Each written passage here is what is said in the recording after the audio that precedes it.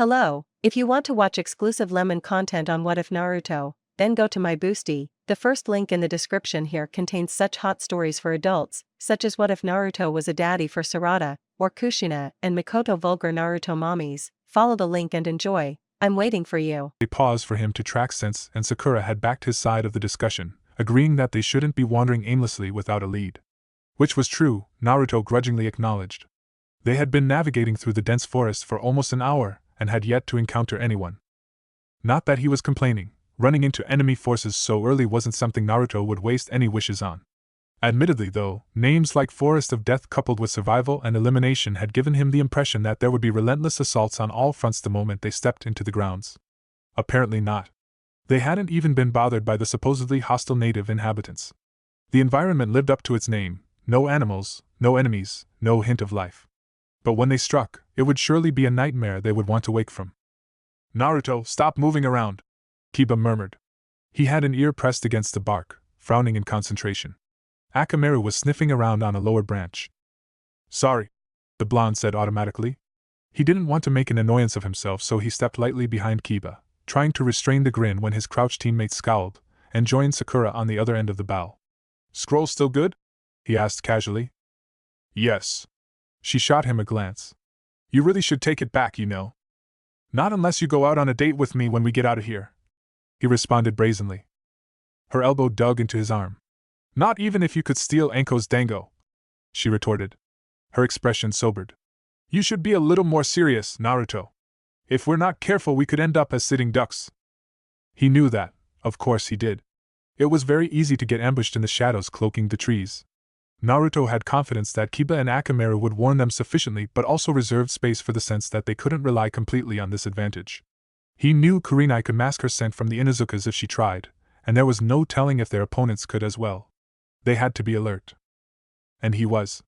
There had been a period of time right when the exam had commenced where Naruto had been so attentive and on guard that he constantly mistook oddly figured trees as the other genins. He had been too alert then, and he was currently trying to find a healthy balance between calm and accordingly focused.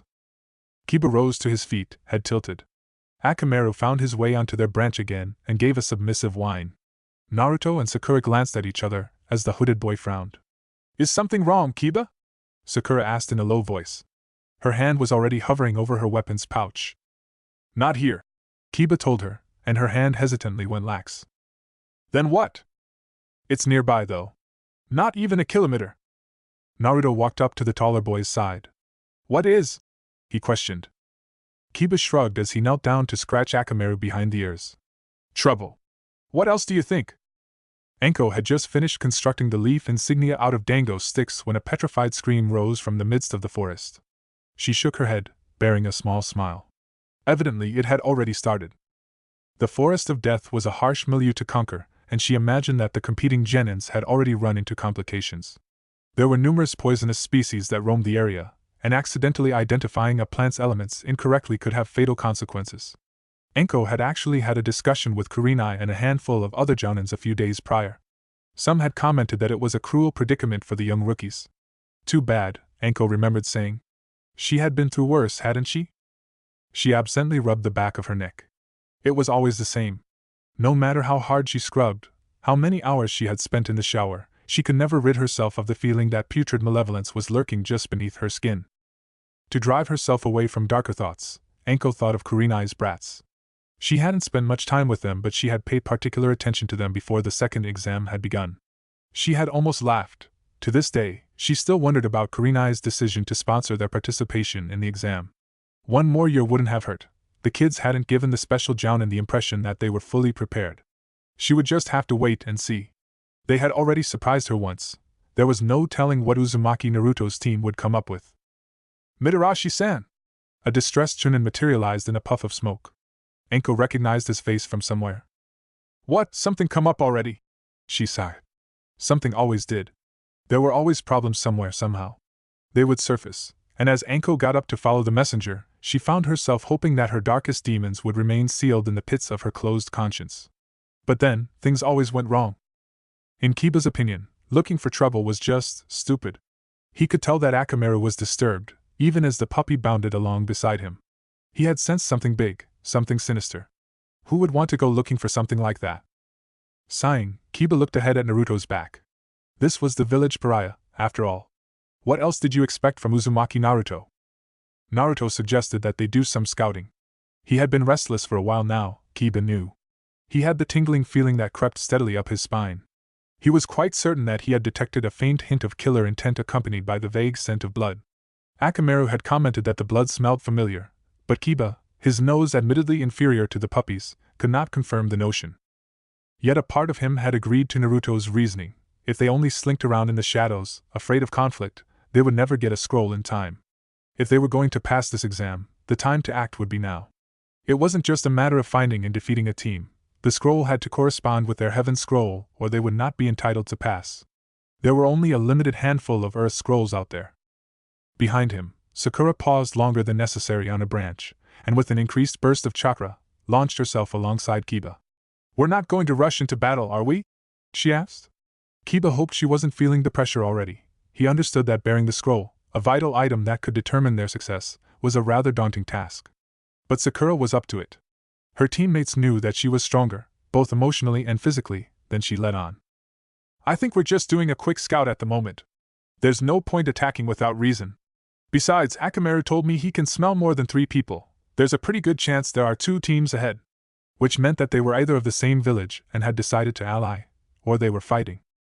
Naruto turned his head back a little. "Hey, do you guys feel that creepy feeling?" It was making him shiver. Someone, was releasing an awful amount of killer intent. "That's what I meant by trouble, Naruto," Kiba scoffed. "And a friendly reminder now that you can feel it too, we're going to stick to the stealthy side, alright?" Meaning they were not going to attempt to ambush or interrupt the group he and Akamaru had detected earlier. They were just going to investigate, that was all. Suddenly Akamaru let out a sharp bark. Kiba cursed and grabbed Sakura's elbow. "Down!" he hissed at her, and she hurriedly kicked off from a side trunk to assist their sudden descent. "Naruto!" she shouted, trying to keep her voice low. The blonde boy had heard Akamaru's warning bark and had dropped down to the ground a short distance ahead of them. But instead of rejoining them, he was taking cover by a clump of unruly bushes, silently watching something his teammates could not see. "What's he up to now?" Kiba tapped Sakura's arm and jerked his head toward Naruto. Assuming he had good reason to remain so still and quiet, they had found their targets, and they approached carefully. Akamaru let out a low whine. 6 people. They're strong." "Naruto?" Sakura breathed when they joined him. "What?" Her voice trailed off as Naruto looked at her. His eyes were sharp, focused and serious. It was fortunate that Akamaru had warned them. The trees thinned and petered out to reveal a clearing. Had teammate rushed on ahead, they would have launched themselves straight into a confrontation. And now that he could see what Naruto could, he could understand his friend's solemnity, and he was starting to wish he had not let the idiot convince him to come. Kiba felt like strangling him for leading them to Sabaka no Gaara. Akamaru was trembling. It was worse than the first time they had run into Gaara. The puppy flinched and instantly turned to hide in Kiba's jacket, where he cringed fearfully. What a welcoming committee, Kiba thought uneasily as he raised a hand in an attempt to soothe his terrified friend. Gaara's team was not alone. Facing them was a team of genins from Rain. Their leader was a tall, intimidating man with stitches sealing shut a corner of his mouth and a scar that rivaled Marino Ibiki's running down the right side of his face.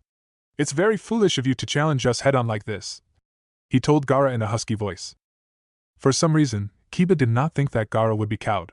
He hadn't seen the redhead in battle, but from their last meeting, he had been left with the feeling that the Sand Genin wasn't a pushover. In fact, he wouldn't be surprised if he was the strongest of his team. "That's enough talking. Let's do this, old man." As predicted, Gaara was not at all perturbed. In fact, he looked eager. Frighteningly eager. His teammate, Kankuro, seemed to have more rationale. He approached Gaara with the suggestion of figuring out which one of their opponents had the scroll, justifying that it would save them work. But Gaara wouldn't hear it. "Those who meet my eyes like that," he murmured, reaching over his shoulder to pull out the stopper on his gourd, "must die." Akamaru continued to quiver. Sakura looked away from the scene, forcing herself to remain calm despite the overwhelming tension, and reached out to gently fondle the puppy's head. "What's wrong, Akamaru?" she asked softly. She sounded distracted. She had good reason to be. In a flurry, the Rain leader pulled out umbrellas from straps on his back and flipped them open in one swift movement. "Then let's do this, here I come." Kiba knew that retreating would be the smartest thing to do. He knew he should be getting Naruto's attention, getting them as far away from this battle as possible. It wasn't safe, any idiot should know that by now. But he couldn't muster the will to find his voice. He could only watch what Akamaru had known would happen unfold before them. Naruto and Sakura were equally motionless, and their attention was similarly focused on the parasols hovering over the clearing. Ninpu, Joro Senbon! The rain ninja snapped, a gleam of triumph already seeping into his voice. He was confident in his technique.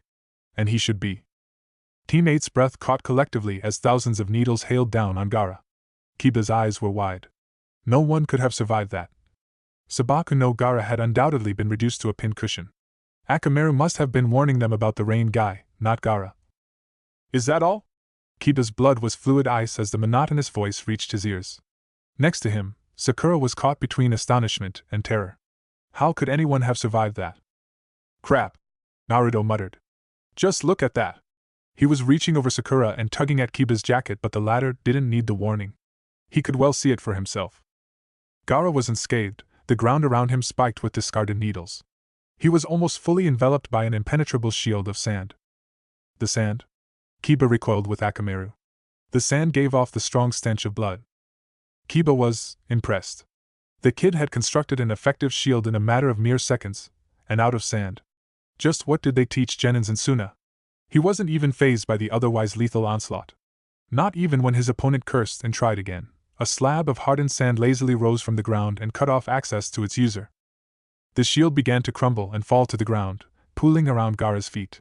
He hadn't even moved from his original position. A rain of Senbon, he observed. Very well then. I'll turn it into a rain of blood. The hairs on the back of Kiba's neck stood on end as a horrible aura spread through the area. The scarred rain nin flinched but quickly recovered and charged Gaara, his pride damaged. Just judging from the previous scene, Kiba knew he didn't stand a chance. If needles from every direction had failed to even scratch Gaara, what would Taijutsu do? The answer was nothing. Kiba and his teammates watched in transfixed horror as thick limbs of sand sprang from the ground and snatched at the attacking Genin's body. Within seconds he was encased in a bulging cocoon and suspended above his stupefied teammates, his visible face twisting in pain and shock. It didn't look like he could move. Deprived of the chakra to sustain them, the umbrellas plummeted down to earth, spearing the dirt.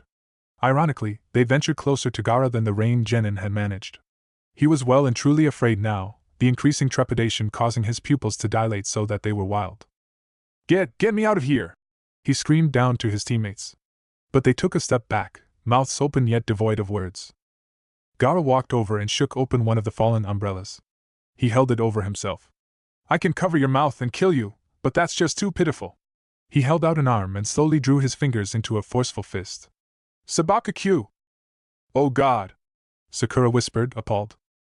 The sand coffin exploded spectacularly and sprayed blood everywhere. Kiba wrapped his arms around the bundle in his jacket that was Akamaru, and squeezed his eyes tightly shut. He couldn't help but feel that he was drenched in crimson as well. The smell of blood was pungent and searing. There was no doubt that the man was dead. Slowly, Gaara lowered the blood-spattered parasol and tossed it aside. There was no pain, he told the remaining rain Genin.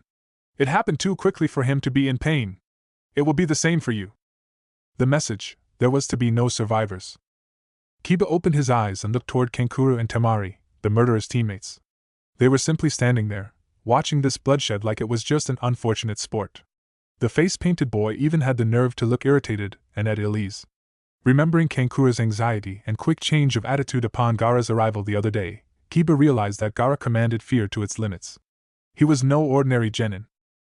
Wait! The shorter of the dead man's teammates tripped over his own words. He placed a heaven scroll on the ground and rolled it toward the sand trio. Here, we'll give you our scroll. Please let us go. Gaara's response was to raise both his arms, palms facing the opposition. It was Scarface all over again. Sakura had shut her eyes and was trying to control her agitated breathing, having long since released the calm demeanor she had been trying to keep up. She was afraid. Kiba wanted to comfort her, rub her back and tell her that he'd never let that happen to them. It wasn't until the screams of the rain nins tore through the air that he finally found strength in his limbs to move. Kiba scrambled backward, keeping low. We have to get the hell out of here. We're dead if they find us. Sakura! Naruto! Akamaru was already a mess. Naruto stared at him, unable to comprehend the words. It took him a moment to pull himself together. He was visibly shaking as he rose and touched Sakura's shoulder. He was trying so hard to keep his cool and not lose his head. Kiba's right. Come on, Sokka Dash. I haven't had enough. They froze. Too late. Much too late. Akamaru buried himself as deeply in his master's jacket as he could. Kiba slowly turned around. Sand was snaking towards them. When he had been 8, Naruto picked his first fight. There had been the occasional incidents where some older kids would give him a shove or two simply because he was too loud, too bright, too cheerful, trying too much to be their friend. But it was the first time Naruto himself had made the first move, the first time he had retaliated. After trying to join their soccer game and failing, he had started to argue with the other boys. Naruto had long since forgotten the trigger. He just knew that he had drawn his fist back and punched the leader.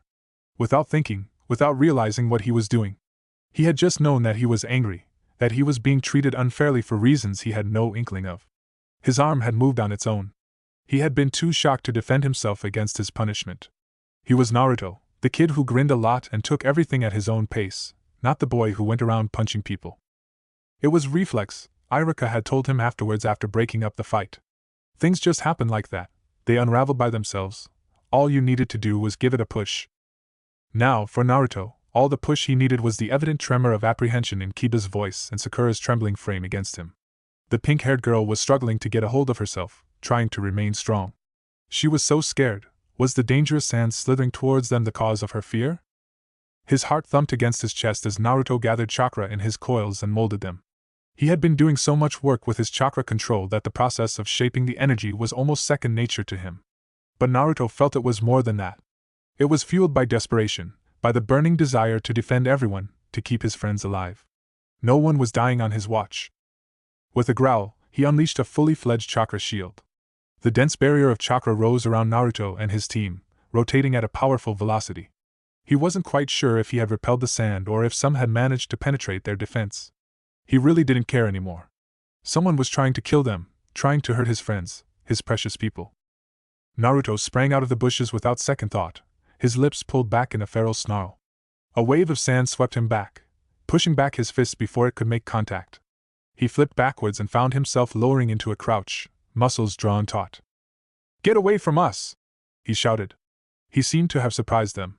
Had they not expected him to attack? Temari was frowning and Kankuro was reaching over his shoulder for the bandaged parcel he carried with him. Gaara hadn't moved. But he did stare straight into Naruto's eyes.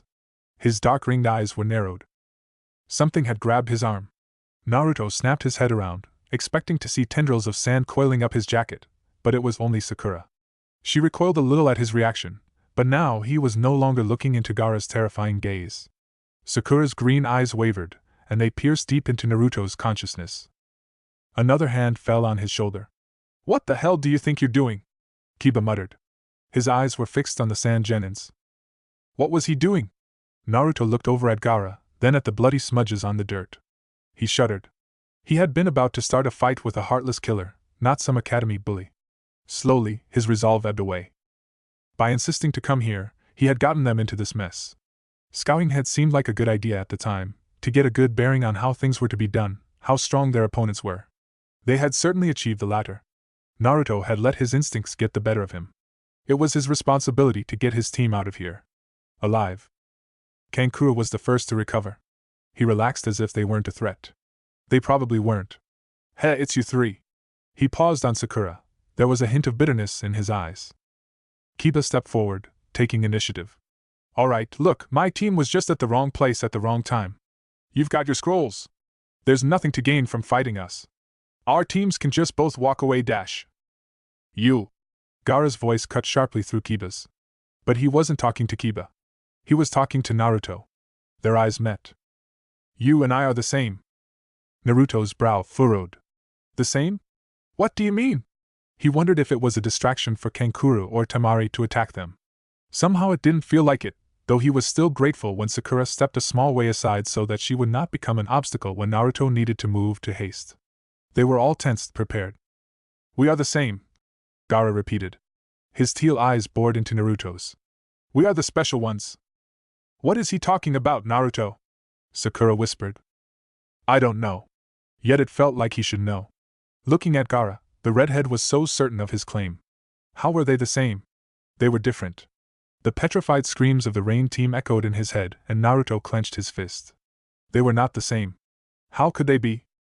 Temari was starting to look worried. Gaara, she began, but Kankura stopped her with a pointed look. With slight hesitation, she fell back. Why were they so afraid of their own teammate? What were they hiding? Suddenly, Naruto realized that Gaara's teammates were not alongside him like Kiba and Sakura were. They were hovering behind him, as if getting too close would get them mistaken for prey. They weren't ready to protect him, they were ready to protect themselves. Gaara was alone. But why? We are the same. Naruto's eyes were wide, staring in disbelief. You're kidding me. There were people like him out in the world. Had they been mistreated and sneered upon and rejected and been in so much pain? How was it humanly possible? His teeth ground together painfully. He was looking at another Jinchuriki. Just like himself. I will kill you to prove my existence, Gaara went on tonelessly. Let's fight. By now his affinity to sand was obvious, and a predictable column of the substance rose behind him, towering high above both teams. Naruto raised his head as the perilous shadow engulfed him. Was his tailed beast the reason behind Gaara's insatiable thirst for blood? If he had not come across Old Man Hokage, Iruka and Team 8, would Naruto be a replica of the Sand Nin? The sand lurched forward, cascading neatly over Gaara. Various vines coiled around each other in a race to reach their target first. Naruto rapidly concentrated chakra to his feet in preparation to throw himself out of the way. But before he could, the rearing head of the thread exploded in a soggy mess that spattered against Naruto's clothes. His reflexively thrown-up arms spared his face from grime. The disrupted sand was still poised to strike, though it was ravaged at the tip. Sakura had stepped forward from her original position, a thick shimmering strand of water wound around her clenched hand. It didn't come across as an overwhelming shock that she still maintained an edge over her teammates in chakra control, and Naruto thought she was showing this off rather well. Gaara's frightening eyes narrowed. This is between me and him. There are teams for a reason, Sakura parried in a voice firm with fortitude. Naruto heard Akamaru's rumbling growl. Kiba had managed to coax the puppy out of his jacket, and both had their canines bared. They said nothing, but their ferocity spoke volumes that Naruto appreciated. You'll have to get through all of us first. They were facing down dangerous adversaries that were well capable of snapping all the bones in their bodies with a flick of his wrist, and Kiba seemed to be on the verge of giving them a coarse read between the lines gesture with his hands. Kami, he loved his team. You really think you can take us? Kankuro was once again tugging at the straps that bound the mysterious bundle to his back. He was smirking at Sakura. His dark eyes held the gleam of a hunter. That made Sakura the prey. A low growl erupted from the back of Naruto's throat, and he fought to keep himself in check. He did inch a little closer to his friend, though. I don't need you, Kankuro, Gaara said flatly. This is my fight. For the first time, the face-painted boy looked displeased with his teammate's command. Gaara, let me dash. Neither of you should be bothering. Temari cut through. We have our scroll and risking more time here is pointless. Let's just get out of here already. She looked uneasy. Naruto took notice that she didn't seem to be as intent on violence as her companions. Perhaps there was a fair distinction between males and females. You think I will lose? No, Gaara. But we agreed to finish this exam quickly. I don't want to spend longer than necessary in this place. Temari gave Kankuro a sharp look. To teammates' surprise, the tall boy took a small step back. I expected you to take my side, she glared. Kankuro's gaze slid over to Naruto's team again. The blonde stared back, hard. Finally, the Sand Genin relented. He picked up the discarded Heaven Scroll. Gaara, Temari's right. Let it go, they're just a bunch of brats. Gaara was not keen on submission. You are both cowards. Now Kankuro was getting heated. It was curious how quickly he changed tracks. I want to beat up those guys too, but enough is enough, Gaara. Believe it or not, this forest isn't the safest place. You might be alright, but Temari and I don't want to spend any longer here. Let's get out of here, alright? Only the weak seek escape. Damn it, Gaara! Kankuro seized his teammate's sash. Listen to your brother every once in a while, will you? I have never thought of you two as my siblings. Naruto shared an incredulous look with Kiba and Sakura. What a way to settle family disputes. Their company seemed to have forgotten that they were still in the clearing. Gaara, please. Let's not lose ourselves. Temari appealed. You can't pass this exam without us. She glanced at Naruto. He isn't worth the time. Gaara remained silent. The sand shifted precariously, almost making Naruto jump. His chakra was surging in readiness, and he was like an elastic band about to snap. After a while, Gaara's eyes flickered back to Naruto. The blonde tried to see emotion in the dull orbs. It took an unsurprising amount of effort. It was sad. Gaara didn't even seem like a human. Naruto felt sad. The other boy could only be around his own age. He didn't think Gaara had even had anyone to play with. He'd had no one to reject him from a game and tussle with him. If the redhead had been even half as frightening as he was, any other child's first instinct would have been to flee, not to stay around and bully him. If he wasn't trying to kill them, Naruto might have felt a certain kinship with Gaara. He wanted to understand how the Sand Village had treated him, how he had lived his childhood. Somehow, discovering that he was a Jinchuriki had softened Naruto's view of him. "That's too bad, Gaara," he said. His quiet tone drew the attention to him. "I think I know where you're coming from now, but if you try to hurt my team, I'll fight you to the death." The two held an intense gaze until Temari interrupted them. "Gaara," she persisted. Her brother did not look away, but Naruto was aware that the other boy now held a slight gleam of interest in his eyes. It was almost like Sabaka no Gaara was scrutinizing him. "What is your name?"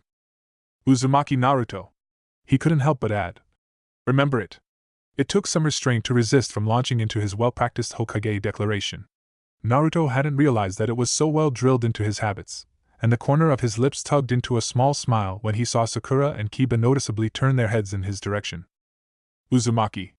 Gaara was testing out the sound of the name. "I will see you at the tower." Although Kankuro and Temari did not move a muscle, Team 8 could see sparks of relief flickering in their eyes. Naruto nodded. "We'll get going then." It sounded like his team was expected to pass the second exam. No, that wasn't it, Naruto realized as his team escaped into the foliage. They weren't expected, they were being ordered. They had fled in the opposite direction of Gaara's team, but it took Naruto a while to realize that his friends were following him. Together, they kept the same pace and stuck close together, but they still let him precede them by half a step. And he was the one who had gotten them in that crisis in the first place.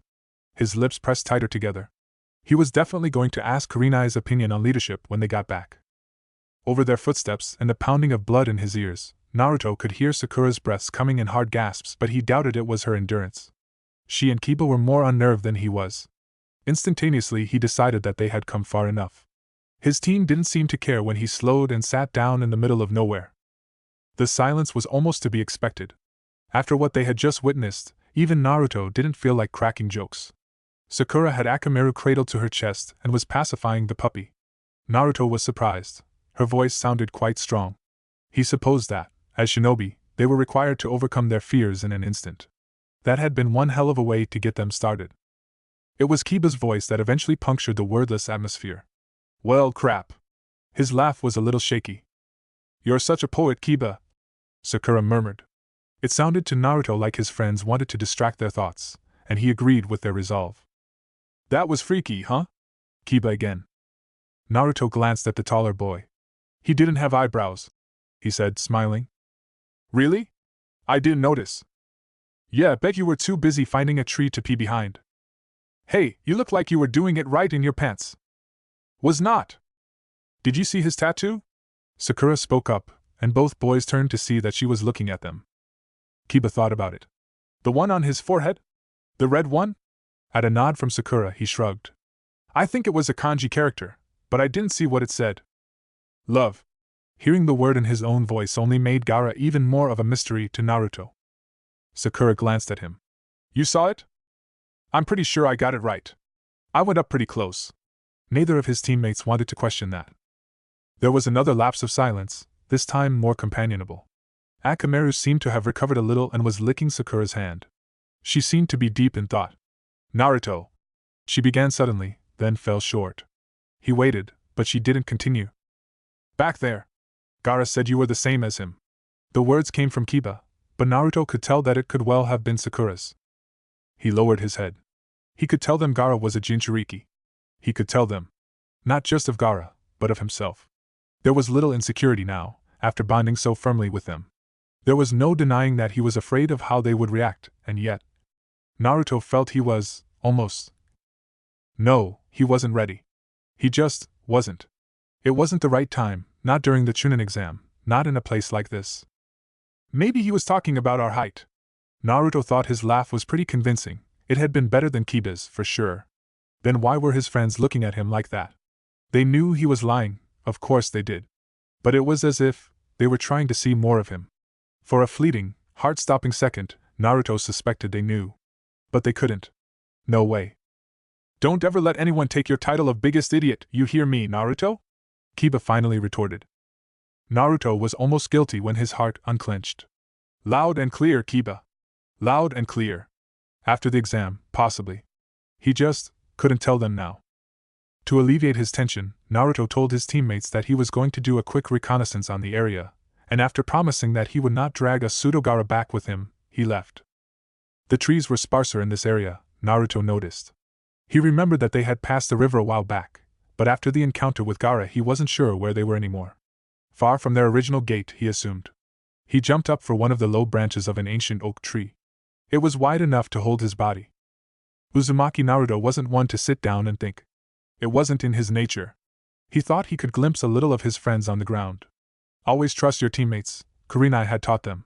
Naruto trusted them with his life. He was a little more confident about confiding in Kiba and Sakura than he had been months prior. He was almost ready to invite them to Ichiraku's and tell them, "Hey guys, I've got something to tell you. I have a demon sealed in me." Yeah, right. Naruto sighed and tucked his hands behind his head, closing his eyes. I wish I was normal. He stayed like that for a while longer, and then got up to do what he had said he would. Although it was extremely likely that another team could be nearby and decide to ambush him, Naruto wasn't being nearly as cautious as he knew he should be. Still, he didn't venture very far, and soon found his way back to his friends. Sakura and Kiba were talking in low voices when he returned. They were discussing strategies and working out parameters they could operate in. For some reason Naruto was grinning. They could almost pretend that they weren't in a pass or fail, life or death situation, and that in 5 minutes Kurenai-sensei was going to ambush them. In fact, that was how he was starting to think of it. It was much better than the alternative, and it heartened him. They had done this before and succeeded. There was no reason why they could not pass this exam. They already knew that there were only 12 pairs of scrolls left. Gaara's team would probably be at the tower by now. The aim of the second exam was to cut the numbers down by half. The odds looked grim. Not just that, Sakura said, looking at Naruto and Kiba. If anyone loses their scroll, or if their scroll is destroyed, that automatically makes one of the other scrolls useless. In other words, another team would not make it. It was a rough estimate that only 2 hours had passed since the start of the exam. They had plenty of time. At least, that was what they told themselves.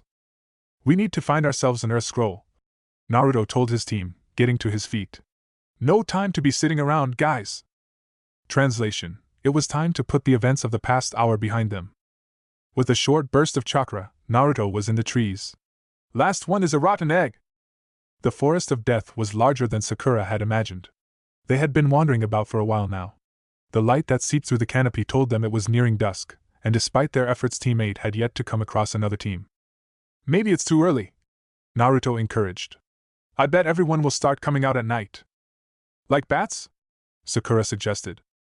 Yeah. Like those flying mouses. Mice, Baka. It started to get progressively darker. The forest seemed eerie in the dark. Sakura had once been afraid of the dark. She had been afraid of many things. Not anymore, she hoped. Naruto stopped and frowned. I hear something. Sakura tilted her head.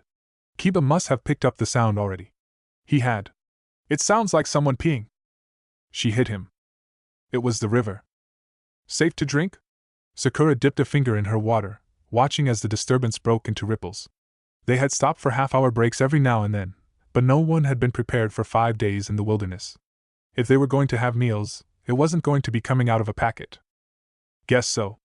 I don't think anyone would want to poison the river. Naruto was already at the water's edge, uncapping his canteen. Hey, how about a swim, guys?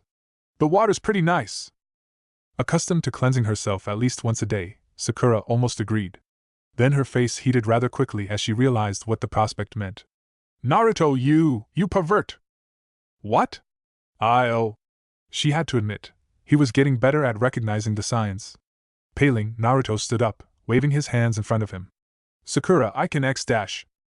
Sakura should have known that something was wrong if Kiba was not sniggering.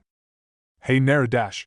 But the Inuzuka did not finish his warning before a barrage of kunai slammed Naruto against the trunk of a tree. There was no time to check if their teammate had been injured. Kiba and Sakura rounded in the direction the assault had come from. My fault. Akamaru and I weren't paying attention, Kiba murmured, leaning forward into a crouch. It's fine. Sakura tried not to think of Naruto. He would be alright. This was Naruto they were talking about. Akamaru barked, hackles raised. Shuriken sliced between the two genin. Cursing, Kiba leapt back. They needed to see their opponent and determine numbers. Right now. His hands rapidly flashed into hand seals. Gokakyu no Jutsu!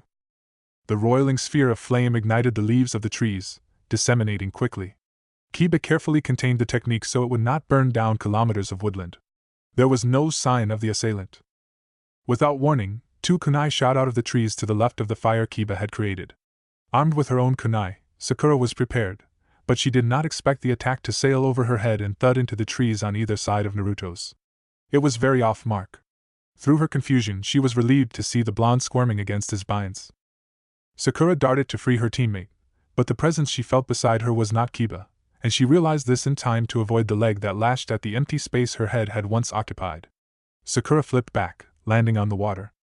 Breathing out slowly, she flexed her fingers. A stream of water rose from the river and coiled around her hand. Two snarling Kibas were poised behind their opponent. There was only one foe in sight. The water whip felt placid under her control. Where's the rest of your team, Tenten? Sakura asked evenly. Tenten smiled. I thought you'd know, Sakura. Girls are better than boys. Naruto praised his luck. It was unfair that he had been the first one to be picked off. The kunai had caught on the fabric of his jacket and hadn't broken his skin. It was either luck or skill of the person who had wielded them. His judgment leaned more towards the latter when he identified Tenten. Yet at the same time he understood that it meant she was no pushover. Either way, she was wrong if she thought she could keep him from the fray for long. He wasn't keen on shredding his clothing, but that was what needle and thread was for.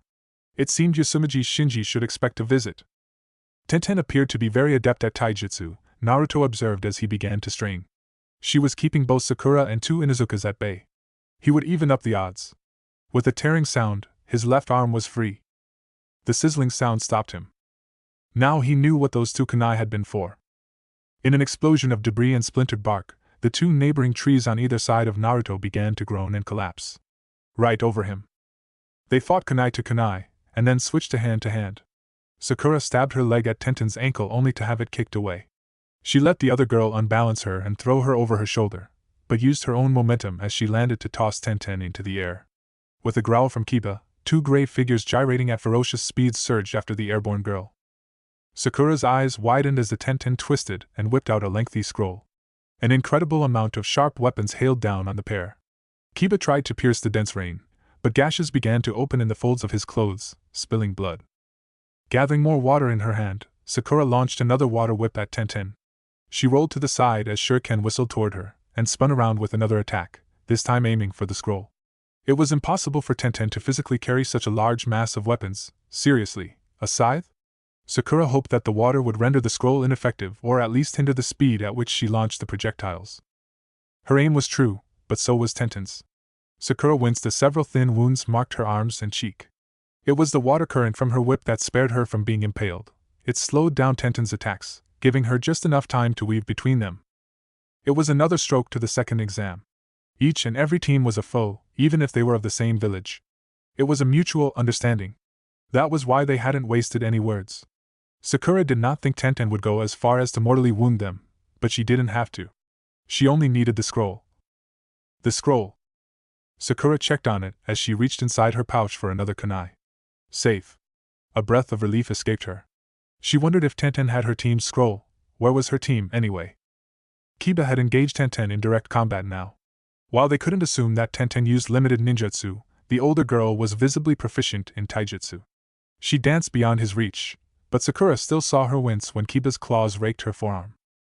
Although he was distinctly male and felt a little indignant at Tenten's last comment, Kiba could not deny that their fellow Konoha genin knew what she was doing. She had successfully evaded his Gotsuga in tandem with Sakura's water whip. But she couldn't be unbeatable. It was 2 against 1. He swept up a roundhouse kick, and snapped his elbow back as Tenten ducked and slipped in for a jab at his exposed ribs. Her breath left her in a rewarding whoosh. She reeled back, wiping her mouth, before lowering into another stance. Sakura dove in once again. Where the hell was Naruto? His leg had only narrowly avoided getting crushed. Naruto landed hard on his back and skidded along the ground. Sawdust clogged his lungs with each breath, so he stumbled out of the dusty smog, coughing. He couldn't see the others. The trees had closed his passage, and after he had freed himself, Naruto had had to rebound off one of the falling trees to escape. Close shave, he thought dourly. The carcasses of the trees were strewn across his path. Shoving chakra to his soles, Naruto cleared the obstacle in a single leap. He was rewarded with a clear view of the fight unraveling beside the river. A kunai slipped into his hand. The prospect of fighting against a friendly acquaintance didn't quite appeal to him, but no one said he had to like it. Naruto sprinted toward the commotion, adrenaline jittering. Before he had gotten halfway, however, he was blindsided by a whirling fist. He saw it coming from his peripheral vision and attempted to twist in midair, but it still cracked painfully against his temple. As he fell, Naruto blindly swiped his blade through the air, though he made no contact. He rolled with the impact, absorbing the blow. Tenten nimbly eluded another of Kiba's Tsuga attacks. Her face lit up. Neji! You're back early. The stoic Hyuga had not taken his pale eyes off Naruto. Judging from their tone, either of the two had been expecting the other. Is Lee around here as well? Naruto asked, casting around. You talk too much. Neji's outline blurred, and Naruto hastily jerked his head back as a palm jabbed at his face. He grabbed his opponent's wrist as it passed, his other hand slicing down with the kunai. Neji sidestepped, still bound by Naruto's grip. The blonde leaned into his opponent's unstable guard, knee raised. Chakra burst from Neji's open palm, forcing him to let go and propelling him backward. It was plain that Neji had the upper hand in experience. The dark-haired boy's strikes were precise and drawn tight. He seemed to be slightly faster than Naruto, but it wasn't a speed the younger genin couldn't handle. He could push himself further if he needed it. He hoped he would not have to release his weights. Slowly, he began to retaliate. Naruto wasn't quite sure when they had moved away from their teammates. He could still hear the dull thuds and metallic clangs, but the trees obscured them from his vision. Glancing over, he wondered if it was Neji's intention. The other boy seemed unfazed. Who has the scroll?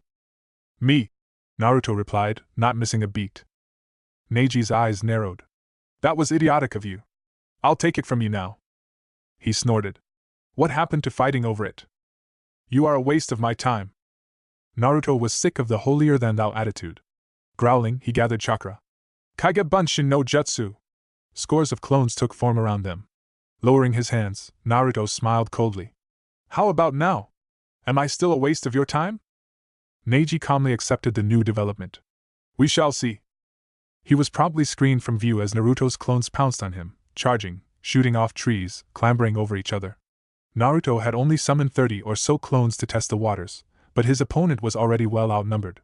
Serves the jerk right, he mused triumphantly. Then spaces between the clones began to glow. Neji's voice rose above the cries of surprise. Hakushikaten! Bearing witness to the sight before him, Naruto was grateful that he had hung back.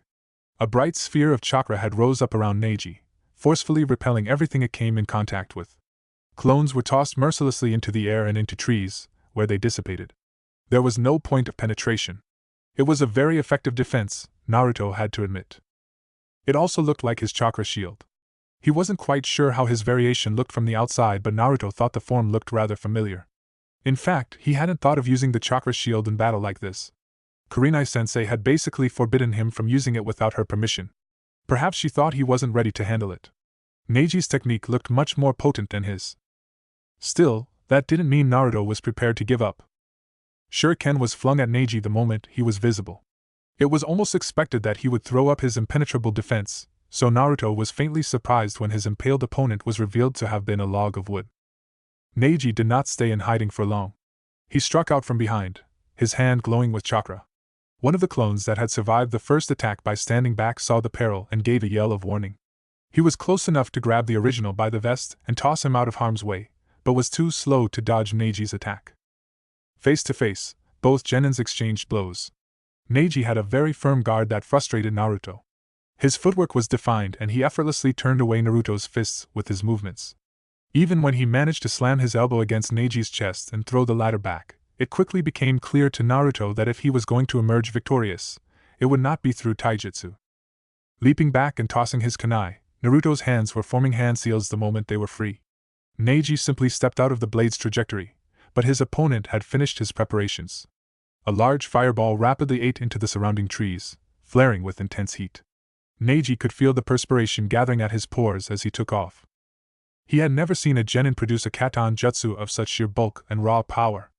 Although it didn't extend very far, it took adequate chakra reserves to keep a jutsu of such capacity aflame. Neji's eyes flickered. It seemed he had underestimated Uzumaki Naruto. It was Naruto's turn to launch an unannounced assault. Clones dropped from the canopy, wielding kunai. Neji evaded and made short work of them. But the original was nowhere to be seen. The Hyuga shifted his stance, casting around. His sandal nudged against something. Looking down, he saw that it was a kunai one of the clones had been using. Something went off in Neji's head. Too late. The blade disappeared in smoke as a fist rocketed upward. Neji's eyes widened. He had no time to dodge. No, he had to retaliate. Byakugan! Naruto had little warning. His opponent's hand clamped down on the head of the kunai disguised clone and, using it as leverage, chambered a back kick into Naruto's chest. Sent rolling into the dirt, Naruto tried to make sense of the situation. He thought he'd planned it so beautifully. Even if Neji could have dodged the clone's attack, he wouldn't have been able to block Naruto's. And yet he had struck out with perfect precision, as if he had known exactly where Naruto had been. It was impossible, not unless he had eyes in the back of his head. Neji straightened. There was certainly something different about his eyes. Veins traced boldly around them, sharpening the pupils. That's a cool jutsu. Naruto got to his feet, catching his breath. Why didn't you use it before? For someone like you, I didn't think I would need it. He was aware that he was being insulted. Well, I made you, didn't I? Now let's get this over with. No holding back. His opponent was not keen. This fight is over. Nani? You don't have the scroll. Naruto faltered. How did you? The girl has it, Neji said. He knew. And before Naruto could understand how he had found out, Neji was already heading back to the other fight. Sakura was in trouble. Naruto skidded into his path, arms outstretched. Stop right there, he growled. You can't just walk away from our fight like that. Neji's eyes, returned to normal now, barely even acknowledged him. We both have a heaven scroll. This is meaningless. His voice was firm, and Naruto didn't need to doubt the authenticity of his words. His team had gotten off lightly. Naruto quickly ran his eyes over his teammates, noticing minor injuries. His fist clenched. They had agreed not to involve themselves if it was not necessary. Neji's withdrawal was benefiting them. But now Naruto felt undermined. The Hyuga boy had looked down on him like a worthless pebble. It was true that Neji had experience on his side, but Naruto had superior stamina. He would eventually be able to whittle down his opponent's defenses. However, considering that they had days to go and chakra deprivation would complicate their progress, Naruto held himself in check. His eyes were reproachful as Neji broke up the fight between their teammates. He wanted to fight Neji and show him that he was more. But now wasn't the time. Tenten looked a little winded, though Naruto's friends looked weary as well. She sighed in exasperation when Neji spoke to her. You don't think you could have checked that earlier, Neji? You could have saved me the trouble. It doesn't matter now. Naruto thought Neji was looking at him, but with those eyes he couldn't be sure. Lee is late. We'll find him now. Let's go, Tenten. Kiba stepped forward as the two turned away. Wait a minute! You're just going to walk away like that? You picked a fight with us and now you're just going to leave? He was incredulous. It was only coincidence that we ran into each other, Tenten said, looking over her shoulder. My team had arranged to meet here after half an hour. I came back a little earlier and saw you. She shrugged. It was either ambush you or get discovered and ambushed. Sakura caught Kiba's arm. She's right, Kiba. Let's just let them leave. Then and there, as he watched them walk away, Naruto decided that he definitely did not like Hyuga Neji. No one questioned Sakura's choice of equipment when she produced a small first aid kit from one of her pockets. They had gotten away with a small collection of scrapes and bruises, so the roll of bandages was thankfully unneeded. Naruto helped to rub ointment on Kiba's wounds while Sakura tended to Akamaru. The small dog was mostly uninjured, having been ordered by Kiba to sit out after he had seen that their jutsu was ineffective against Tenten's. Sakura gently applied a plaster to Akamaru's snout, smiling. Now you look less like a huggable plush toy, she declared, lifting him from her lap. He's a ferocious Nin dog, Kiba corrected. Aren't you, boy? He directed this to Akamaru. Akamaru barked and rose proudly, but when Sakura tickled him under the chin, what sounded suspiciously like purring rumbled from the puppy. I'm going to ignore that, his master said pointedly. He glanced at Naruto. What about you? Hurt anywhere? Naruto blinked. Me? He had been a little sore previously, but now he had practically forgotten his pains. His tenon had likely seen to it. I'm alright. Useful vest, this thing. You know, it's pretty strange. I can't remember the last time you needed medical attention, Kiba remarked. Hey, don't go around jinxing it. By the time they had treated their injuries, another issue arose. Food. Naruto had been trying to ignore his hunger for a while now. There was no room for argument. They could not continue on empty stomachs. In fear of their battles, especially Naruto's giant fireball, attracting other teams, they had moved on, keeping by the river. The crystalline serpent was still sprawled beside them. Food usually came in the form of a steaming bowl of ramen, but when Naruto saw fish swimming by in the water, he decided he didn't mind a seafood meal.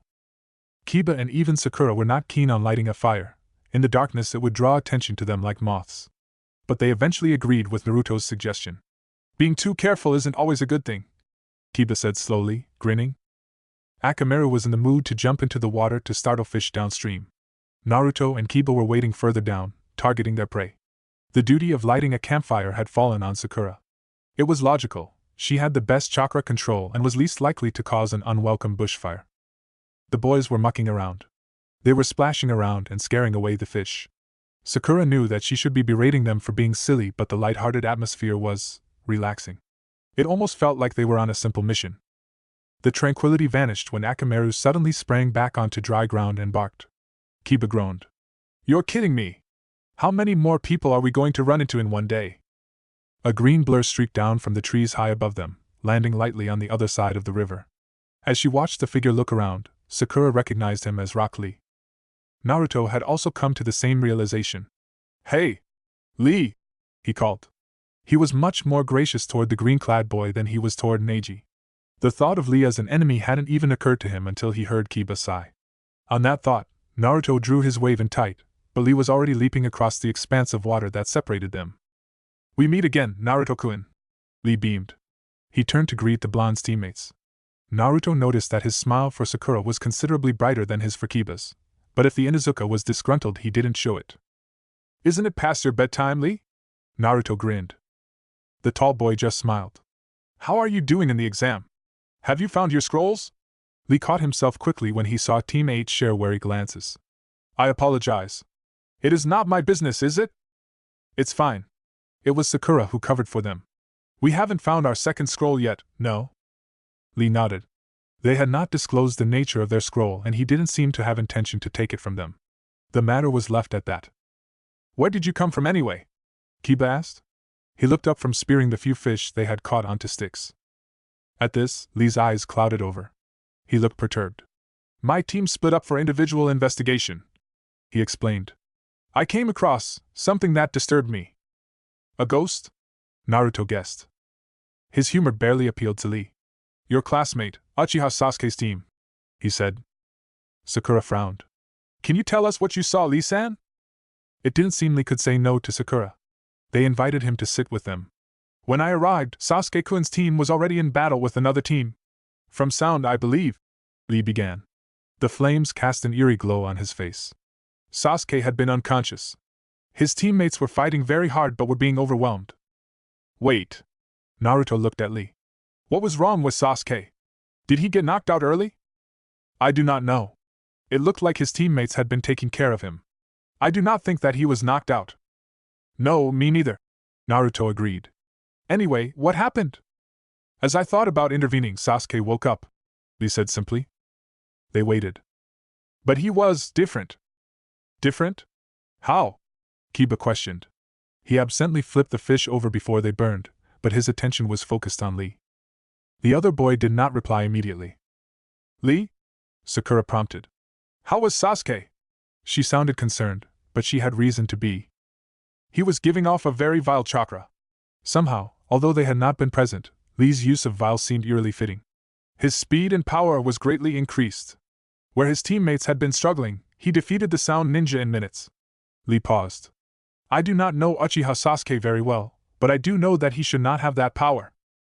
The campsite was wreathed in silence as each person mulled over the news Lee had brought. Kiba had never particularly liked his Uchiha classmate. He attracted fangirls like no other boy at the academy, and he was too detached. But that was not to say that he was beyond caring. Sasuke had obviously undergone an unknown change. However, as Kiba tried to sympathize, he was also grateful that his team had not been affected. Lee's description sounded horrific. His glance sidled over to Sakura and Naruto. They were more involved with Sasuke than he was. Kiba wondered what they were thinking. "We ran into your team," he said to Lee. "We fought, but don't worry, no one got killed." He grinned. "That reminds me." Lee shot to his feet so quickly that Naruto rose as well, his hand halfway to his weapons pouch. "I am late to meet my team. I have to go." "Yeah, you're late all right," Naruto said. "They said they were going to look for you, but that was almost an hour ago, I think. Tenten is going to be furious with me," Lee moaned. "I hope to see you at the tower, Naruto-kun. Goodbye." "See you later, wait. Lee!" Their ally had taken off at such a speed that Naruto sighed, thinking he had missed him. But then a loud voice responded from somewhere. "Naruto-kun?"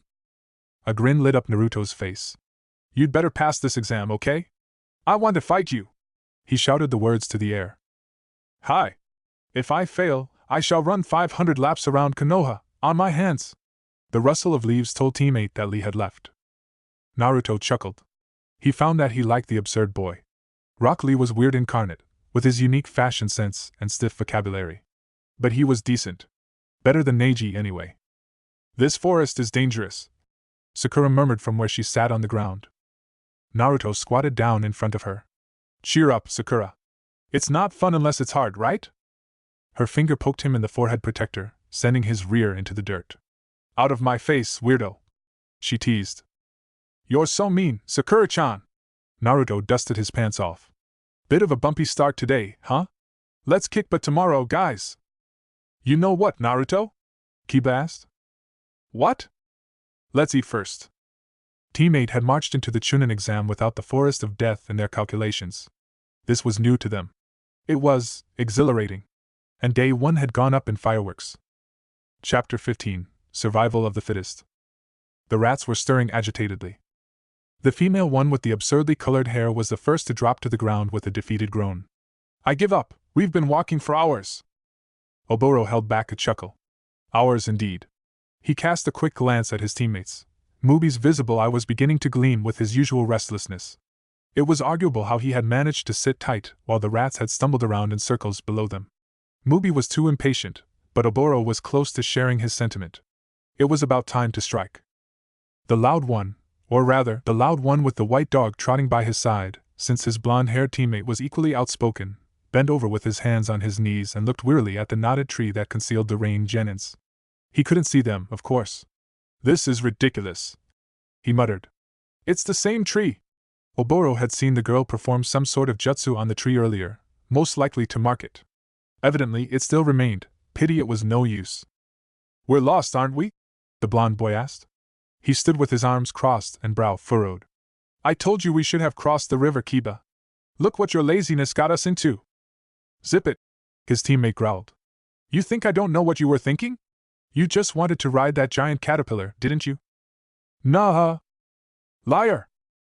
Who are you calling a liar, puppy breath?"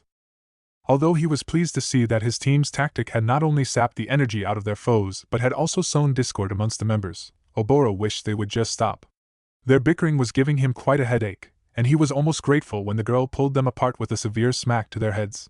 The two quietened immediately and amusingly seemed to cower together, as their teammate told them off. All right, the taller one surrendered. "So we're lost. We'll figure something out, maybe backtrack and find our way out." He hopped a little where he stood. "But first, me and Akamaru have to take a leak. Don't look." He and the dog set off briskly and disappeared behind a clump of bushes. "Nah, don't worry, Sakura-chan," the remaining boy said cheerfully to his red-faced teammate. "I'll sing you a song so you won't hear them, yeah?" Konohamaru and his little friends made up a song. It's really funny, see? This was perfect. The large one, questionably the strongest, had even gotten rid of himself. How lucky. Oboro quietly turned to his teammates, ignoring Mubi's fidgeting. "I'll take the one with the dog," he murmured through his mask, jerking his head toward the source of the splashing sounds. "You two handle the others, got that?" He received affirmative nods, and the air around Kaguri suddenly seemed to waver with moisture. Perhaps Mubi was not the only overeager one. All right, on my mark, mark! His teammates scattered. Almost immediately the sounds of metal against metal cracked into the air. They were too hasty and upfront, his teammates. Quietly palming a kunai, Oboro swiftly dropped down from the branch and advanced on his target, hugging the shadows. The boy even had his back to him, oblivious of his friend's plight. Mubi had weaved another genjutsu over the first. This was child's play. The dog tipped its nose in the air at the last moment, a reproachful growl beginning to rumble at the back of its throat. But Oboro had already darted forward and plunged his kunai into the boy's unprotected back, severing his spinal cord. The leaf genin didn't even have time to cry out. His back arched and a dimming eye valiantly sought out the assaulter, but before they could make contact with Oboro's, the genin fell forward and lay still, face first in the dirt. A sharp kick sent the mournful dog spiraling into the undergrowth, and Oboro crouched down to search through his fallen opponent's pockets for a scroll. That had been much too easy. The rumors had been true. Konoha shinobi were weak. Their genins were babies. This one didn't appear to have the scroll. Oboro was almost disappointed as he straightened. He had been hoping to get this over with quickly so they could use the remainder of the exam period to eliminate more teams. Regardless, this had saved them a lot of time. The exam wasn't due to end until another 2 more days. They had run into another team earlier than expected, but his team had managed to take it in stride and ensnare their opponents in a genjutsu, just as they had planned. Luck was on their side. A rustling noise overhead stopped Oboro as he was about to join his teammates, and, if necessary, aid them. He looked up in time to see a white blur streak over his head, but his hand was only halfway to his weapon's pouch when a hot liquid sprayed into his eyes, stinging them with unbelievable pain. Oboro yelled and stumbled in midstep, scrabbling at his face. Whatever the harmful substance was, it reeked as much as it stung. Had Oboro's eyes been open, he would have seen the motionless form of the crumpled genin behind him dissolve in smoke. But as it was, he saw none of it. His eyes watered uselessly when he tried to open them, and the crisp air sent tiny needles pricking his sensitive pupils. A hard fist drove into his stomach, catching him unawares. Oboro staggered back several steps before he managed to dig his heels into the soil and strengthen his stance. Cursing, he hurriedly formed seals for water clones to engage his opponent, and the snarls of Bitsuga, followed by the sloshing of water, warned him that if he didn't deal with his handicap fast, he would suffer a humiliating defeat. Oboro conjured another clone and thrust his head into its torso. It exploded in a spray of water, and he cupped the liquid to his face, rubbing it into his sore eyes. He hissed with discomfort, the sound rasping through his mask. Focusing his blurred vision, Oboro tried to make sense of the gray figures tearing viciously into his clone squadron, and could only land on one conclusion: the rats were fighting back. Naruto cackled impishly when a screech of outrage and agony erupted from behind the bushes. Oh yes, messing with Team 8 had its consequences. The Rainin facing him had both eyes bound by bandages, but it was clear that he knew he had been fooled. His head turned this way and that, trying to fit the half-dozen clones surrounding him in his vision. When did you find out? He hissed. The blond boy waved a hand dismissively. Ages ago. Let me tell you something, pal, our sensei is a genjutsu mistress. Sakura over there saw right through you clowns. As if she had heard him, the air was split with a vociferous clang as Sakura clashed with the second Rain genin. Naruto resisted the urge to spring to her side and slice through the water clone that was sneaking up behind his teammate. He realized, as Sakura switched places with a log and came charging out of the undergrowth, that trusting your comrades to take care of themselves was as vital in teamwork as the ability to interpret your partner's next move before it was executed. Those clones were yours, his opponent accused, demanding his attention once more. Naruto just grinned. He had to congratulate himself. Substituting the real members of Team 8 with transformed shadow clones had been a grand idea. He wondered if Kurinai-sensei would be impressed. His opponent's arm blurred in motion and in an instant shuriken were slicing through the air. The sharp-edged blades immediately took out the 2 shadow clones stationed closest to him, and Naruto dashed forward with a kunai in his hand. His remaining clones had closed in on the Rain ninja and grabbed a limb each, immobilizing him despite his efforts to break free. Naruto's kunai sank into the guy's left shoulder, but instead of grating against bone, blue eyes widened as the figure lost shape and collapsed to the ground in a splash of water. Unable to control his momentum, Naruto barreled into one of his own clones, destroying it. Kyuso dash! Before he had even regained his footing, Naruto spun and tossed his kunai to his right, where he had sensed a flickering chakra presence. The weapon thudded into the tree's thick hide, directly where the Rain genin's head had been a breath ago. His remaining 2 shadow clones hung back warily, circling their opponent, but before they could act, something came plummeting down from the canopy. Naruto winced as Sakura drove her weighted forearm into the back of the unsuspecting Genin's head. He dropped like a stone. She flashed him a grin. How was that? Beautiful. Absolutely, hey. A thick tendril of water shot up from the puddle left behind by the defeated water clone and snatched at Sakura's ankle as she landed.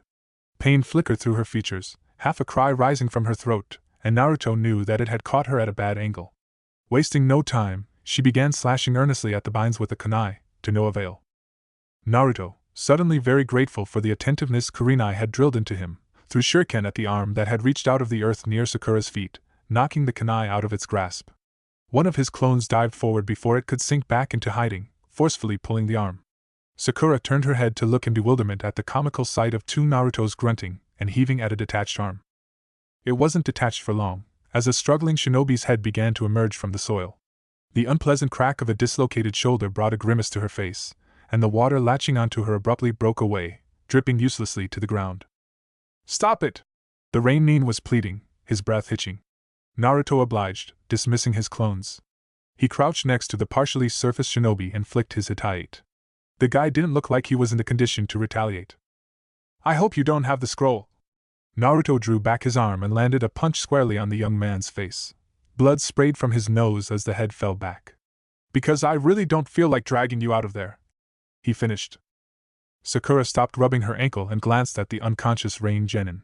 Do you remember how we used to play the game Stuck in the Mud at the academy? Yeah. This guy would take first place. They both laughed. Do you think Kiba is alright? Sakura asked after a short pause, turning her head toward the running sounds of a battle that was hidden from their sight. He'll be fine. I'd say these guys aren't that good with taijutsu. Kiba will make mincemeat out of them. The Inuzuka would feel offended if they didn't believe that he was capable of bringing down a single opponent. Naruto knew his friend well. Yeah, he'll be fine, he said again, this time with more confidence. Sakura nodded and absently began to rub her ankle again. When she caught him looking on with concern, she gave him a faint smile. The weights took most of the impact, but I still think I sprained it a little. Maybe you should take them off then. The weights, I mean. Sakura let him roll up her trouser leg and unclasp the laden strap. Naruto almost dropped it in surprise. He hadn't realized that their weights were that heavy. I bet we'll be super fast if we take these things off, he remarked, gingerly placing them on the ground. It feels bare without it, Sakura said. Naked? Naruto was quick to block the swipe at his head and grin jubilantly at his teammate's exasperation. He couldn't remember the last time she had hit him and meant it, but he knew exactly what set her off. You're not going to get me that easily, Sakura. He stuck his tongue out. I'm going to get you for that, she warned, with no real threat in her tone. You're not that mean, are you, Sakura-chan? Although he knew they were only playing around, Sakura's edged grin still made him swallow nervously. Okay, maybe you are. But by then Sakura was not listening to him. Her gaze traveled over Naruto's shoulder. Frowning, he turned to see what she was looking at. He had timed it perfectly, if he did say so himself. Kiba failed to hold back his laughter when the scroll smacked into Naruto's face, startling him out of his crouch. The blonde boy managed something that sounded like "double" before he landed rear first in the dirt. Score! Akamaru barked enthusiastically. Naruto rubbed his forehead, frowning. What was that for? He demanded. When Kiba, doubled over with laughter, failed to produce a coherent response, Naruto turned to Sakura with a pout on his features. Kiba's being an ass again. Sakura? Oh. He waved a hand in front of her face, cocking his head at her wide eyes. He watched Sakura slowly reach into her pouch and pull out their heaven scroll. They both stared at it. Then she began to laugh, quietly and odd to begin with, then quickly rising to join Kiba's. Naruto, Sakura said between bursts of disbelieving mirth. She pointed at the scroll in his lap. Look! Earth scroll. It's an earth scroll. For a moment, Naruto's expression was a jigsaw of various levels of confusion. He looked first at Kiba, saw the stifled celebration in his movements. Looked at Sakura and met her smiling eyes. Looked at the scroll in her hand and picked up the one Kiba had thrown at him. Hey guys, he said slowly, grin widening. I think we have ourselves a set. Just maybe though, Kiba agreed.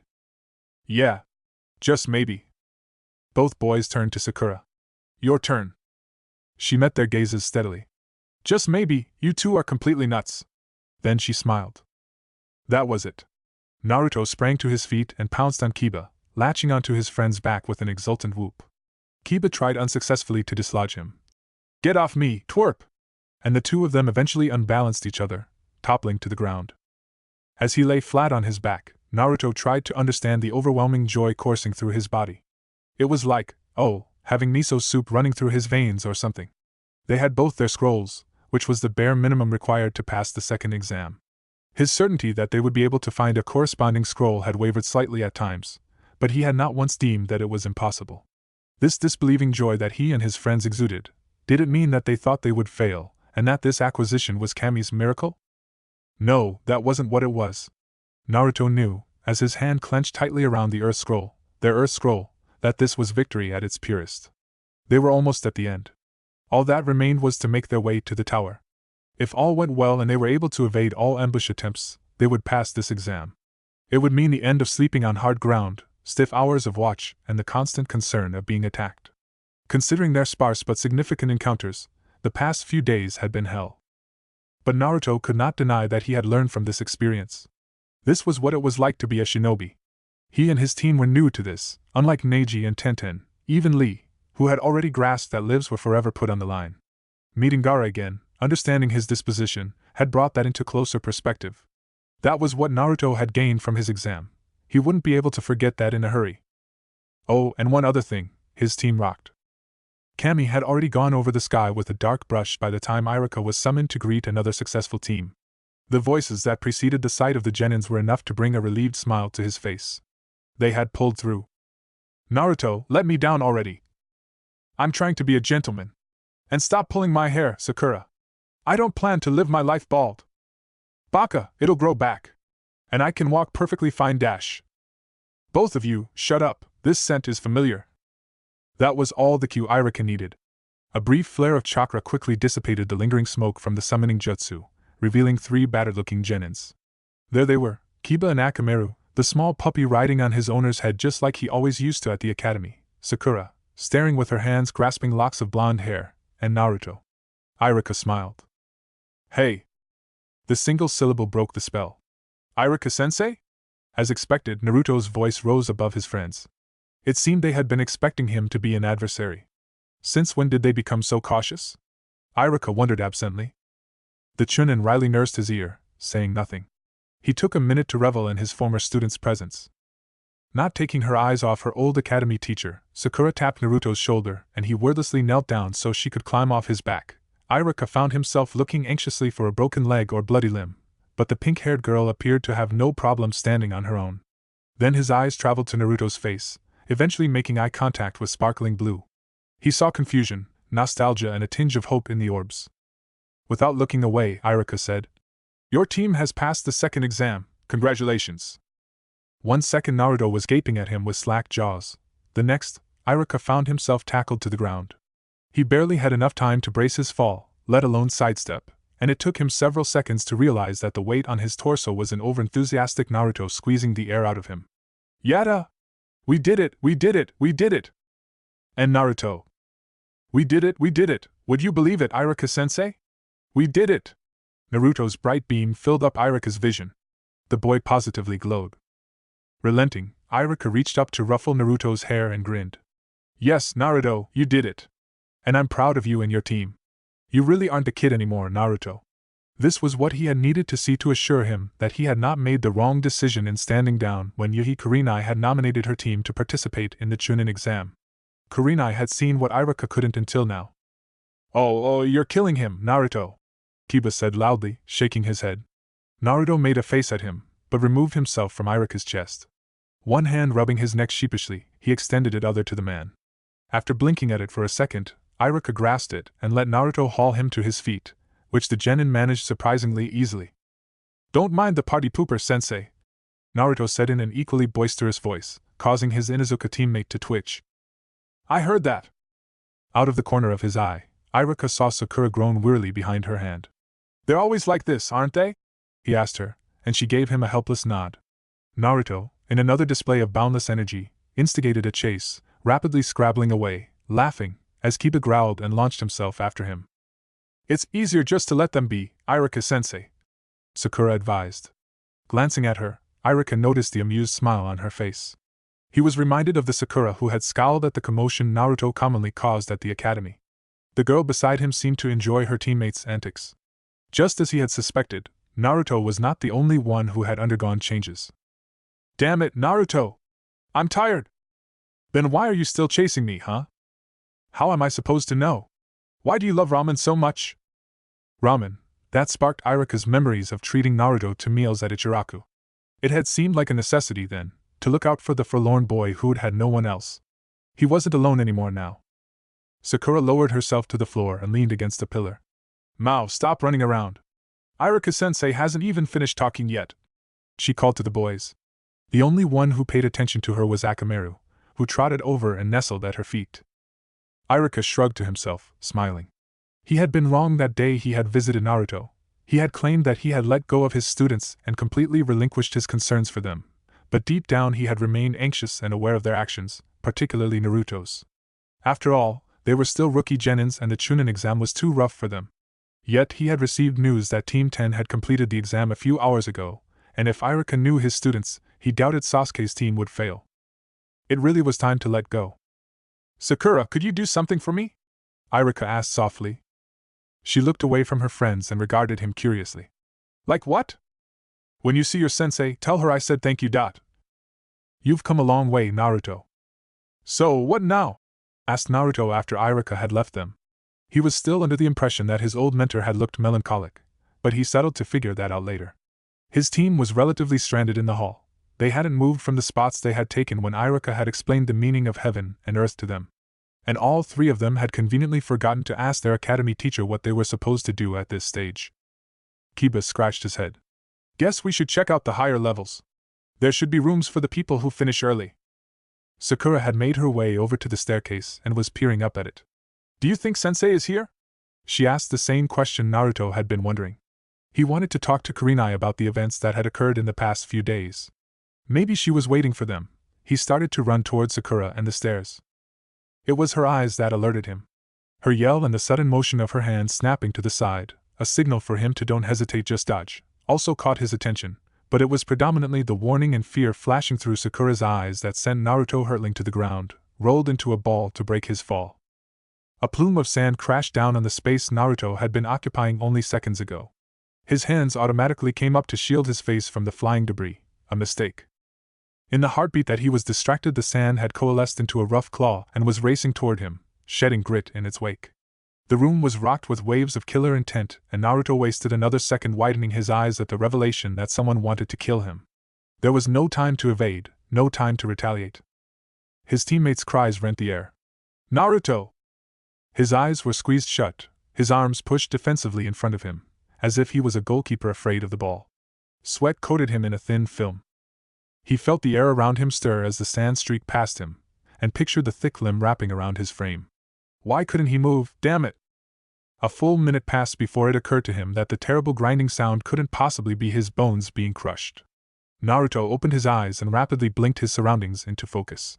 The first thing he saw was a long mane of dark hair, and instinctively, he knew that everything would be alright. What is going on here? The voice of his sensei demanded sharply. Naruto was suddenly aware that he was sandwiched between his friends. His nerves jolted as Kiba's hand coincidentally gripped his funny bone. He hissed but was ignored. Naruto looked around Kurenai's figure while he fought to regulate his breathing. Across the room, Gaara stared bluntly at Kurenai, his eyes betraying a hint of surprise. His sand slowly retracted from the pillar several feet to teammates' right, slithering back into his gourd. Huge chunks of the concrete had broken away from the support, a pile of dust crowding around the base. It could have been him if Kurenai had not interfered. Naruto shuddered. Who are you? Although his question was obviously directed toward Kurenai, his intimidating eyes were riveted on Naruto. I am their Jounin instructor. There was a pause, during which Kurenai narrowed her eyes. You are the Kazekage's son, isn't that right? She wordlessly reached out and laid her hand on Kiba's chest as he growled under his breath. Settle, she murmured. I'll handle this. Gaara completely disregarded her. I have something to finish with Uzumaki. Naruto.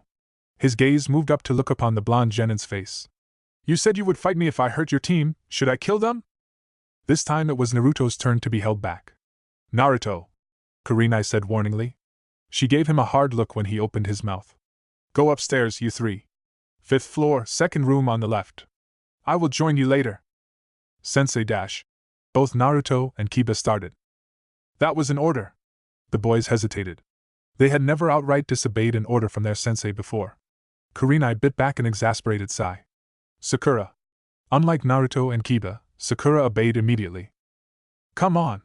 She grabbed their hands. Akamaru herded them together by running circles around their legs, his fur standing on end. Still, either boy moved. Sakura saw that they were not even looking at her, and kicked them both in the shins. I'll dash! Idiots! She whispered feverishly at them. Sensei is a jounin. Her point struck home. Shaking her head, she pulled them toward the stairs. Naruto and Kiba only cooperated when Kurenai and Gaara were broken from their view by the next landing. They were met by a wide hallway with doors on both sides. Another set of stairs were visible on the other end. Sakura glanced at her teammates. Should I continue dragging you or can you walk by yourself? Both mumbled confirmation on the second option. They were not silenced, though. What is with that guy? Kiba scowled. He looked over at Naruto. You okay? Yeah. Gaara's casual threat to kill his friend still rang in Naruto's head, and he was still shaken by his inability to move when he had sensed a murderous intent. His past, admittedly few, experiences with similar threats had not beaten him down like this before. Sakura led her team up the next flight of stairs, biting her lip. Just what did Gaara want? And why Naruto? The knucklehead was loud and tactless and at times pretty annoying, but he had gotten much better since the start, and there was no reason why he would unexpectedly become a target. Whatever it was, she hoped Kurenai would be able to deal with it. Naruto could have gotten seriously hurt back there, and the young Kunoichi realized just how terrified she was by the prospect. Kiba brought up the rear and his not-so-quiet voice following them as they ascended. Just came out of nowhere, didn't even smell the creep. His teammates weren't with him. What are they up to? They're scared of him, Kiba. I don't think they like his company very much. Sakura and Kiba stopped to look curiously at Naruto. They had reached the 5th floor. Why though? Sakura wondered aloud. They're his siblings. Naruto belatedly realized that the topic was pulling a little too close to home. Seriously? Look at that guy, tell me you're not scared of him. He doesn't look that bad. Don't go falling for him, Sakura-chan. I'm much better looking, any? Naruto raised his biceps, laughing. Kiba snorted and Sakura's frown eased up as she looked away, cheeks dusted with a faint blush. Naruto smiled. So which room did Kurenai-sensei tell us to go to? The second on the right? Yeah. Kiba nodded. Akamaru whined and tugged on his trouser leg. Left? You sure, boy? Naruto stood in the middle of the hallway, perplexed. So which one is it? Left or right? He turned around to look at Sakura, confident that she would know. Looking amused, she pointed to the left. He grinned. Aha! See, it was the right! He didn't notice Sakura smacking her forehead with her hand or her attempt to explain. Baka, you're facing, oh, never mind. He was too busy staring at the door, which had opened by itself when he had reached for the handle. Geez, Naruto, still as loud as ever. Shikamaru? Looking at each other, Sakura and Kiba walked over to Naruto. Indeed, their classmate was standing by the door, bleary-eyed as if he had only just woken up. Kiba's eyes widened. Hey, you made it? Earlier than us? His comment prompted Sakura to elbow him threateningly, but it was already too late to take back what he had said. Naruto was oblivious to the minor scuffle happening behind him as Sakura tried unsuccessfully to gag Kiba. He was beaming at Shikamaru. Hey, it's good to see you. That test was horrible, huh? So when'd you guys get back? Shikamaru dug a finger into his ear. 3 hours ago? Oh wait, I took a nap. Maybe 4 or 5 hours? Are those two okay over there? He nodded over Naruto's shoulder. Oh, they're fine. Kiba's used to it. Shikamaru's eyes slid between Naruto's grin and Sakura's rather insistent enforcing of Kiba's lacking etiquette. God, this is troublesome. Kiba finally managed to free himself, looking ruffled. We must have gotten the wrong room if you guys are already in here, he said, paying no heed to Sakura's disapproving look. There was the sound of a chair drawing back from inside the room and a head popped up behind Shikamaru before the latter could reply. What's taking you so long, Shikamaru? Who-oh? You. Naturally, Ino's eyes were immediately drawn to Sakura, who was twitching already. The blonde girl smirked and elbowed Shikamaru out of the way, leaning against the doorframe. Didn't expect to see you here, billboard brow. Been doing well? Sakura glared. Why had she not made the connection between Shikamaru's presence and Ino's? She began to pull Naruto away, scowling. Definitely the wrong room. Kiba looked like he wanted to say something but knew from experience that stepping between the two girls' long-running rivalry was suicide. Hey, wait a minute. Shikamaru's voice called, though teammate could not see him past Ino. You were told to come to this room? Was it? He stopped and rolled his eyes at himself. Well, of course it was Kurenai-sensei. Kurenai? She was sitting with us until she heard about her team and went downstairs. At the deep voice, Naruto looked over the top of Sakura's head to see the bulky frame of Sarutobi Asuma, Team 10's mentor, looming over Ino, an unlit cigarette hanging from the corner of his mouth. I think you've got the right room here, kids. Let's wait for Kurenai inside, shall we? Naruto noted that he did not ask where their sensei was. Nice try, forehead. Ino closed the door behind them. Sakura just sighed in defeat.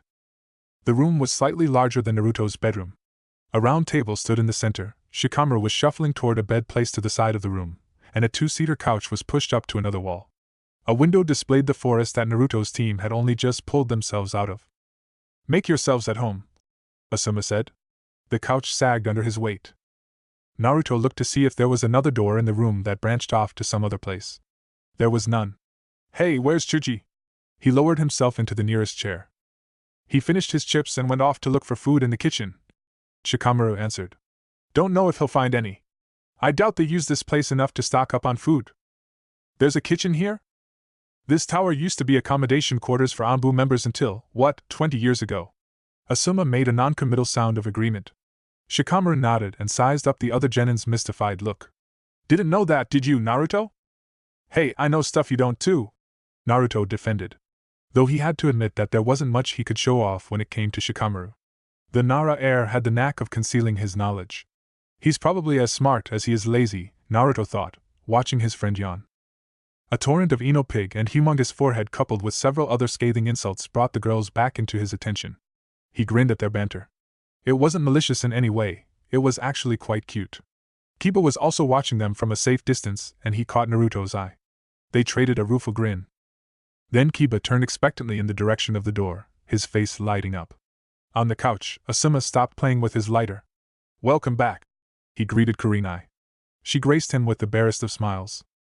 Naruto rose from his chair. Kurenai-sensei dash.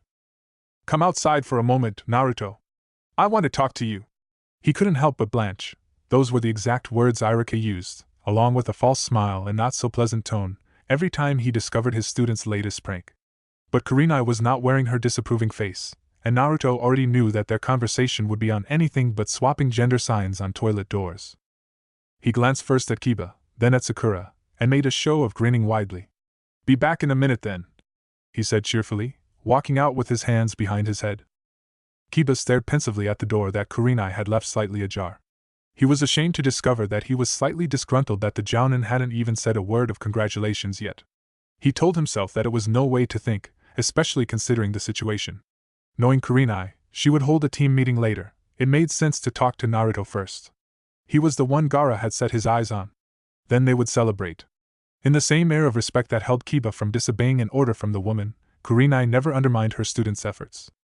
His train of thought was dispersed when Akamaru scampered up his leg and into his jacket, huddling against his chest. Kiba looked down in surprise before he remembered how frightened the puppy had been the last time they had run into Gaara. Akamaru had done well to keep his head this time. Brown eyes softened and Kiba stroked Akamaru's head. It's okay, boy, he said quietly. On the other side of the table, Ino impatiently snapped her fingers in front of Sakura's face, startling her old friend. What is up with you today? She demanded, shaking her head. Stop spacing out on me, woman. It's only happened once. But almost as soon as she had protested, Sakura's mind wandered again. What had Kurenai and Gaara been doing downstairs? Ino made a noise in her throat and Sakura snapped out of it before she could be reprimanded again. She found it strange that, despite their differences, Ino was still insistent on talking with her. They sniped at each other every second sentence, but Sakura could not remember a period where they had given each other the cold shoulder. They bickered about so many things that Sakura was beginning to see just how silly their arguments were. Hair, clothes, performance in the exam, hair, strength, hair, they talked about everything. Except Sasuke. To be honest, Sakura was more curious than anything. Roughly 80% of her past discussions with Ino had revolved around Sasuke. What else was there to talk about during school hours? Ino had always been particularly enthusiastic when it came to Sasuke, which was mainly the basis for the disputes between the two girls. It was definitely out of ordinary for them to leave the Uchiha out of this conversation. Sakura had her reasons, but Ino didn't, did she? She found the opportunity to prod at the topic when Chuji ambled into the room, empty-handed and looking disappointed. Ino briefly dropped their conversation to tell him that he should learn to make better use of his time. He's such a glutton. The blue-eyed girl sighed. He was eating like mad during the exam, too. Thinking back to the laughter-filled lunch breaks she shared every day with her team, Sakura decided not to say anything. She did not doubt that her appetite had somehow swelled to tolerate the wide range of foods the boys seemed to love. Talking about the exam, she said, overly casual. Has Team 7 come back yet? Sakura might as well have abandoned tact and stared obnoxiously at her companion. She doubted Ino would have minded. The other girl had gone abruptly quiet, and when Sakura followed the direction of her gaze she saw only the table's scratched surface. Just when she was about to prompt her friend, Ino's eyes seemed to regain the conscious gleam, and she shook her head. No, I already looked around. They're still in the forest. Oh. Okay. Needless to say, Sakura was not used to the pensive expression Ino wore. She looked troubled. Is something wrong? She didn't wait for Ino's negative reply and, remembering Rock Lee's words, pressed on. Is it Sasuke-kun? If Sakura had been paying attention, she would have noticed Asuma crack an eye open with slight interest. Ino raised her head and looked into the deep green eyes that were watching her so intently. For the briefest of moments she saw the rounded face of a much younger Sakura, peeking meekly behind long bangs. She chuckled and leaned her elbows onto the table. Hey, you still know me too well, forehead. Once she was done blinking, Sakura smiled. You don't say. It took a few minutes for Ino to gather her thoughts. Several times she lifted her head, mouth open, only to slump back down with a frown. Just as Sakura found herself on the edge of her patience, Ino finally spoke. Have you ever thought that, no matter how much you think you know someone, you can never truly know them? Ino laughed quietly. My, that sounds ridiculous. But do you know what I mean, forehead? When you see them. Her voice trailed off, her words eaten by silence. You know? It sort of scares me. Having put the pieces together, Sakura thought she had a vague understanding. Actually, it was fainter than vague. She was only certain of one thing. Ino had seen Sasuke undergo the transformation Lee had spoken of. Sakura had half a mind to demand a recount. She had already started formulating the question in her mind. But then she realized that Ino obviously did not want to talk about it. She'd hate to be insensitive, even to Ino Pig. So she just remained silent. Looking over, she wondered if Kiba had been listening in. He was suspiciously silent. Shikamaru and Chuji were engaged in their own conversation, and Asuma-sensei appeared to have fallen asleep. Watching the Jounin's chest rise and fall with each breath, Sakura found herself rubbing her eyes. Spending days in the forest of death under such a tense condition had worn her out. Her feet ached. Her body must be falling asleep on her. It took a particularly hard nudge from Ino to get her attention. Disheveled, Sakura absently began to tell her off. Then Ino pushed a cup of tea in front of her. She blinked for a while, and then carefully wrapped her fingers around it. The warmth was heavenly. Thanks, Ino, she said. But her former friend had already gotten up and was heading for the door. I'm going to the bathroom. Sakura supposed that, in the end, Ino still had her pride. It didn't stop her from smiling, though. Kurenai could see that her student could barely contain himself as she led him into a room 3 doors down from Team 10's. It had to be the natural abundance of impatience that resided within the boy. At least she was assured with the knowledge that it was not her methods that failed to settle him. Once inside, she casted a simple genjutsu that would ensure that whatever they discussed would not be heard by other ears. Then she looked expectantly at Naruto. He knows, he blurted out. About me. His brow puckered and he subtly gestured to his stomach. About it. I thought as much, Kurenai said musingly. Gaara had certainly scattered more than just implications during their surprisingly civil conversation in the entrance hall. She had seen no fear in those eyes, not even in the face of authority. It was easy to see that the Chunin exam was nothing to him. The Jounin was disturbed by his ulterior motives, which were unknown to this point. Naruto's revelation only complicated her thoughts. And he's like me. He's got something inside him too. His tone was a little bitter, and Kurenai patted his shoulder while she mulled it over. I'm not surprised, she said slowly, choosing her words. I've heard rumors about the Kazekage's youngest son. This confirms it. The Hokage was already informed of this, she was sure. What followed was much staring on Naruto's part. He's the Kazekage's kid? He said incredulously. But I thought he'd be. He stopped himself. An orphan? No, it didn't seem likely now that he thought about it. There was Kankura and Temari to keep in mind, since they were Gaara's siblings. Come to think of it, he vaguely recalled Kurenai-sensei mentioning something similar earlier. A part of Naruto had recognized that when Gaara had said they were alike, he had directly related himself to the Sannin. He really had to stop thinking like that. Kurenai silently regarded her student, and wondered if Naruto saw Gaara as a kin of his, someone who understood how he felt. Naruto, Gaara saw you as special because of the demon inside you. He wanted to see how you fought, and what you were capable of. As a Jinchuriki. You said you would fight me if I hurt your team, should I kill them? Naruto lowered his head, clenching his fists. The second exam is technically still running even though you have passed. The rules still apply. In other words, Gaara could fight you if he wished. Even kill you. Naruto looked up at Kurenai when the hand on his shoulder tightened considerably. However, I warned him that I would intervene if he threatened my students. I'm not sure he will heed my warning, so you must remain aware of your surroundings, Naruto. Is that understood? Hi, sensei. The thought of Gaara creeping into the room while he was asleep made him shudder. Good. Kurenai sat down at the table and began to pour herself some tea. After some thought, Naruto joined her. Do you have anything else to tell me? Yeah? Naruto unconsciously rocked back and forth, his eyes unfocused. I almost told the others about me. Like, what's inside me? The cup was almost at her lips, but Kurenai placed it back down. Almost? She incited. Almost. I didn't because we were in the middle of an exam and it'd be pretty stupid to spring something like that on them. You aren't honestly telling me that the exam was all you were worried about, are you, Naruto? He fidgeted uncomfortable. Kurenai sighed.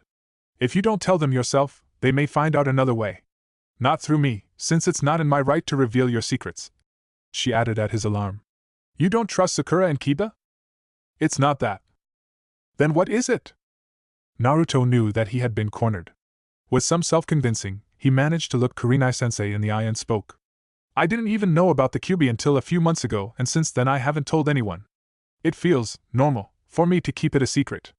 It's such a big thing. It doesn't have to be big, Kurenai said lightly.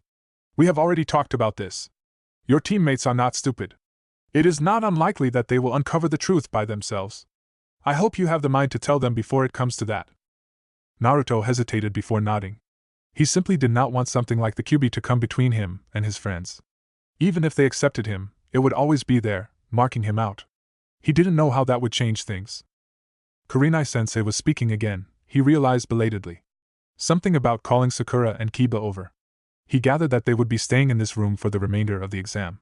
Naruto looked at the space for the first time. It was slightly larger than the previous one, with 2 bunk beds. I wouldn't mind flopping onto one of those beds right now.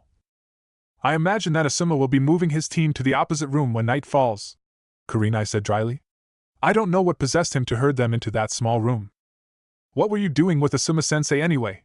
Naruto asked, feeling a little mischievous now that the main focus had shifted away from him. He invited me for company, Kurenai replied, a little too quickly, although she knew it was nothing more than the truth. Her eyes narrowed at her student's grin. Naruto. But he had already left the room with a playful, ugh. Kurenai shook her head and drank her tea, releasing the privacy jutsu with a single hand seal. To think that she thought she had tamed Naruto's roguish nature, what had she been thinking? Naruto awoke the next morning feeling unnaturally sore. He'd slept like a log, his body refusing to adjust to the soft mattress. At odd intervals during the night he would slip in and out of consciousness, aware of nothing but Kiba's heavy breathing below him. But technically he had rested and he was admittedly feeling more refreshed, even though the dull ache between his shoulder blades was just killing him. His body didn't seem to particularly appreciate the waking process. It took almost 10 minutes of staring blankly at the ceiling to get him moving. Then he climbed down the ladder, wincing with each creak from the aged wood. He didn't even want to imagine when this room had last been in use. Kurenai-sensei had assured him that everything had been cleaned out recently, though, which was the only reason why he had not already scampered off for a shower in fear of fleas. An involuntary hiss slid out from between his clenched teeth when his bare feet touched the cool tiles. It was freezing. He did a little dance before he thought to put on his sandals. Shockingly, the temperature seemed lower in the tower than out in the forest. Naruto was beginning to think that he knew why it had been left derelict since its original occupants had moved out, and why they had transferred to begin with. Kurenai-sensei's bed was empty and made. She had clearly left while her students were asleep. On the bunk above hers, Sakura's form was vaguely defined beneath a mound of blankets, and Naruto didn't need to look to see that Kiba was still sleeping. He padded softly over to the window, gingerly wiping the mist from the glass. They weren't that high off the ground, so he couldn't see much through the trees, but he could tell that the sky looked gray. What time was it? 6? 7? There was no clock. Several uneventful minutes passed before Naruto got tired of staring at the same unchanging view. He ambled over to the table and took a seat, slumping over on the wooden surface. Talk about anticlimax. They had just returned from running through trees, sleeping in trees and hacking through trees, and now, what, exactly? They still had a day until the exam ended. He wondered if Lee's team would be back by then. He had been flabbergasted when he found out that the older Konoha Genins had not arrived yet. And there's still Sasuke's team, I guess, he reminded himself as he yawned widely. He must have dozed off, because the next thing he knew Sakura was shaking his shoulder. "Ma?" Naruto mumbled. "Was it time?" "Around 9. Sakura replied. "Why did you wake so early?" "MNGH, didn't sleep well." A blanket fell off him when he leaned back to stretch. Puzzled, he picked it off the floor. He looked questioningly at Sakura, but she just shook her head, indicating that she had nothing to do with it, and moved away to wake Kiba. Then Naruto saw the cups of instant ramen piled on the table before him, and he put the pieces together. Kurinai-sensei. Seeing his recently deprived staple food had little to do with the fond smile on his face. He joined Sakura in her attempt to wrestle Kiba out of his bed. He lunged in to grab Kiba's flailing leg and grinned at Sakura. "Pull!" Half an hour of bullying later, Kiba for sticking like glue to his bed, Naruto for wanting to hoard over half of the ramen, Sakura for not knowing where the kitchen was because she was supposed to know everything. Team 8 collapsed at the kitchen counter while they waited for the water to boil. "This sucks," Naruto said unhappily. "I hate waiting. And I'm hungry." "I bet Sensei knew you'd eat a lot, that's why she bought so much." Kiba eyed the cups his blonde friend was guardedly hunched over. Naruto jutted his bottom lip out and wrinkled his nose at Kiba's own meal. "So? You got 3, too. One's for Akamaru Baka." "Cut it out," Sakura sighed. It wasn't their fault, she knew. A bad night's sleep was something none of them needed. She felt around in her pouch, coming up with the crumpled bag of sweets that Tanaka Noboru had slipped to her when she had passed by his store on her way to the first exam. The others watched with interest as she tipped out the treats and divided them. "It'll spoil your appetite if you eat it now," she said as she nudged each portion toward their respective recipients. "You didn't tell us you had this all along," Kiba accused lightheartedly. Naruto was already unwrapping one of the sweets in spite of Sakura's warning. "I love you this much, Sakura-chan," he said jovially, spreading his arms as wide as physically possible. Unfortunately, the kitchen was smaller than anyone had anticipated, and Kiba had to grab his wrist before he knocked over the shrieking kettle. With no place to sit in the kitchen, they took their ramen back to their room. There was little talk while they ate. Neither of them would admit it, but Kiba and Sakura found Naruto's loud slurps strangely settling. There was some sort of rhythm to the motion of his dipping head. The meal was disrupted when Akamaru suddenly barked and jumped off the table. His human companion stopped, confused. Then the door swung inwards.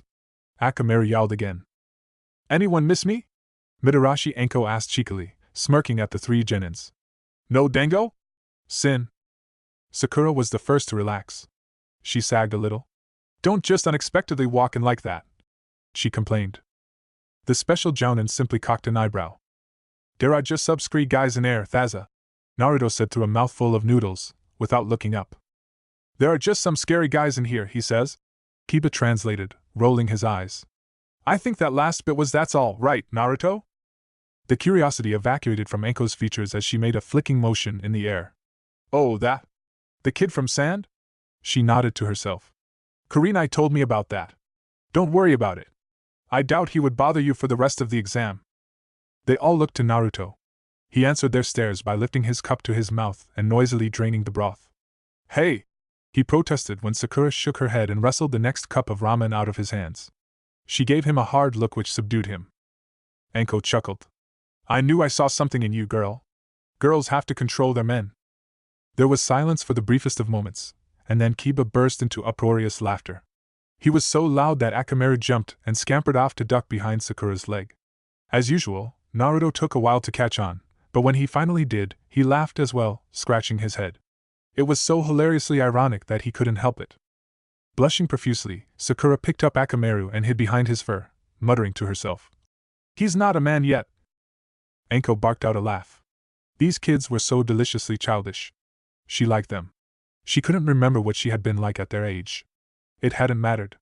Her neck prickled unpleasantly, and she stiffly rolled one shoulder. I came by to ask you three something, so listen up. It's important. She waited until Kiba had controlled his snorts. It didn't take long. The Genins had sensed her shift into business mode. Did you run into any grass shinobi in the forest? They glanced at each other, and their heads came together, murmuring low words of discussion. Sakura tried to describe the grass symbol for her friends. Nope, Naruto said at last. Anko unclenched the muscles she hadn't realized she had been contracting. She thought so. What about snakes? Oh, loads, Kiba answered. His dog seemed to nod. Really? He was planning to drop one down your jacket while you were sleeping, Naruto. Sakura sighed. She had discovered the ploy before it had been executed and rescued the unfortunate reptile, which was fortunate, as Naruto's yells would have been heard from Wind Country. Naruto gave Kiba a jab in the ribs and kicked his chair out from under him. Then he looked at Anko with a straight face, expecting her to reveal the purpose behind her strange questions. She was the proctor of the exam, in other words, one of the most informed individuals at the moment. Something was up, and it wasn't the sky. The Jounin's eyes were distant as she spoke, grimacing as if she was remembering something she would rather forget. We found out that an S-class missing nin infiltrated the village and took the disguise of a participant from grass. His name is Orochimaru, and he was once a leaf nin. Anko did not see the shock on her audience's faces. To the inexperienced genin, Konoha was a powerful shinobi village with near-impenetrable defenses. It took a terrifying amount of skill to deceive the guards and hide right under the authorities' nose. To think that they had eluded the Hokage. Kiba pulled himself up from the ground and flipped his seat upright without a word. Anko was somewhat of a friend to them, but she was still a special jounin, and the atmosphere was set for a briefing. And? He asked, when Anko made no indication to continue. She looked at him, blinking for a while. Then she tapped her chin thoughtfully. And, you ask? She mused, grinning. And he's dangerous. They did not look impressed. She schooled her features into a grim expression. I'm serious. We haven't found him yet, and we don't know what he's planning. I'm just warning you, be careful. Sakura nodded. Her mind was racing, but she found that her composure was calm. Something did not add up. It wasn't every day that the village was threatened by a high-class criminal. Naruto looked dubious. You came just to tell us that? He didn't think so. He was right. Orochimaru wouldn't come back for a social visit. He's after something. I'm not qualified to tell you what, exactly, but I can tell you that he attacked a certain Team 7. Kurinai told me you were classmates. No one felt like eating after that. Kiba was restless by the time Kurinai came to tell them that the second exam was over.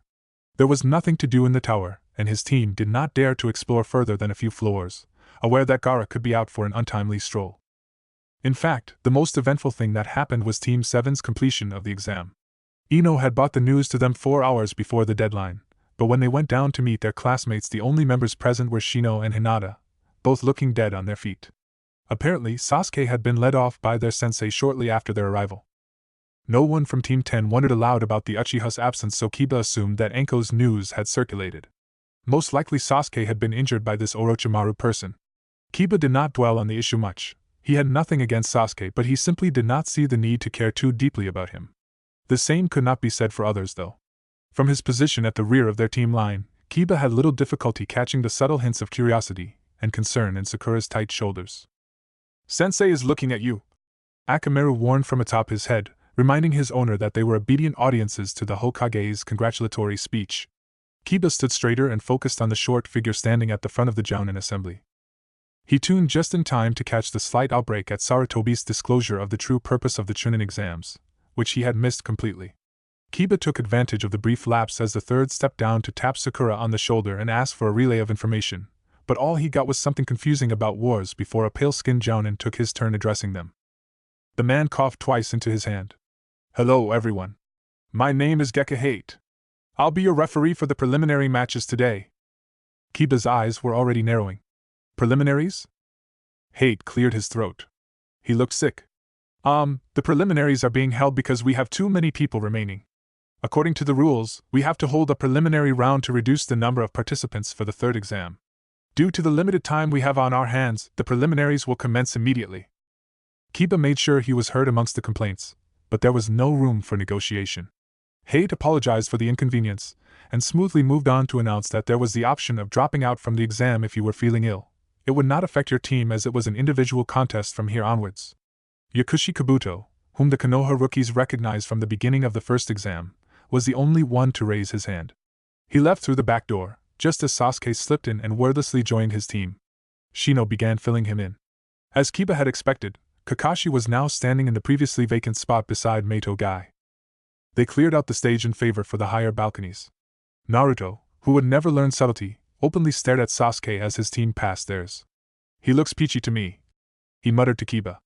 Then Kurenai-sensei appeared behind them and all discussion ceased. Hade briefly outlined the rules, or rather, the lack thereof. The matches were to be treated as equivalents of real-life battles and a winner was decided when their opponent is unable to continue fighting, though he would stop the match when the victor was clearly established. So that means less chances of death, Kiba thought, deliberately not looking at Gaara. A panel on the far wall slid aside, revealing an electric board. By the time Kurenai had directed their attention toward it, the first pair of names had already been drawn: Aburame Shino and Abumi Zaku. "That guy's arm is broken," Naruto noted vaguely. He was not too worried.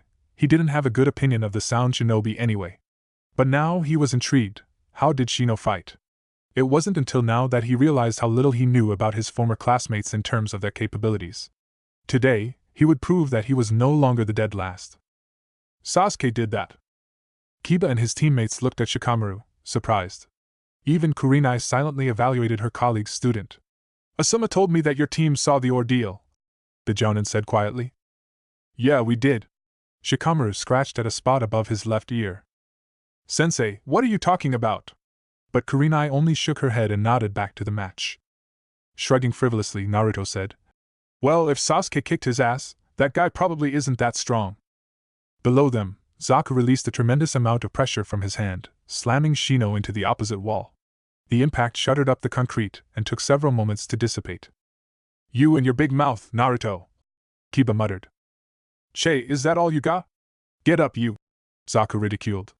His tone was arrogant and overconfident, yet he visibly faltered when Shino slowly stood. Brought up alongside a knowledgeable sister, Kiba was not overly shocked to see dark spots emerging from Shino's high collar and crawling along his cheek. But he was taken aback to see the sea of bugs swarming behind Zaku, gradually eating up the distance. Although he was aware of the Aburame clan's abilities, he had never witnessed their techniques firsthand. The sheer number of Shino's allies was overwhelming. "The situation does not look good for you. Whichever direction you attack with your arm, the other will retaliate." If Shino was smug, his flat voice did not express it very well. He was calm and in perfect control. Then again, Kiba had not known him to be anything less. Conscious of his predicament, Zaku swore caustically and stepped away from the advancing bugs whilst trying to keep Shino in his vision. When he realized that it was futile, he stopped and began cursing again, much more angrily this time. His frustration was clearly detectable, and he did not respond when Hate asked if he would like to forfeit. Inuzuka-tsum had consistently reminded her children that cornered foes were the deadliest. Kiba began to subconsciously fear for Shino. And with good reason. With a furious snarl, Zaku forcefully ripped his injured arm from its sling and, after screaming, "Don't mess with me!" turned the deadly nozzles in his hands toward both sides of opposition. For years to come, Kiba would remember the pure astonishment on the Sound Nin's face when the back of his arms exploded in a spray of blood. His agonized moans were cut short when Shino swiftly stepped inside his sloppy guard and backhanded him to the ground, returning the favor. Sakura let out a horrified gasp, her hands flying to her mouth, when she noticed Zaku's bloody stump of a right arm. His detached hand rested meters away. Naruto was on the verge of toppling over the rails, his eyes the size of coins. Kurenai-sensei dash. "I think Shino closed off his air holes with his bugs, and the pressure accumulated until it was too much." Kurenai looked at Kakashi, and he smiled pleasantly at her when he noticed her gaze. Then he turned away to pat his victorious student on the shoulder. To plan ahead and execute a ruthless, irreparable sequence to his opponent, Naruto had newfound respect for Aburame Shino. Maybe some people weren't so weird.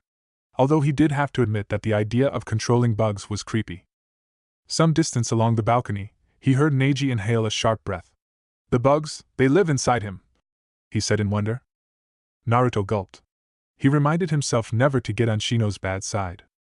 The next matchup featured Chuji and Gaara's face-painted brother, Kankuro. As soon as Hate gave approval for them to start, Chuji performed a jutsu that allowed his body to expand considerably. I'm not going to lose! He shouted, though to Naruto it sounded like he was speaking to assure himself. Kankuro crossed his arms. What's the use of a technique that only makes you fatter? He smirked.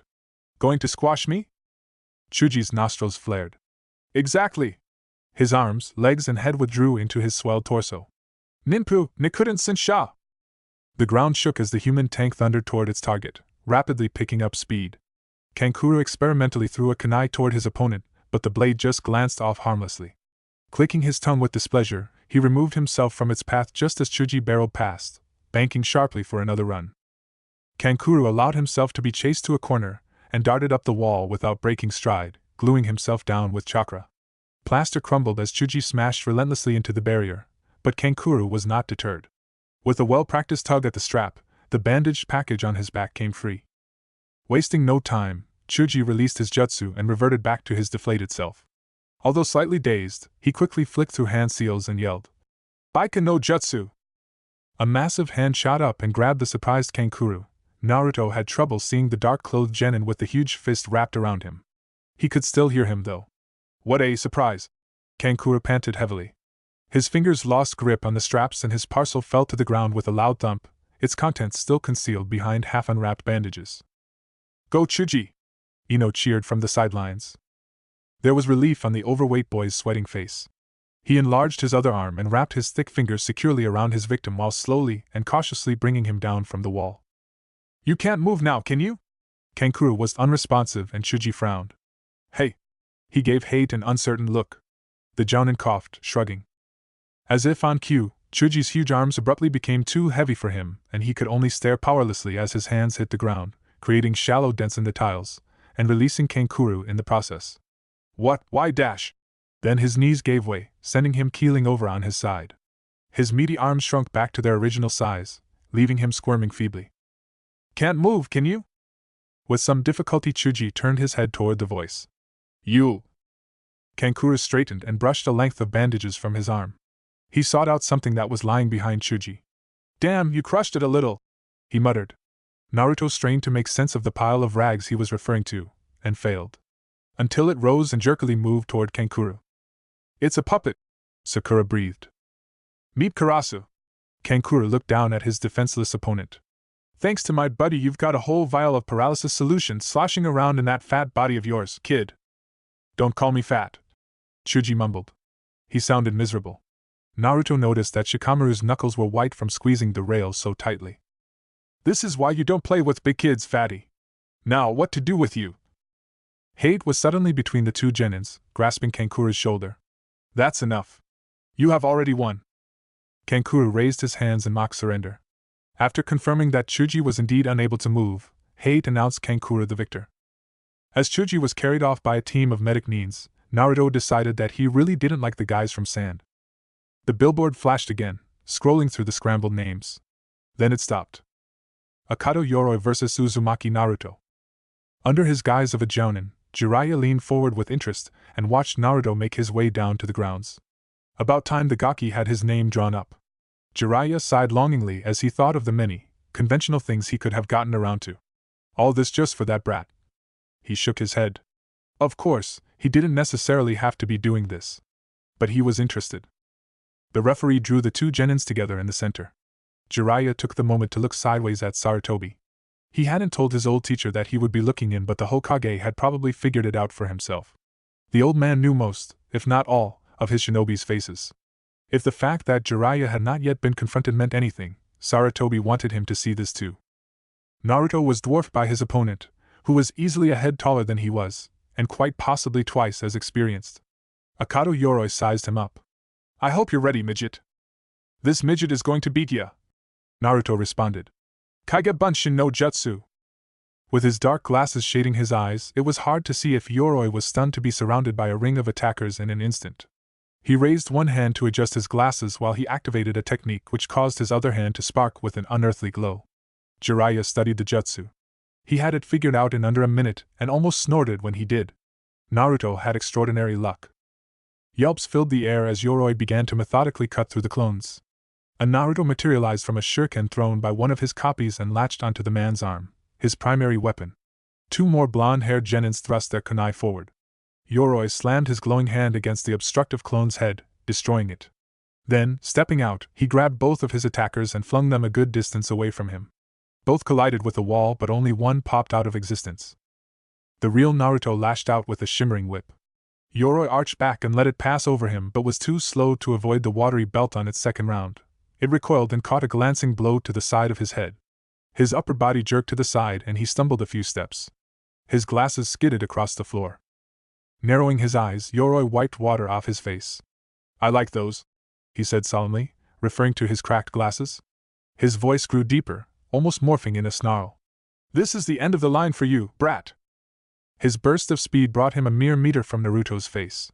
The water whip rose between the two genins, interrupting the blow that was intended for its wielder. Yoroi seized it, and it splashed to the ground, dematerialized, after only an instant in his grasp.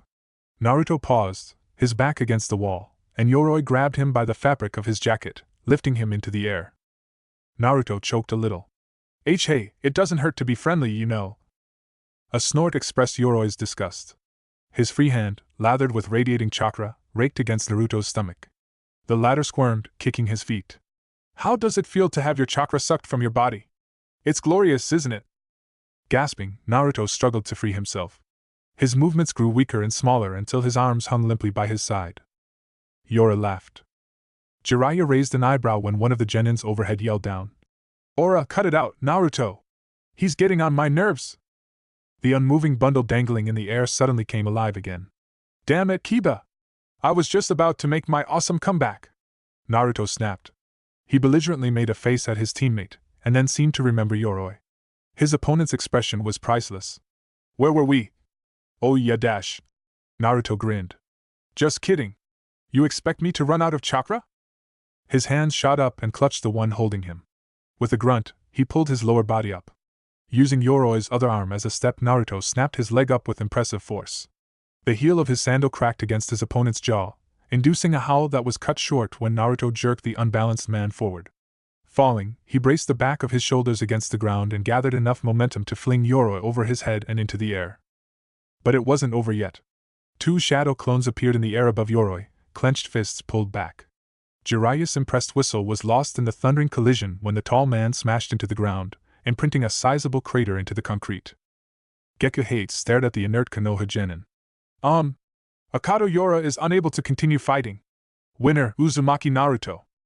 As the loud boy executed a victory dance on the spot, spurred by his whooping friends, Jiraiya could have sworn he had felt Sarutobi's leveled gaze settling on him. He chuckled. If the Hokage had let him watch the match just to establish that the kid had potential, then his mentor really was slow on the uptake. "Yep, that's Minato's kid, alright. Saw what he did to my clones and water whip and I knew he, absorbed chakra or something. And you know me, right? My acting was awesome, hey? Man, you should have seen me. I kicked ass." Alright. I saw it all, okay? So stop talking about it already. And that move at the end was pretty cool, wasn't it? My clones dash. Arg. Nah, are you too? Sakura warily edged away from the two boys. Naruto had been so busy recounting his entire fight to Kiba that both of them had seen very little of the round involving Temari and Tenten. To be fair, the match hadn't lasted very long. Tenten had only just regained consciousness, but her recovery would undoubtedly have taken much longer had Lee not rushed in to save her from being skewered on her own weapons. So far, the genins from Sand were exhibiting their formidability. "My god, can't you control them, Sakura?" Ino complained tetchily. She regarded her squabbling classmates with distaste. "I would if I could," Sakura replied dryly. Naruto was much too excited to be subdued this time, and it wasn't like he didn't deserve the right to celebrate. Ino was searching her hair for split ends. Finding one, Sakura pointed it out to her. "I didn't expect Naruto to win," Ino admitted, speaking softly so the subject in mention would not overhear her. "He's been training hard." Sakura felt the need to defend her friend. "Yes, I can see that." They both watched the billboard. Even Naruto and Kiba had quieted down after Akamaru had nipped their ankles. The board froze. So did Sakura. The silence was very loud. Oh. For a moment Kiba didn't seem to know what to say. Hate was calling the competitors down. "Sakura," Kurinai prompted. Her student exuded uncertainty. "Sakura, you've trained hard, haven't you?" Not knowing what answer her teacher expected, she nodded. Then have some confidence in yourself. Sakura just stared until Naruto gave her a warm hug and spouted all sorts of encouragement. Don't let that cold bastard scare you. I'm rooting for ya. Go get him, Sakura. Kiba nodded. Their confidence was assuring. Sakura smiled. Gee, you guys think so highly of me. Who said I was scared? But they just looked at her like they understood. And there was no reason to be scared. She wasn't scared.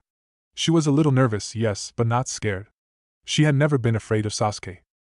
It wasn't until Ino spoke that Sakura realized she had been walking with her to the stairs. You know, I'm starting to think that you're not all that tied up about Sasuke anymore. The old Sakura would have forfeited. Sakura opened her mouth to protest, although she knew her friend was right. She couldn't imagine what else she would have done. That was then, this is now, she said, recycling a cliché. And why are you here, Ino? This is my fight. At this, Ino openly hesitated. Halfway down the steps, Sakura stopped and looked over her shoulder. I just wanted to tell you that. Ino bit her lip and her voice became a whisper. Sasuke isn't the same. What? Something happened in the forest. I don't know what and I don't know why, but just be careful. With that, Ino spun and hurried back to her team. Sakura was left staring at her retreating back. Then, swallowing, she moved on. Kept waiting. Sasuke looked impatient, but Sakura carefully observed him and saw no glaring difference. He was still the Uchiha Sasuke, the top rookie of their class and the heartthrob of so many girls. Are you both ready? Hade asked. Both of them nodded. Sakura forced herself to look her opponent directly in the dark eyes. They really were beautiful, but so forbidding. Let's have a good fight. Sasuke, she said softly, smiling a little. For a heavy second he just looked flatly at her. Then he seemed to lose interest.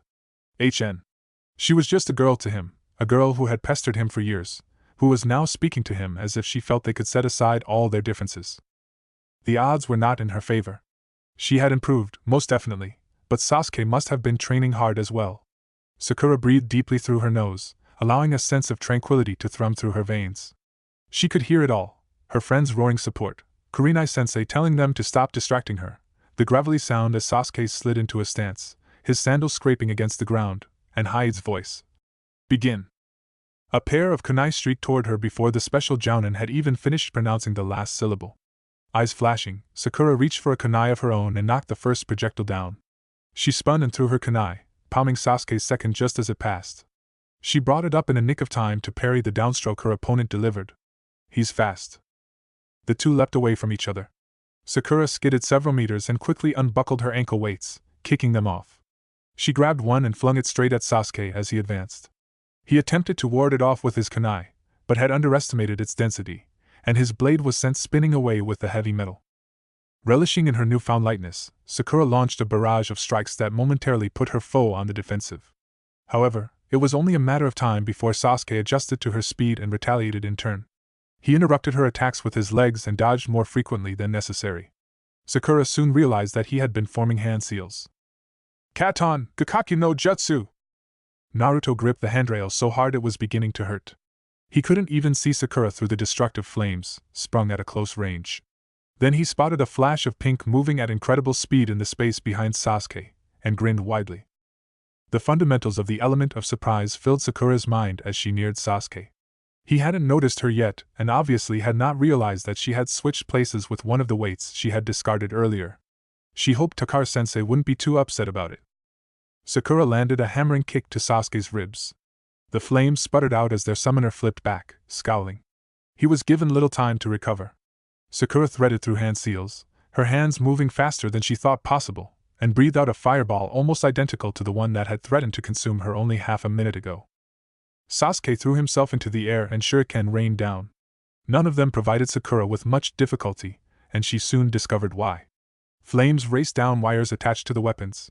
Sakura was forced to abandon her technique and replace herself with her second ankle weight before she was caught up in a tornado of fire. She released her wrist weights as well and immediately gathered the moisture in the air into a whip. She wondered how much chakra she had left. She couldn't keep this up for too long. Sasuke seemed undeterred by the few blows she had managed to land on him. As they locked together, Sakura noted that he wore a permanent frown, as if he was frustrated with himself. Had she shown him that she had grown from the useless girl she had once been? Their match was undoubtedly the longest one conducted so far.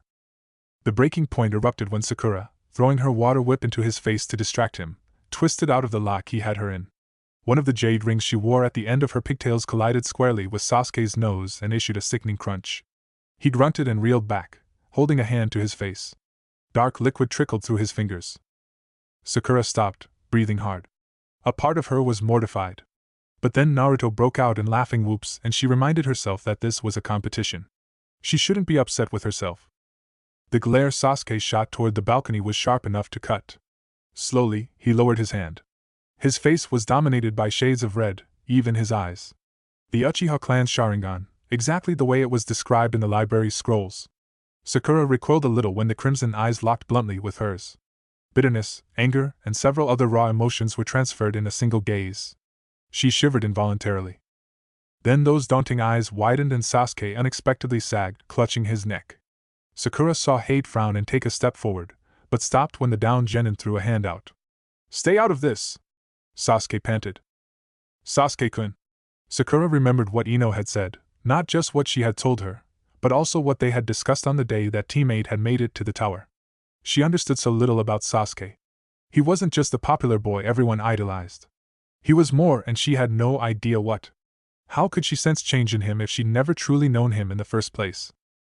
Her lack of attention very nearly cost her. Sasuke had drawn level with her, red eyes blazing. Sakura spread shuriken in an attempt to put some distance between them, and was shocked when her opponent recklessly charged into them, until smoke rose and something metallic fell to the ground. It was one of her weights. Too late, Sakura turned, arms half raised to defend herself. Shuriken sliced deep gashes in her flesh, shredding her jacket. Some drove into her shoulder and a couple more would have blinded her had she not shifted her weight at the last moment. A solid kick penetrated her guard and spun her round, her ribs groaned perilously. Her feet left the ground. Sakura could find no purchase and was powerless to defend herself as Sasuke relentlessly continued to beat her back until she felt the wall behind her. Another set of shurikens slammed into the wall around her and thin wires stretched across her front, drawing thin lines of blood when she struggled. A rush of air raised the hairs on the back of her neck. Sakura lifted her head and saw that Sasuke's fist was centimeters from her face, as if he had held himself back. She couldn't look away from the bruised knuckles, or the cold eyes behind them. Blood dripped down Sasuke's chin and onto her. Slowly and deliberately, he pulled another kunai from his pouch and held it against her neck. "You're annoying, Haruno." The moment the match was over, Naruto vaulted over the rail and consequently was the first to reach Sakura. He had passed Sasuke on the way and dimly regretted not decking him. But even he knew that was just childish. Sasuke had won fair and square. It hurt to see his teammate lose, but Naruto was sure that Sakura would be feeling worse than he was. He didn't want to worsen her temperament by being an idiot. Hate had cut through the wires and Naruto arrived in time to catch Sakura when her legs buckled. Very gently, he lowered her to the floor. Aware that she didn't want to hear whatever words of comfort he had to offer, he gave her a bright grin and said, "You were awesome. Full stop." That drew a weary laugh from her. "I still lost." "You don't have to win." Instead of pointing out that he was spouting nonsense, Sakura smiled wearily. "Thanks, Naruto." Kiba and their sensei joined them shortly. Akamaru licked Sakura's face, shrewdly keeping clear of her wounds. "You know, I think you might have broken his nose," Kiba said, sounding too content with the news he was delivering. Looking past her team, Sakura saw that Sasuke was being escorted out of the hall with a cloth pressed to his nose. Kakashi was following him out, holding a book that he wasn't reading. She wondered if it had anything to do with his student's brief collapse during the battle. Kurenai leaned in and slid an arm behind her shoulders. "The medics don't have a stretcher with them. I'll take you down to the infirmary." "It's okay, Kurenai-sensei. I can." Sakura winced when she tried to rise. A shuriken protruded from a spot just below her right knee. "Not walk," Kurenai said for her, and carefully lifted the girl. "Me and Akamaru will see you after we win our fight," Kiba promised. That was right. There were more matches coming up. Sakura half-heartedly glanced up at the board. Then she looked again. It had not been a trick of the light. No. Puzzled by her dismay, her teammates looked up as well. Kurenai held Sakura a little closer to her chest, her eyes hard. "Yamanaka Ino versus Sabaka no Gara." "Ino." But her voice was not heard by her friend, who was already heading down the stairs. Ino hadn't seen the acts Gara had committed. She didn't know what he was capable of. If she provoked him, maybe just by being drawn up as his opponent, Gara would, Ino. Seeing her distress, Naruto squeezed her hand. Don't worry, I'll watch with Kiba and make sure he doesn't do anything to Ino. Kiba nodded his agreement. You rest up, alright, Sakura? It'll be fine. Warn Asuma. Kurenai told the two boys. Kiba pressed something into Sakura's hand. Don't look so down, he remarked. The match was about to begin. Kurenai turned away and carried her injured student out of the vicinity. As they followed a pair of medic needs, Sakura looked down at her hand and saw what Kiba had given her. A lolly from the packet she had given him. She smiled. And then she heard Ino scream. Only Kiba's hold on his jacket held Naruto back from leaping down the balcony. He had been coiled tightly since the beginning of the match, and Ino's cry of agony had snapped the tension. Asuma-sensei said he would handle it, remember? Look, he hasn't rushed in yet. And what can you do that a bunch of jounin can't? Kiba was hissing in his teammate's ear, drilling reason into Naruto's one-track mind. The Inuzuka had known he would overreact. Naruto was always too keen to live up to his word and tended to shun common sense. But she screamed.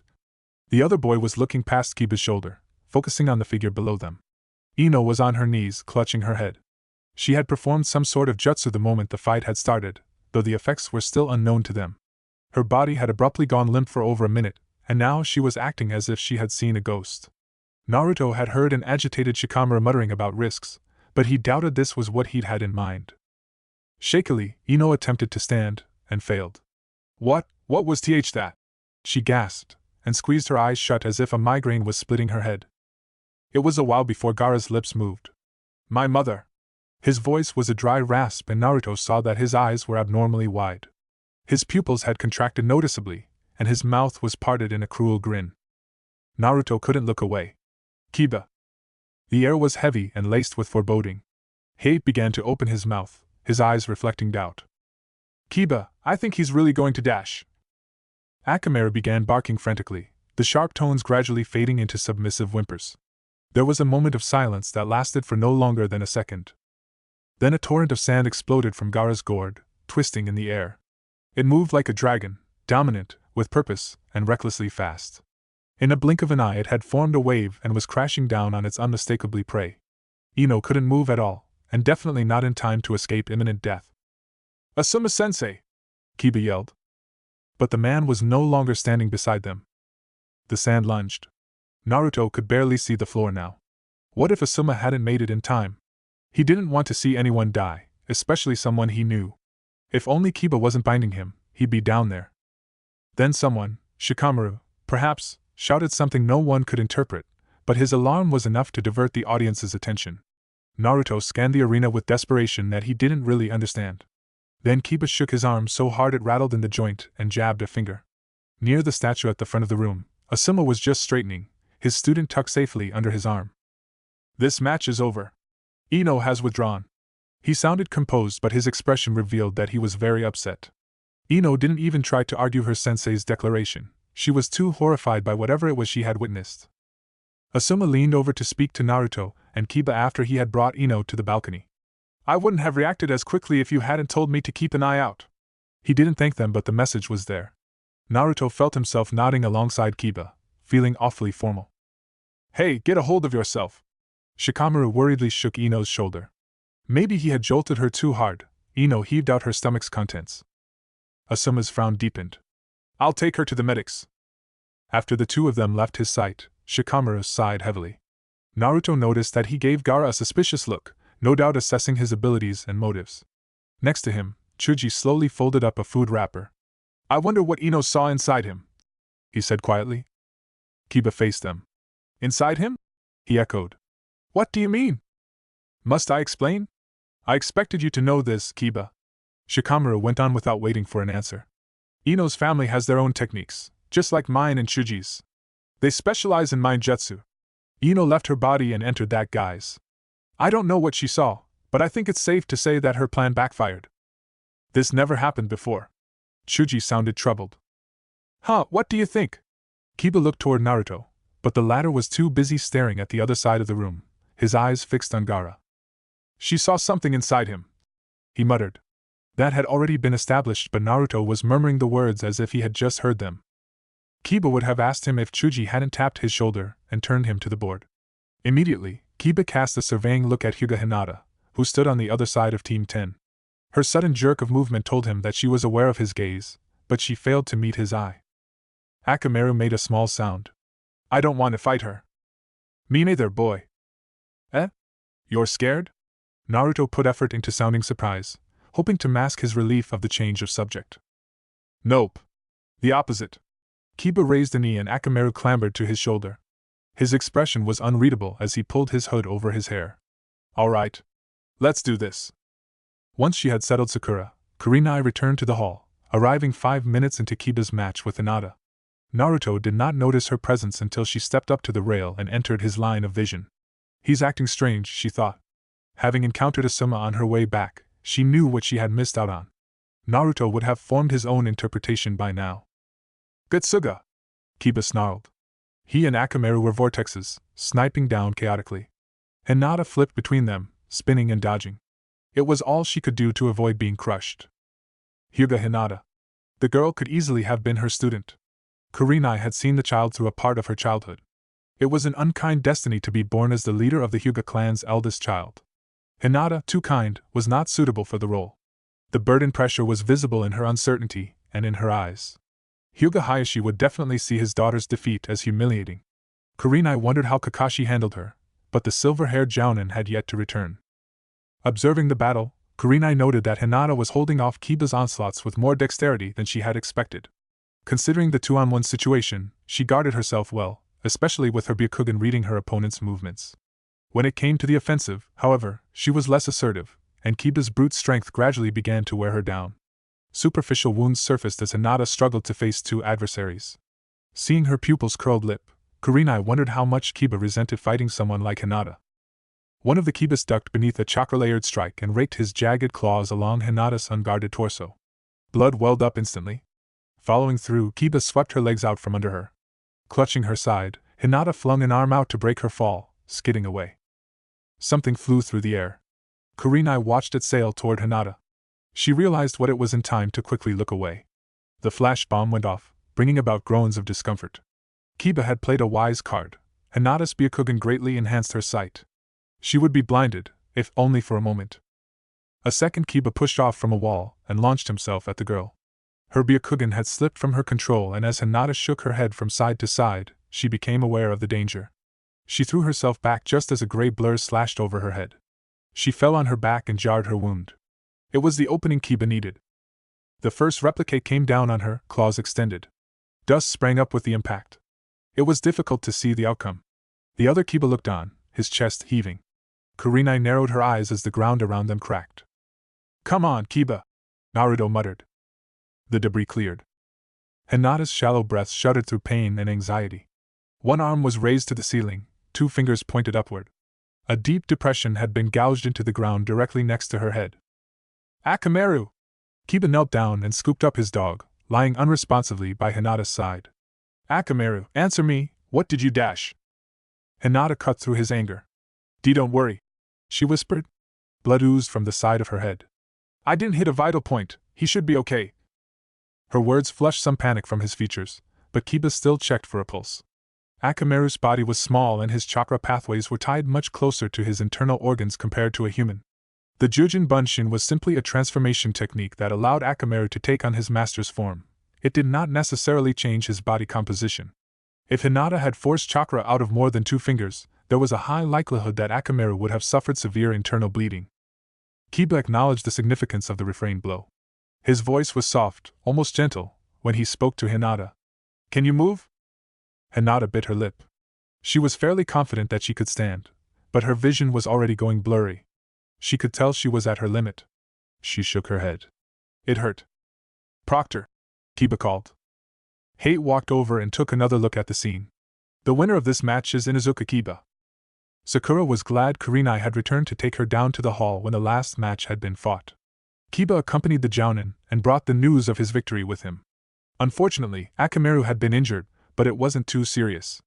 The medic said he would make a full recovery. I'm the only one in the team who didn't win, she realized glumly.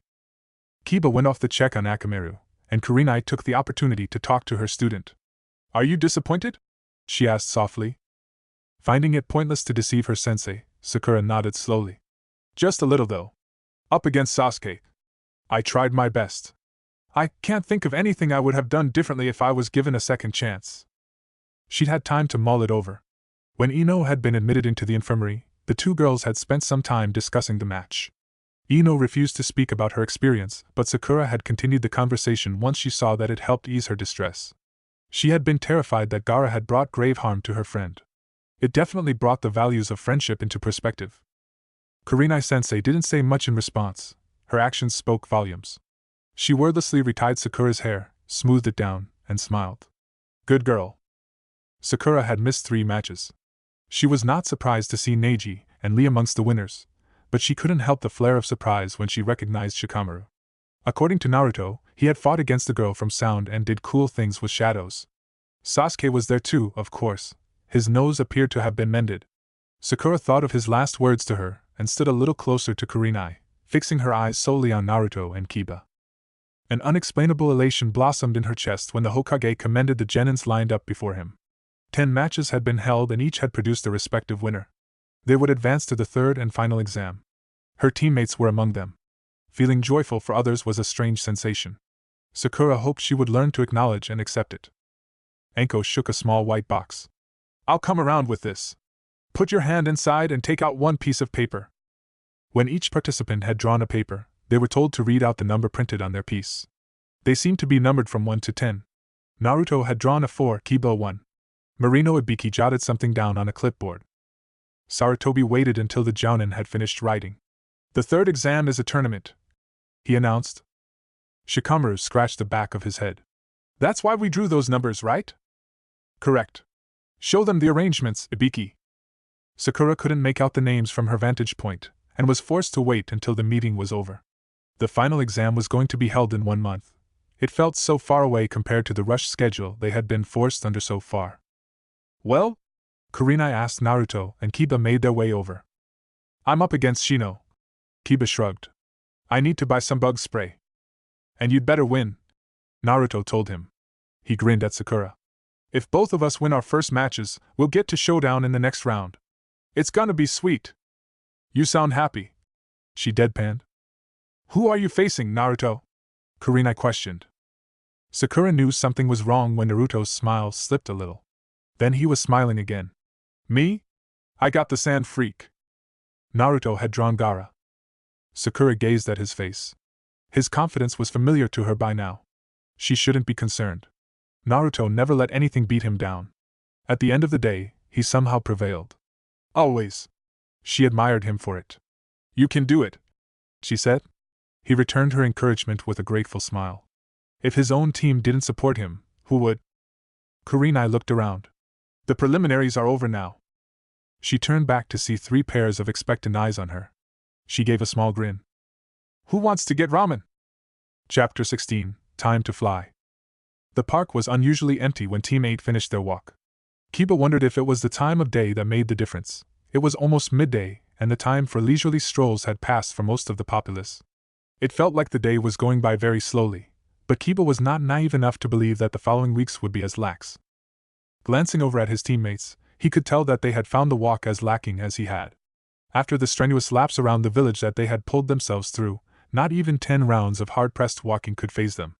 Or at least, that would have been the case if the genins hadn't just dragged themselves out of the forest of death and taxing preliminary matches 2 days ago. Catching his eye, Sakura shook her head and signaled for a timeout. The injuries she had sustained in her match against Sasuke had been tended to by the medics, but she had only been released on the strict probation to take it easy for a few days. Even after the long night of rest, Kiba's body was tense and sore. Naruto looked at his friends, not missing the strain in their movements. He couldn't feel a single hint of fatigue. "Wanna stop?" He grinned. Not for the first time, both Sakura and Kiba turned to give him a baleful look, cursing his inexhaustible stamina. "I'll outlast you one day," Kiba vowed with narrowed eyes. "Wait for it. I'll beat you." "Give it up, Kiba," Sakura told him. "The day he becomes Hokage will come way before the day you manage that. He's crazy." Naruto's grin widened as he cocked a hand to his ear. "Oh ho! Did I hear that right? Sakura-chan thinks I can be Hokage too? Baka, it's a figure of speech." Her bluster of protest fell on deaf ears. "Sakura-chan believes in me. Yada!" Kiba raised an eyebrow as he watched Naruto jump and punch the air with undying vigor. "Maybe you're right, Sakura," I'm never going to outlast him. Just look at him. Told you. Sakura sat down on the grass and Kiba joined her after a while. Akamaru whined from the front of his master's jacket and burrowed his way out. He padded over to Sakura and made himself comfortable in her lap. Hey Akamaru, she greeted, stroking his fur. Are you feeling better? The dog purred contently. Good thing Hinata held back. Hana said he should be fine in a couple of days. Kiba's expression grew a tad tight even as he shrugged. He hadn't quite forgiven himself for being so careless. It wouldn't have been tolerated if the opponent had been anyone but Hyuga Hinata. That's good. Sakura tickled Akamaru under the chin, her eyes still on Naruto. Only he could celebrate for so long over a few words. What sort of Hokage do you think he would make, Kiba? He blinked at her. Who? Naruto? No, Akamaru, of course. Kiba overlooked the jibe as he turned his gaze to the blonde boy running circles around the fountain. He hadn't expected Sakura to ask such a question, seeing as she had never expressed explicit interest in Naruto's ambition. But then again, she had once refused to give Naruto the time of day. People change, I suppose, Kiba thought. He knew he had. Only a few months ago, Uzumaki Naruto was the last person he would consider eligible for the title of Hokage, but here he was, picturing it all too easily. Chuckling, he said, "A loud one." Sakura tilted her head, trying to see it from Kiba's view. It wasn't hard. Yeah, I'd say so too, she agreed with a short laugh. When Naruto finally decided to join them, they unpacked the food from the backpack he had been carrying and set out a large mat. It had been Sakura's idea to have a picnic, and of course, Naruto had volunteered to help her carry it. He knew his friends were still worn out from the second exam, but they had persisted in meeting today, and he didn't see the point in convincing them otherwise. They all shared the same thoughts. It would most likely be their last gathering for a while. The food Sakura had prepared disappeared quickly over animated recounts of the Chunin exam. It didn't take long for the boys to dive into a debate over who had fought the best preliminary match. Sakura was used to her teammates' antics by now, but she was caught completely off guard when Naruto's head came up from the competitive discussion and he said, "You know, I think Sakura's was the coolest. She broke that Sasuke's nose." When Kiba started to agree, Sakura began to get a little uncomfortable. Wait a minute, I didn't even win. Does it matter? She managed to catch herself before she answered with an immediate affirmative. She'd had this talk with her team before. What had Naruto said? You don't have to win. Somehow, when she had been lying there defeated and bleeding, Sakura had understood exactly what he had meant. It was hard to have regrets when she had tried her hardest. Fighting Sasuke had changed her in ways she couldn't begin to understand, and she had walked away, been carried away, feeling a strange sense of self-achievement. In light of that, maybe winning didn't matter that much. Naruto and Kiba shared a grin when a slow smile spread on Sakura's face. Not even food scraps remained by the time the conversation drifted away from the exam. Kiba had stretched out on the grass and, gazing up at the clouds lazily wafting by, he said, I won't have much time to hang with you guys after today. I've got clan training to do before the tournament, and my mother's an absolute slave driver. He turned his head toward Naruto. What about you? Are you going to train with Sensei? The other boy picked at the grass in front of him, his expression thoughtful. I dunno, last night Kurenai-sensei made it sound like there was someone else who could train me. Sakura remembered what Kurenai had said at dinner the night before. She admitted that it was a bit strange for the Jounin to remind Naruto that she was a genjutsu specialist, and therefore not the best person to offer him personal training, yet neglect to suggest someone to take her place. There weren't many people Sakura knew who could supervise Naruto's training, and she was certain Kurenai would have mentioned her if Takara had been one of the candidates. For their sensei to be so ambiguous when it came to the welfare of her own students was peculiar. She said she could still train you, didn't she? Kiba asked. Yeah, but... Naruto made a face. I don't know why, but I get the feeling that sensei thinks I should ask someone else to help me train. It's weird. It's not that weird. Sakura had spoken without thinking and was surprised to find her teammates staring curiously at her, prompting elaboration. Well, Naruto said it himself when we were thinking about whether or not we should take the Chunin exam, remember? Kurenai-sensei would only want what's best for us, so she must have her reasons if she thinks there's someone else who can train Naruto. Naruto blinked. He couldn't have fathomed that Sakura had paid such attention to his words. It was nice to be proven wrong.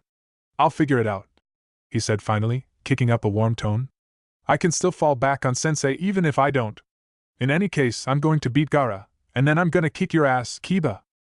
Although he cracked a grin, Kiba surprised his companions by letting the challenge pass by him. Instead, his voice was soft as he said, Sabaka no Gaara isn't going to go down easily, Naruto. You've seen those things he can do with that sand. Sensing the gravity of Kiba's words, Naruto grimaced and tried to shrug it off. He's got to have some sort of weakness. It's not just that. Kiba shook his head. The final exam is different to the other two. It's a big event. The daimyo and even other kage are going to be there. It's not going to be like Ino's match where Asuma-sensei could cut in. The only person who can stop the match is the proctor, and even they can be slow. He glanced at Naruto, his expression grim. What I'm saying is, you've got to look out for yourself, Naruto. Be careful. I'm serious. Naruto fell silent. Sakura deliberately began to fold away the picnic mat when he looked over at her, biting her lip. Like Kiba, she didn't want to discourage him into thinking that he stood no chance. Sakura realized that some part of her actually believed that her teammate could defeat Gaara. Uzumaki Naruto was more capable of turning the odds than anyone. But he was only unpredictable because he was so reckless and stubborn. Even if he emerged victorious, it would most likely come at a price. His friends had every reason to be worried. Sure. Both his teammates looked up, even Akamaru seemed to stare. Naruto grinned. I'll be careful. Promise. He wasn't going to assure them with confident claims of how powerful the future Hokage was, and that no creepy panda could bring him down. Just a simple promise. And for some reason, Sakura and Kiba liked it that way. Being a teacher was harder than it was supposed to be. There were many things Kurenai would have liked to do in her leisure time, like tending to her garden and trying out a new recipe, but instead she found herself stranded in Konoha's public library, frowning down at a thick book and nursing a potential headache. Suppressing a sigh, Kurenai snapped the book shut and returned it to the shelf. She was generally an avid reader, but after staring at pages of complicated seals for almost an hour even she was beginning to reconsider her pastimes. Kurenai rounded into the next aisle and looked up at the spines of tomes dedicated to elemental jutsu. It reminded her that she had yet to determine her students' affinities, and she made a mental note to procure some chakra paper. A shinobi would not get very far without mastering their natural element. Due to the substantial amount of books the library catalogued, the shelves were considerably taller to accommodate the needs. Despite her height, the shelves around Kurenai easily exceeded her by several heads, making the books she had spotted on the top ledge seem like a bad choice.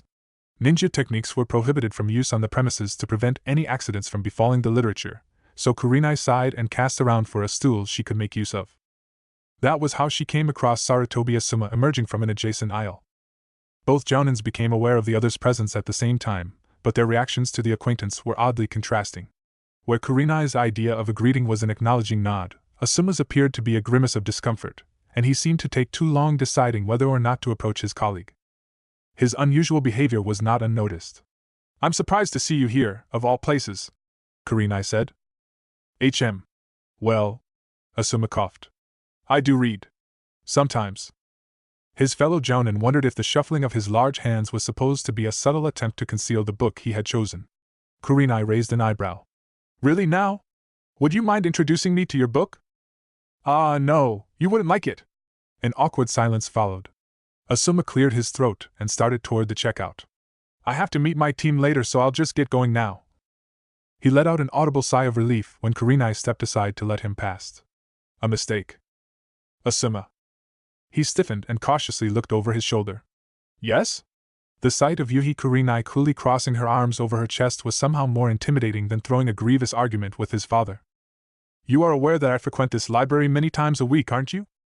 Asuma nodded warily. He willed himself to get a grip on his composure. He was a jounin, for Kami's sake. A jounin who had run into the last person he wanted to come across right now. The temperature seemed to drop several degrees as Kurenai stepped closer to him. She regarded him steadily. So what makes you think I wouldn't know that you just walked out of the erotica section? Asuma was suddenly very grateful for the library's no jutsu policy. He didn't want to imagine what Kurenai would do to him without it.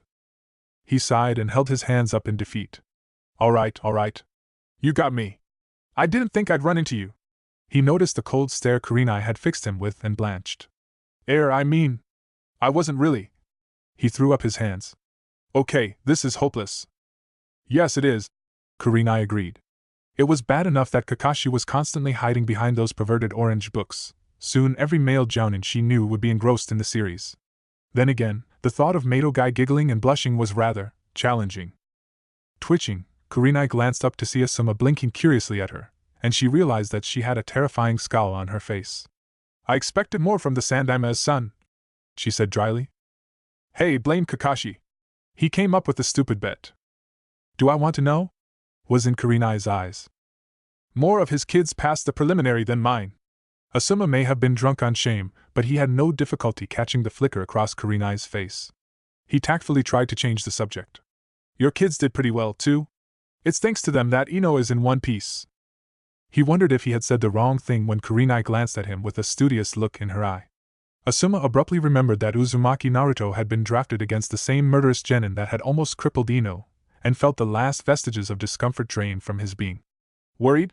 He murmured, using the light tone that had always worked on her back when they had been on the same Anbu team. He reveled in the light surprise dawning in Kurenai's crimson eyes until she shook her head and strode down the aisle she had emerged from earlier. Help me reach a book, Asuma, she called shortly. Asuma shrugged and dutifully followed her. He casually glanced over the cover of the manuscript as he pulled it down, then paused for a second look when he registered the title, Advanced Counteraction of Doton Techniques. He passed it to Kurenai, resisting the urge to casually mention that sand and earth were two very different elements. It was easy to be dismissive when Shikamura hadn't been the one to draw Sabaka no Gara. As if she were able to sense his empathy, Kurenai raised her head and graced him with a brief smile, which he tried to return as composedly as he could. Somewhere in the back of his mind, Asuma was glad that he had taken the time to understand Yuhi Kurenai. Still, a place where he couldn't smoke was a prison. Asuma was ready to excuse himself when Kurenai released another sigh and closed the book. He wordlessly slipped it back in place for her, noting the hazy glaze in her eyes that surfaced whenever she spent too long reading, thinking, or both. They hadn't been in much contact since Anbu, but it seemed that he still knew Kurenai better than she liked to think. He gently turned her away just as she reached out for another book, shrugging off the questioning look she shot him. Tea? My treat. Kurenai had seen that coming, but she still pretended to consider.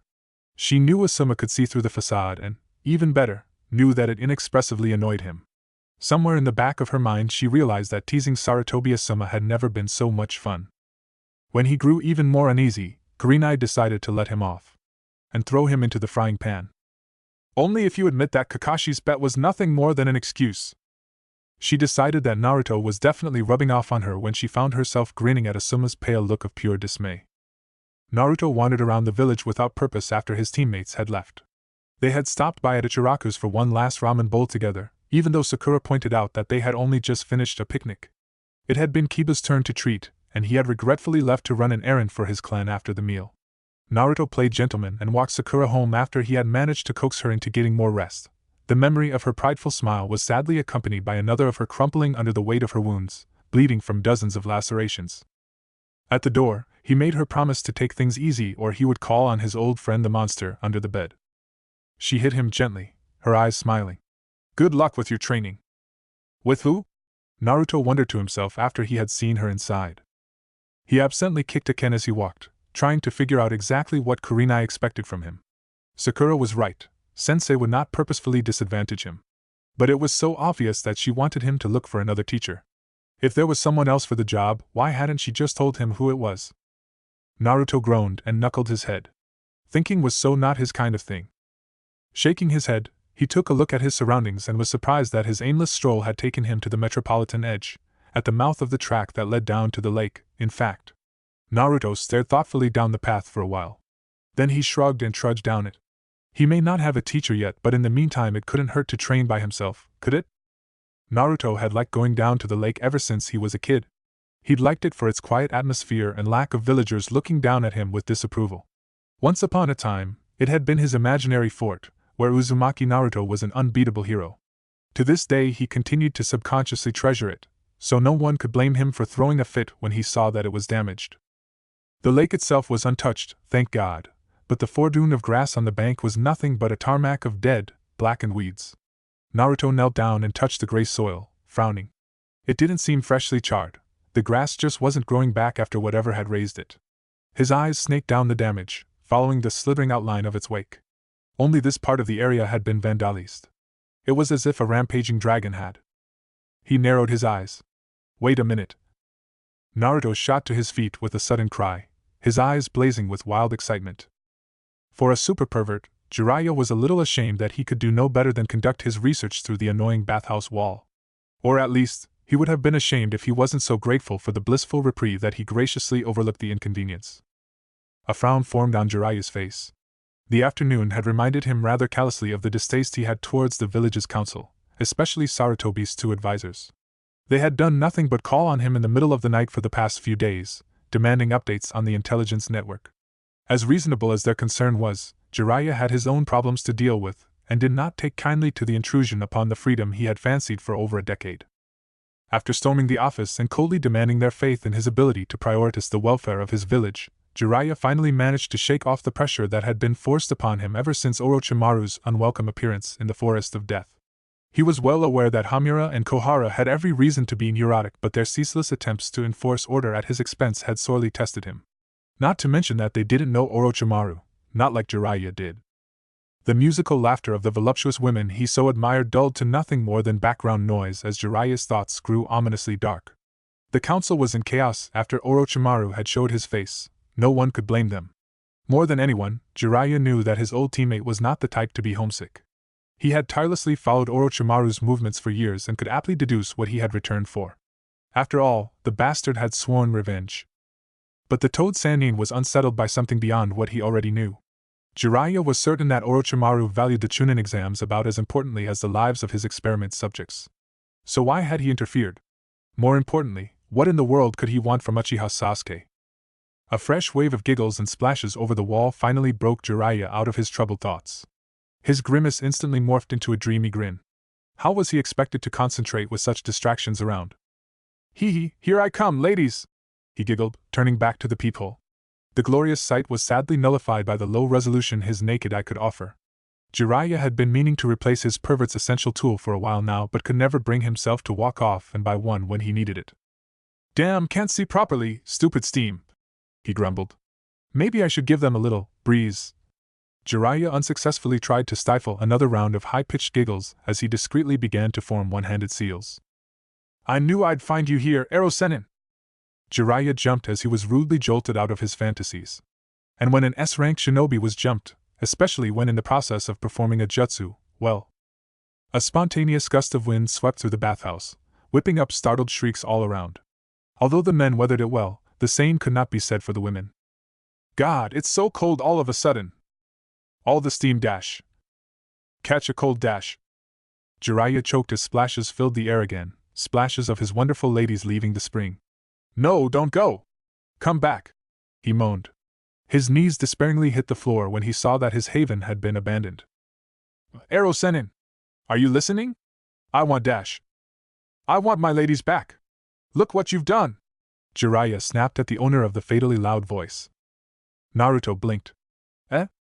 Just looking at the kid's clueless expression was enough to make Jiraiya sigh. It's useless. A kid like you wouldn't understand. With one last, forlorn look towards the women's spa, he began to slouch towards the exit. Naruto scowled. He'd spent an hour scouring the village for this kind of greeting? No way. He quickly fell into pace beside the white-haired man. What do you want, Bakagaki? Jiraiya grumbled. The unappreciated nickname almost sparked one of Naruto's signature outbursts. But he quenched it. Asking for a favor was not something a prideful person like Naruto was accustomed to, and he'd had time to consider his decision while searching for Jiraiya. He always wound back to the same conclusion: this was the guy. He may or may not be the teacher Kurenai had been hinting toward, but Naruto was convinced that he could not go wrong with choosing Jiraiya. Naruto was still pondering how to broach the topic when they emerged into one of the main streets. Jiraiya cast a glance in his direction. He appreciated Naruto's tact, but he was still short on patience after the episode with the council. Out with it already. Well, you know how you were showing me some cat-on tricks a while ago? At the lake? They really helped me. Is that so? Jiraiya yawned disinterestedly. It was nothing more than a professional facade. His eyes were sharp with interest. Naruto nodded. You're a legendary salami, right? There was a painful grinding of teeth. Sannin. That. So you're strong? Of course. At last, Naruto decided to cut the chase. He inhaled a deep breath. I need someone to overlook my training. For the third exam. Jiraiya hid a smirk. Now we're getting somewhere. But tell me, why should a great sage like me bother to teach an ungrateful runt like you? Naruto was less discreet at expressing his triumph. Hook, line and sinker. Why wouldn't you? Jiraiya paused when a dark thin cylinder was dangled before his nose. He narrowed his eyes, wondering why it was so awfully familiar. By the time he finally recognized it and made a wild snatch, Naruto had already pulled it away and skipped to a safe distance. He grinned mischievously. Well? You thief! Hey, not my fault you didn't ask for it back. Jiraiya crossed his arms. You can't bribe me. It's useless to you. Not really. It's thanks to this baby that I passed the first exam. That ignited another spark of interest. The Sannin had been wondering for a while now what methods Naruto had employed to pass Marino Ibiki's test. I'm curious. How? Although slightly wary of the sudden enthusiasm, Naruto could not refuse an audience. Jiraiya settled comfortably against a lamp post as Naruto engagingly retold his ingenious scheme. He was more than just amused, he was well and truly impressed. He'd had a feeling Yuhi Kurinai would pass Naruto's tutelage to him at this point, but he hadn't considered that she would leave the decision to Naruto himself. In many ways, this was the most favorable alternative Jiraiya could have asked for. He was finally starting to see the kind of person that Uzumaki Naruto had grown into. Sarutobi was right, he had clearly matured. His academy reports spoke nothing of the tactical dexterity the boy was showcasing. Naruto's natural ability to instantly adapt to his environment could only be harnessed to its full potential with proficient strategical knowledge, and his sensei had obviously enforced that. In his preliminary match, Jiraiya had taken notice of his taijutsu form and ninjutsu arsenal, and he was both pleased and surprised to find that they had been carefully developed. As Naruto finished his recount, Jiraiya could almost hear Yuhi Kurinai's voice. I've done my part, now it's your turn. So, Naruto said tentatively, will you train me? Jiraiya pretended to consider. Oh, I don't know. You always scare away my ladies and dash. I know, Naruto interrupted, taking the Sannin by surprise. I know we're practically strangers and I know I've ruined your fun every single time we've met. And I understand that you might not want to teach me for other reasons. Of the many revelations regarding Naruto that Jiraiya had stumbled upon, this was by far the most illuminating. And disappointing. Looks like things really didn't turn out the way you wanted them to, Minato. Jiraiya wondered how many people had looked beneath Naruto's exterior and found a faltering child shadowed by a village's abhorrence. His eyes softened. Naruto studied a crack in the pavement, red-faced. He hadn't meant to lose his composure like that. It hadn't occurred to him how harshly he took rejection sometimes, and how desperate he was to protect himself from it. He sighed quietly to himself. The good impression he tried to impose was ruined now. He was about to walk away while he could when an outstretched arm cut across him, palm open. Hand it over, Jiraiya grunted. Naruto's face lit up instantly. He spun on the balls of his feet and grinned widely at Jiraiya. Does that mean? Quick, or I'll change my Oa! Don't throw it around like that! Naruto ignored the fact that he had just spent a legendary Sannin sprawling to the ground by throwing his prized possession into the air. So what are you going to teach me? Is it a super powerful jutsu? He demanded eagerly. Jiraiya sighed and safely pocketed his monocular before another hyperactive genin could steal it and hold it hostage. He thoughtfully studied Naruto, who fell into a fidgety silence under his gaze. The rumors shrouding the Kazekage's youngest son were not pleasant, especially not since Jiraiya knew them to be true. An average genin wouldn't last 3 minutes. But then again, it was a downright violation of nature to call Uzumaki Naruto just average. Chuckling to himself, Jiraiya turned away. Don't get ahead of yourself. Being my apprentice is tough, you know. For starters, learn to stop interrupting me when I'm doing research. It's your own fault for peeping, Naruto said guiltlessly. Then he suddenly realized something. Hey! I haven't even introduced myself. I know who you are, boy, Jiraiya murmured, too low for the genin to hear. Naruto slapped a hand to his chest. Uzumaki Naruto! Future Hokage! He thought back to Sakura's offhand comment of his ambition, and his grin widened impossibly. She didn't know that it mattered, but it did. Don't fall behind, Hokage-sama, Jiraiya called over his shoulder, already several blocks ahead. I'll get him for that, Naruto thought as he ran to catch up. That means I should call you Ero-sensei. Jiraiya stopped in his tracks so abruptly that Naruto would have collided into his broad back without the awareness Kurinai had drilled into him. What's wrong? Naruto asked curiously. Oh, it's nothing. Jiraiya shook his head, betraying a small, fond smile. You just reminded me of an old student of mine. At 5 in the morning, Sakura found herself wide awake without any notion to fall back asleep. She levered herself up on an elbow and parted the curtains, allowing a sliver of gray light into the room. It was nearing winter, and both the sun and village woke slowly these days. All Sakura had been doing for the past 5 days was rest, and now her restless body would tolerate it no longer. With a sigh, she let herself fall back onto the bed. She lay thoughtlessly until she heard her parents begin to wake. Hearing footsteps, she hastily pulled the covers over her body and pretended to be asleep. The door opened moments later. Sakura could tell it was her father this time. He didn't linger for as long as her mother did. She waited until she heard him descending the stairs before allowing herself a soft sigh. She was getting tired of this. Her parents had been excessively anxious ever since Sakura had returned from the second exam, limping and favoring her ribs. She had expected it to be a passing phase, but almost a week later they were still hovering by her shoulder. They had never approved of her becoming a ninja, and this only gave them more fuel to burn. It was like they had only viewed the career as a childish game and hadn't realized how serious it was until their daughter had come home with battle scars. It became more stifling day by day, to the point where Sakura, for the first time, almost threw up an argument with her parents. It was hard to blame them, though. Sakura had to admit that the Chunin exams had been terrifying, but she couldn't explain to her parents that it had also been thrilling. She felt wiser, her sights open not only to the village she had grown up in, but extending to the life beyond that awaited her as a kunoichi. Sakura's hand tingled upon remembering the events of the exam.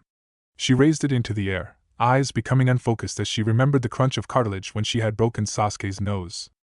"You're annoying, Haruno." Abruptly, Sakura closed her hand into a tight fist and sat up. She gave her head a shake, forcing herself to admit that she was relieved by the turnout. It felt like she had hit a milestone. She no longer saw Sasuke as a goal to meet, she wanted to exceed him. Feeling light, she rose from bed and opened the window. She inhaled the invigorating morning air and smiled. Today was a new day, after all. Her mother was just putting on her apron when she went downstairs. "Oh, you're awake. I'm about to make breakfast." Sakura rubbed her eyes, pretending to have just woken. "Where's Dad?" "Bathroom." "Say, Sakura." The girl looked up to see her mother wiping her hands and tugging a piece of paper off the fridge. "Do you mind doing some grocery shopping after breakfast? I was hoping to stop by at the bathhouse with Yamada-san. With any luck we won't have another hurricane." Sakura accepted the list and money with a nod, and turned away biting her lip. Her mother was so transparent. Did she really think there was hope of converting her daughter to a regular girl in the month that she was excused from ninja duties? Now more than ever, it was painful to realize that her own parents frowned upon her aspiration. Sakura's mouth tightened. She left the house without a word. She heard her mother calling after her as the door closed, and ran without second thought. 2 streets later, she released another sigh, already her third. She regretted her outburst already. Starting off on the wrong foot with her family and skipping breakfast was not the therapy she needed. It was just, she couldn't stand how helpless she felt. The forest of death had helped her realize how much harder she needed to work. On top of that, she had to deal with uncooperative parents, who not only neglected to offer encouragement, but instead chose to rub salt in the wound. Remembering the grocery list still clenched in her hand, Sakura resisted the urge to sigh once more. She breathed deeply a few times to clear her head, then smoothed out the creases on the paper and headed down to the marketplace. Her mother hadn't written a very comprehensive list, obviously intending to use it as no more than an excuse. Sakura tossed it into the bin after a quick check to confirm that she had everything. She glanced up at the sky. Less than an hour had passed. She grimaced. Did she want to return and confront her mother so soon? Before she could make up her mind, her legs were already carrying her toward Tanaka Noboru's grocery shop. I guess that's a no, Sakura thought, hiding a smile. Surprisingly, Tanaka was not sitting behind the counter today. Instead, Sakura's eyes fell on a breathtaking young woman with long lavender hair.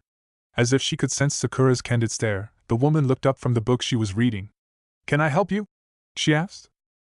Sakura flushed with embarrassment. How had she allowed herself to be caught staring? "Ayano, doesn't Tanaka-san usually run the shop?" "He does, but I don't know where he is at the moment. The stand was unmanned when I arrived." "Oh, I see." Sakura tried to act casual as she leaned over and inspected some grapes. She couldn't stop glancing back at the mysterious storekeeper and wondering how she was related to Tanaka. Could she be his wife? Sakura had to choke on a gasp to prevent it from leaving her lips. Had she stumbled on the answer? But there was no way she was older than 25 and Tanaka-san. Well, he wasn't old, but there had to be at least a 10-year difference between their ages. Vaguely, Sakura was aware that 10 years was not a disastrous difference, but still, the adolescent girl inside her persisted. It had been too long since she'd had to entertain such normal thoughts, and she was easily astounded. The surprise dulled her attentiveness, so Sakura did not realize that the woman was looking at her until she spoke. "You're Haruno Sakura-san, aren't you?" Sakura's marital analysis was blindsided by astonishment. Somewhat warily, she nodded. The woman offered a small smile. "I was one of the Anbu overlooking the preliminary matches in the Chunin second exam. My name is Yuzuki Yugago." She paused, giving Sakura time to digest the fact that Tanaka's wife was both stunning and an Anbu. "You fought very well." Thank you, Yuzuki-san." Sakura bowed her head, a little flustered. She noticed that there was an impartial tone in Yuzuki Yugago's praise. She spoke it like a fact.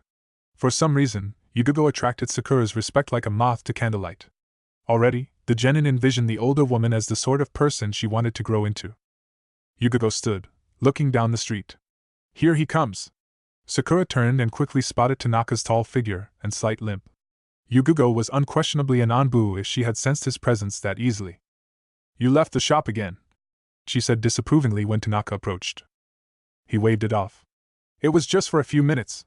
You didn't think I would leave unprepared, did you? By the way, you broke my protective seals again."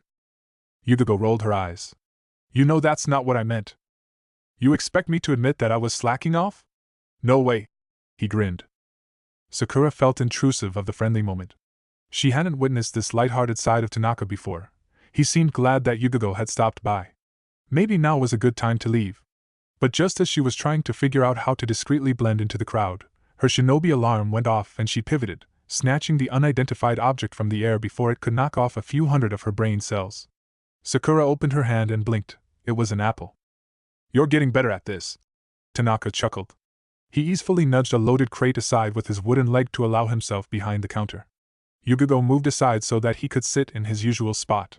"And what do I owe for this rare visit, Yu-chan?" Yugago's lip twitched. "One day, I will annihilate you for calling me that," she promised calmly. "Great! Make it today. It's been ages since we last sparred." Yugago paused thoughtfully. She slowly closed her book and slapped the side of Tanaka's head with it. "You wish, Nisan?" Sakura's eyes grew to the size of coins. "Nisan?" At that moment Yugago turned and smiled at the dumbfounded genin. It was an intense challenge of Sakura's composure not to assume the shade of a ripe tomato. Yugago had known all along.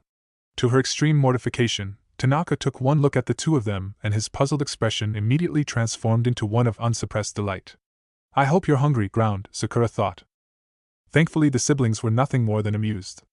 "I'm sorry," Yugago said lightly, a smile dancing in her eyes. "It's been a while since I visited my brother and had someone misunderstand. I miss seeing that reaction. Everyone in the market thought the same as you did when they saw Yugago with me for the first time." Tanaka chortled. His shoulder heaved with mirth. "But back then she was nothing more than a gaki. They thought I was a cradle snatcher." At that, he threw his head back and let out a loud laugh. "Oh, cut it out, Tanaka." The vendor selling fish across the street chuckled. "Yu-chan was obviously too good for you." Yugago smiled weakly. Sakura was curious. "But your last names are different." "I made a lot of enemies back when I was still on active duty. I spread a rumor that Tanaka was my real name to protect my sister." Tanaka smiled faintly and tilted his head slightly toward the sky. "Wish I'd done it sooner." When Yugago fell into silence as well, Sakura knew that tragedy had befallen their family. She regretted bringing it up and tried to change the topic. "Is that a book on medical jutsu, Yuzuki-san?" she asked hastily, motioning to the book she had been reading. "Yugago is fine," the Anbu operative said. Sakura summoned a humble smile. "And yes, it is. I came with a stack of them to return but somehow ended up babysitting the store for my brother." She gave Tanaka a pointed look. He ignored it skillfully, instead thumbing through a pile of books sitting on a crate behind him. "Did they have what you needed?" Yugago nodded. He sighed. "You couldn't have taken them home? Now I have to carry them. I have to return to duty soon. Don't complain." Sakura was amused by the authority Yugago wielded over her brother, and wondered if someone like Tanaka could have a sister complex. Tanaka began to grin. "Oh, I know. Hey, Sakura." She stiffened, nervous that her thoughts had been read again. "Yes? Do you like to read?" "Yes." "Good." He shuffled through the collection and pulled out 2 books. He thrust them toward her. "Here you go." She hesitantly accepted them. "You can borrow them for as long as you want. They're on the basics of medical jutsu. Maybe you'll like them. I remember you had good chakra control. It couldn't hurt, she grudgingly decided. Unlike her teammates, she did not have intensive training to undergo. Some light reading could be healthy for her. Perhaps seeing her resume and old hobby would somehow assure her parents and set them off her case. She smiled. Thank you, she said to Tanaka. I'll be sure to read them. Medical jutsu seems useful. Yugago looked at her. How important is your team to you? Sakura looked into Yugago's deep eyes. Without truly comprehending her own words, she said, Sometimes I feel that they are the only ones who know me. Then you will find medical jutsu very useful. For the umpteenth time that day, Kiba hurled himself at the stubborn wall Tsum's Doton had conjured. He began to furiously gyrate to the maximum extent his body would allow, and felt confidence well up inside him. He never managed to spin this rapidly before. Maybe he'd be able to nail it this time. But moments from impact, Akamaru gave a start. It's not enough. Kiba reached for more chakra, but only scraped the bottom of his reserves. He cursed as he plowed into the barrier, losing control of the transformation. Debris and chunks of heavy concrete rained down. Kiba made a blind grab for Akamaru and secured the canine to his chest. Gritting his teeth, he thrust an arm out, fingertips fused with the last remains of his chakra, and managed to stall his free fall long enough for him to plant his feet on the face of the wall and propel himself away from the dangerous shower. Hana moved forward to break her brother's fall. Too late, she realized that he was traveling much faster than she had anticipated, too fast. The air was knocked out of her as Kiba collided into her, sending both of them sprawling and coughing on dust. Oops! Kiba shakily blinked away sweat, dirt, and blood. He was bleeding from the scalp, a shallow injury compared to the ones he had accumulated in the beginning. Inuzuka clansmen did not take training lightly. Of course, it helped to have a medic nin on hand, even if said kunoichi was technically trained to treat animals. Not a big difference, Hana thought to herself. She pushed Kiba off her. Fatty. He sank back onto her lap, grinning wearily. Yeah, that's why you're so comfortable. Hana let it drop. The repetitive bicker was one of the many things she had grown exasperated of during the training session, second only to catching Kiba after each of his failures. At least he was improving and making progress. Smiling to herself, Hana placed her palm on her brother's head and began to heal him. Tsum, the other spectator, approached her children after inspecting the damage to the barrier. Kiba cracked open an eye at the sound of her footsteps. 20%, she said in answer to his expectant expression. He groaned, too worn out for words. Did you expect it to be a piece of cake? Hana chuckled, moving on to treat Akamaru. The puppy melted under her touch. She stroked his fur fondly. One of her dogs trotted over and licked the top of the smaller dog's head. I think that's their limit, Mom. Let's stop here, Kiba. Tsum agreed. Despite the aching of every joint, Kiba pushed himself up and looked up at his mother. But I want to have it ready in time for the matches. Tsum regarded her son. He had changed since becoming a genin. He was much more willing to learn and hard-pressed to improve. His determination was reminiscent of his father. The thought brought a tender smile to Tsum's face. Regardless, she had to draw the line somewhere. She leaned over and flicked Kiba's nose, much to his discontent. Don't get ahead of yourself, mutt. This isn't supposed to be easy, and it's not like you can't fight without it. The upturned nose told her Kiba was not satisfied. You're still a kid, Kiba. You have plenty of time. Tsum paused. Another thing, I prohibit you from using this jutsu in the tournament unless I say you're ready. Hana expertly smothered Kiba's attempt to protest.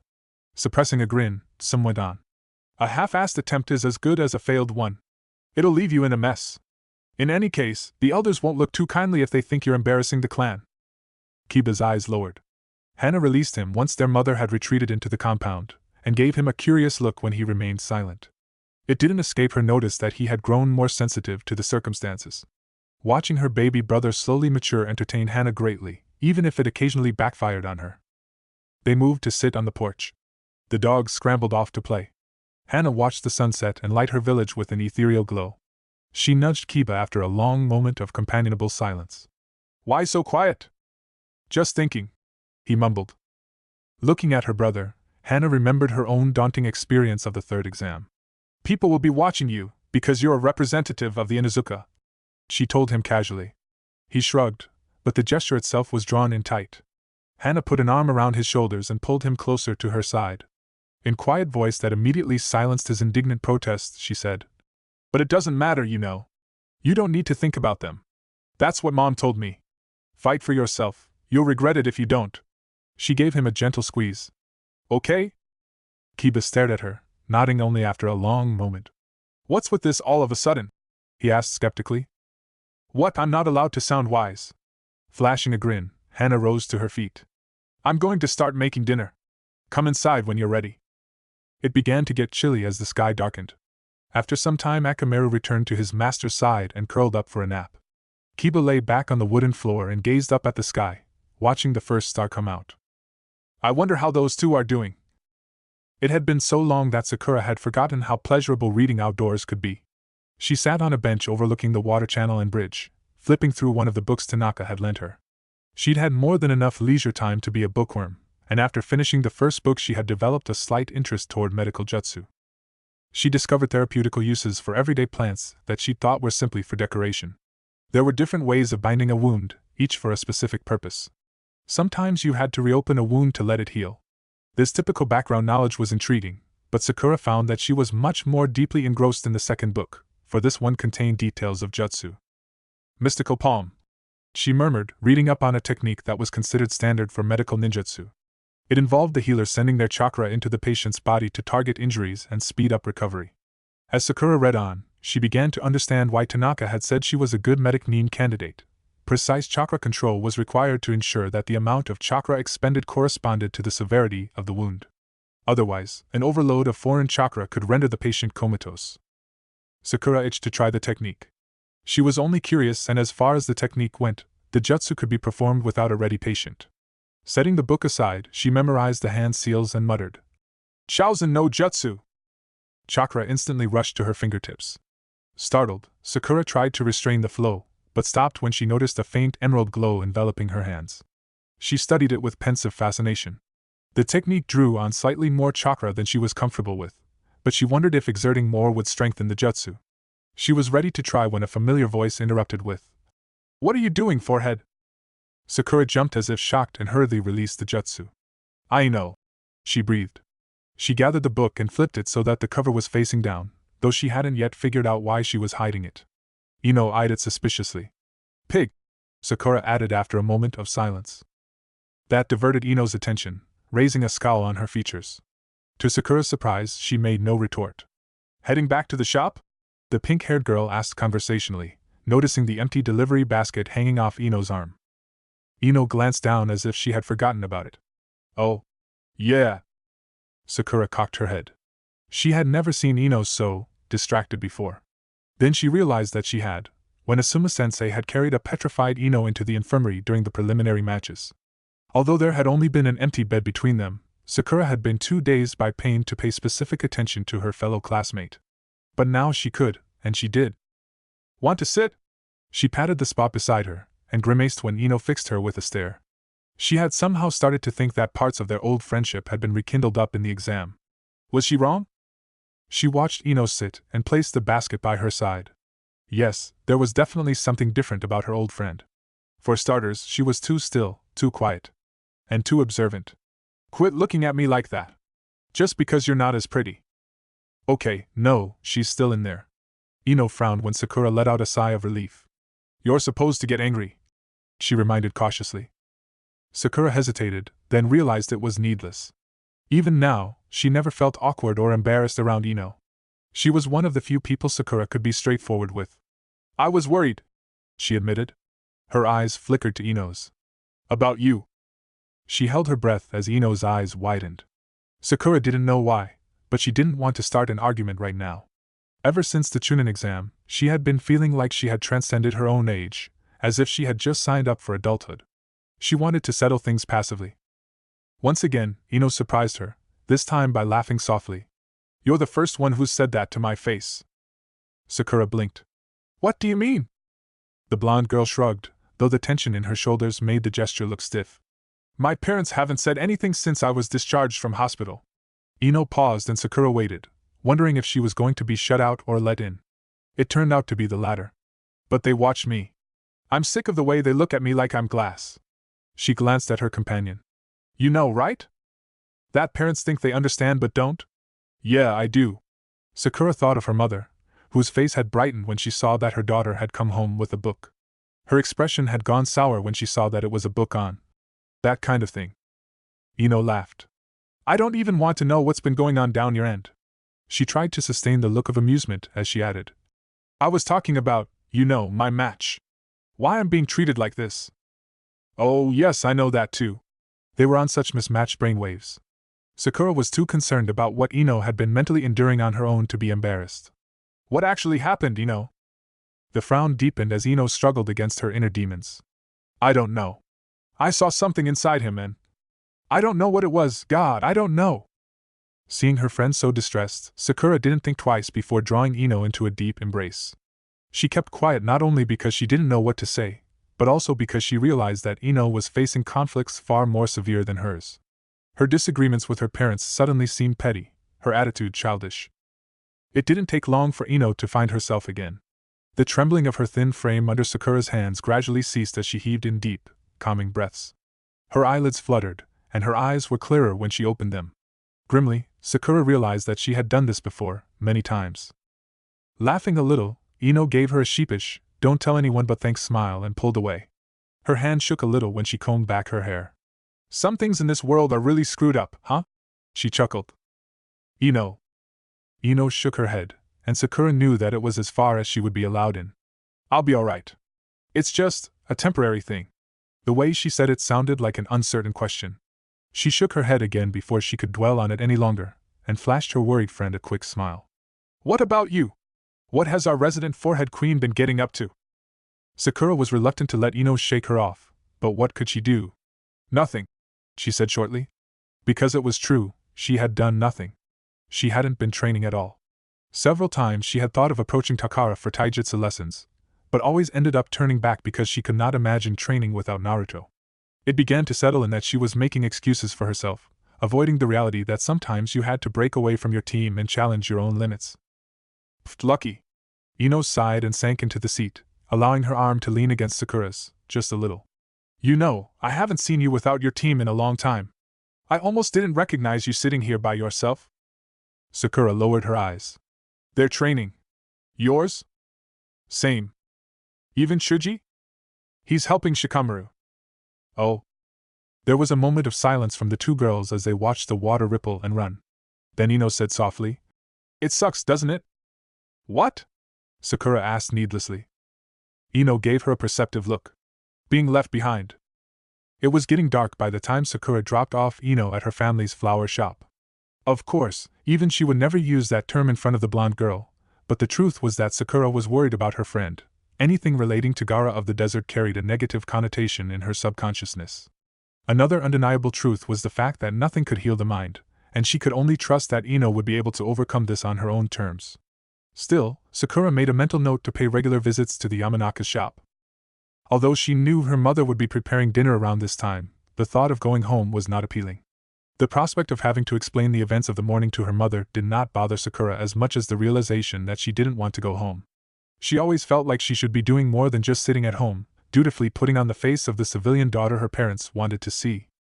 The Chunin exam wasn't all that could be blamed for Sakura's discomfiture at home, though. If anything, she was just unaccustomed to it. It came as another surprise to discover that she hadn't spent this much time at home since graduating from the academy. These days Sakura woke up early in the mornings to meet her team and stayed out late for taijutsu with Yamane Takara. Maybe Ino was right. Her team filled up so much of her life, and she had been completely unconscious of it. Well, not anymore. Sakura pulled Tanaka's book closer to her chest, sighing. She kind of missed Kurenai-sensei and the boys. Sensei, can I have another bowl? Great, thought Sakura. It's so bad I'm hearing Naruto in my head. Quick as ever, I see. Finish those vegetables first. Hi. Sakura suddenly stopped and blinked. Her nose detected a very familiar scent in the air. It smelt of spring onions, miso soup and hours of banter and laughter. Turning, she wondered how in the world she had managed to obliviously walk right past Ichiraku ramen. Curiously, she lifted the fabric eaves and poked her head inside. Hey, she came! Naruto cheered. Sakura stared at him. The sight of her teammate bouncing in his seat with a stack of empty bowls beside him brought up such confusing nostalgia in her chest that all she could muster was, Huh! Kurenai moved across one seat and gestured for her student to sit. I sensed you down the street and Naruto wanted to see if you would stop by. She explained, and Sakura was warmed by the familiar amusement in her mentor's eyes. I only came in because I heard you being a loudspeaker, she said to Naruto. When he grinned, she couldn't help but return a smile. She looked around. Kiba and Akamaru aren't here? Nope, we'll drag them another time. Stupid Erosen went off, Naruto glanced cautiously in Kurenai's direction. To do research. Yeah, so he left me there and I was hungry. Then I ran into Kurenai-sensei and we came here. I went to your house but it didn't look like you were inside, he added quickly, as if afraid that she would be upset. That's because I wasn't, she assured him. Are your parents expecting you home for dinner, Sakura? Kurenai asked. Kind of. Sakura felt like kicking herself. What sort of answer was that? Kurenai silently surveyed the girl over her cup of tea. She had been meaning to check up on Sakura for days now, but hadn't been able to make time for a visit between the consecutive assemblies she had received from the Hokage. With the Chunin tournament approaching, many arrangements had to be made to accommodate for the representatives of the allied villages that would attend, and this year, the Kazekage himself would be present. Kurenai and the other Jounin had been busy carrying out those arrangements. Watching Sakura now, though, Kurenai began to wish that she had persisted in keeping contact with her student. Whatever had happened throughout the past week had done a number on Sakura. Her facade was convincing enough to fool Naruto, but not a genjutsu specialist. Kurenai had seen confusion and traces of frustration wearing on the genin when she had arrived. They had visibly lessened now, but Kurenai's inquiry had caused them to resurface. Would you like to order then? It's my treat. The bright, grateful expression that dawned on Sakura's face at her sensei's words only affirmed Kurenai's observations. For whatever reasons, Sakura was reluctant to return home. Mao, don't you ever learn? Sakura sighed when he choked.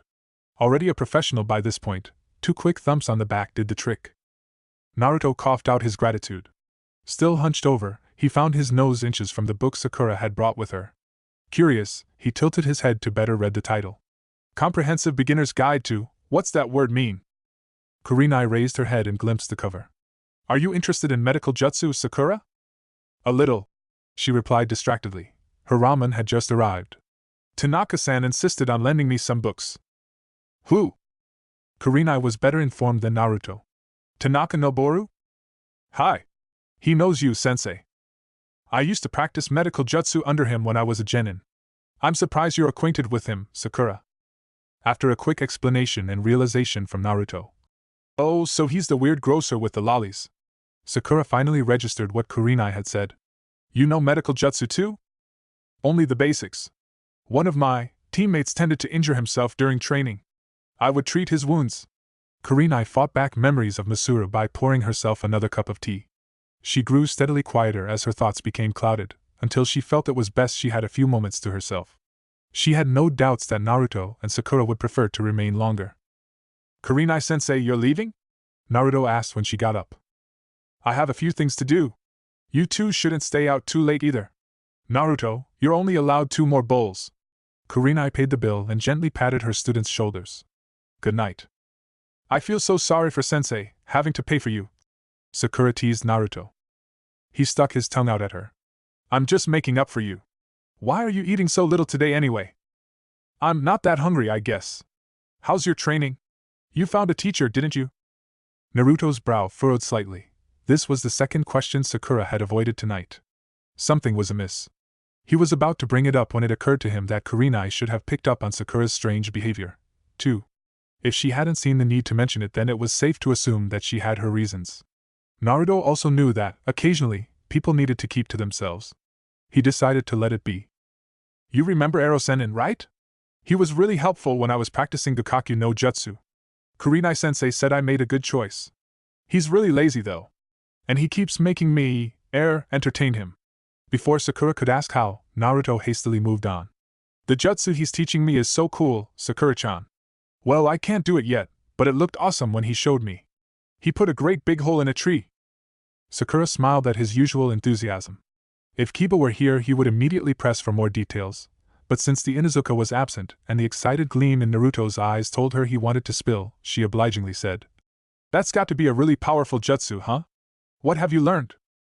Here's the thing, the kind of training Erosen makes me do isn't exciting at all. He makes me do funny things like pop water balloons with my chakra. Apparently, there's steps to performing the jutsu itself. I got the hang of the first step pretty quickly, so now I'm up to this. Naruto reached into his jacket pocket and took out a small ball. Sakura leaned forward, but no matter which way she looked at it, it was just a regular rubber ball that you could get cheaply at a toy store. Let me guess, you have to pop this. Naruto nodded. It's actually really hard. It's been killing me for days. Weighing the ball in her hand, Sakura mused. Well, it's sturdier than a balloon, of course. How did you pop the balloon? He grinned. At first I was just using my chakra to swirl the water inside really quickly, but it wouldn't pop. Then I figured out that you had to spin it in lots of directions at the same time. The triumph was replaced by a frown as Naruto glared at the rubber ball. I tried to do the same thing on this one, but it's not enough. I bet there's a trick hidden somewhere. Thoughtfully, Sakura placed the ball in her right hand and pushed chakra out the tenketsu points on her palm. She pictured the rapid rotation Naruto had described, envisioning it as a spherical vortex.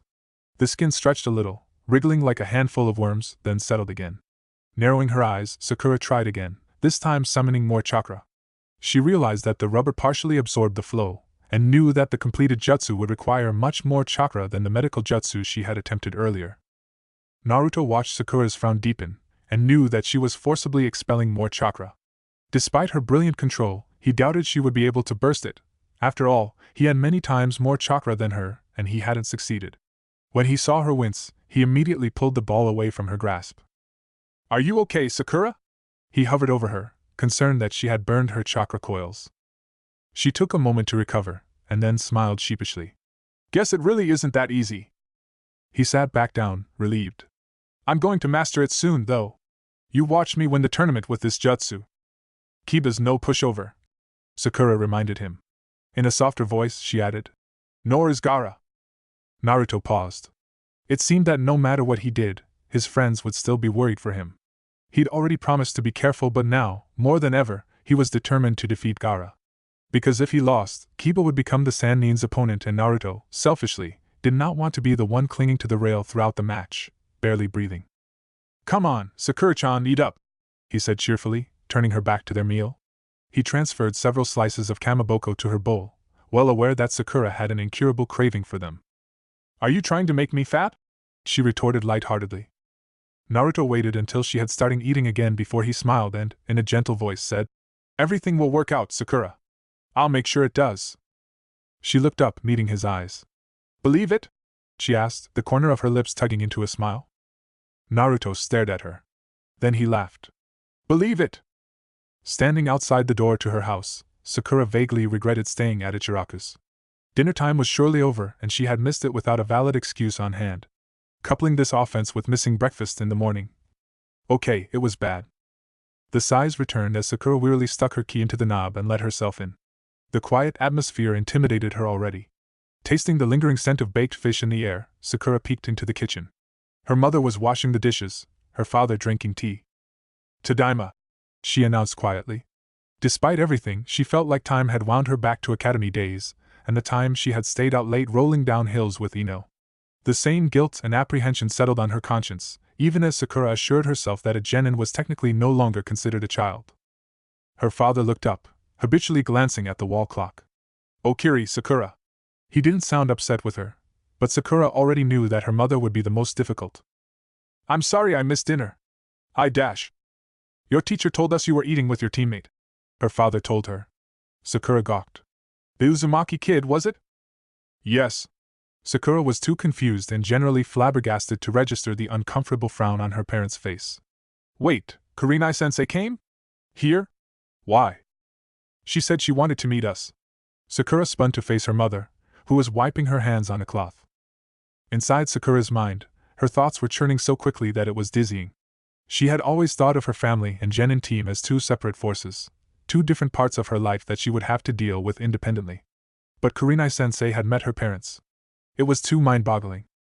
She only wanted to meet you. That was it? She heard herself ask.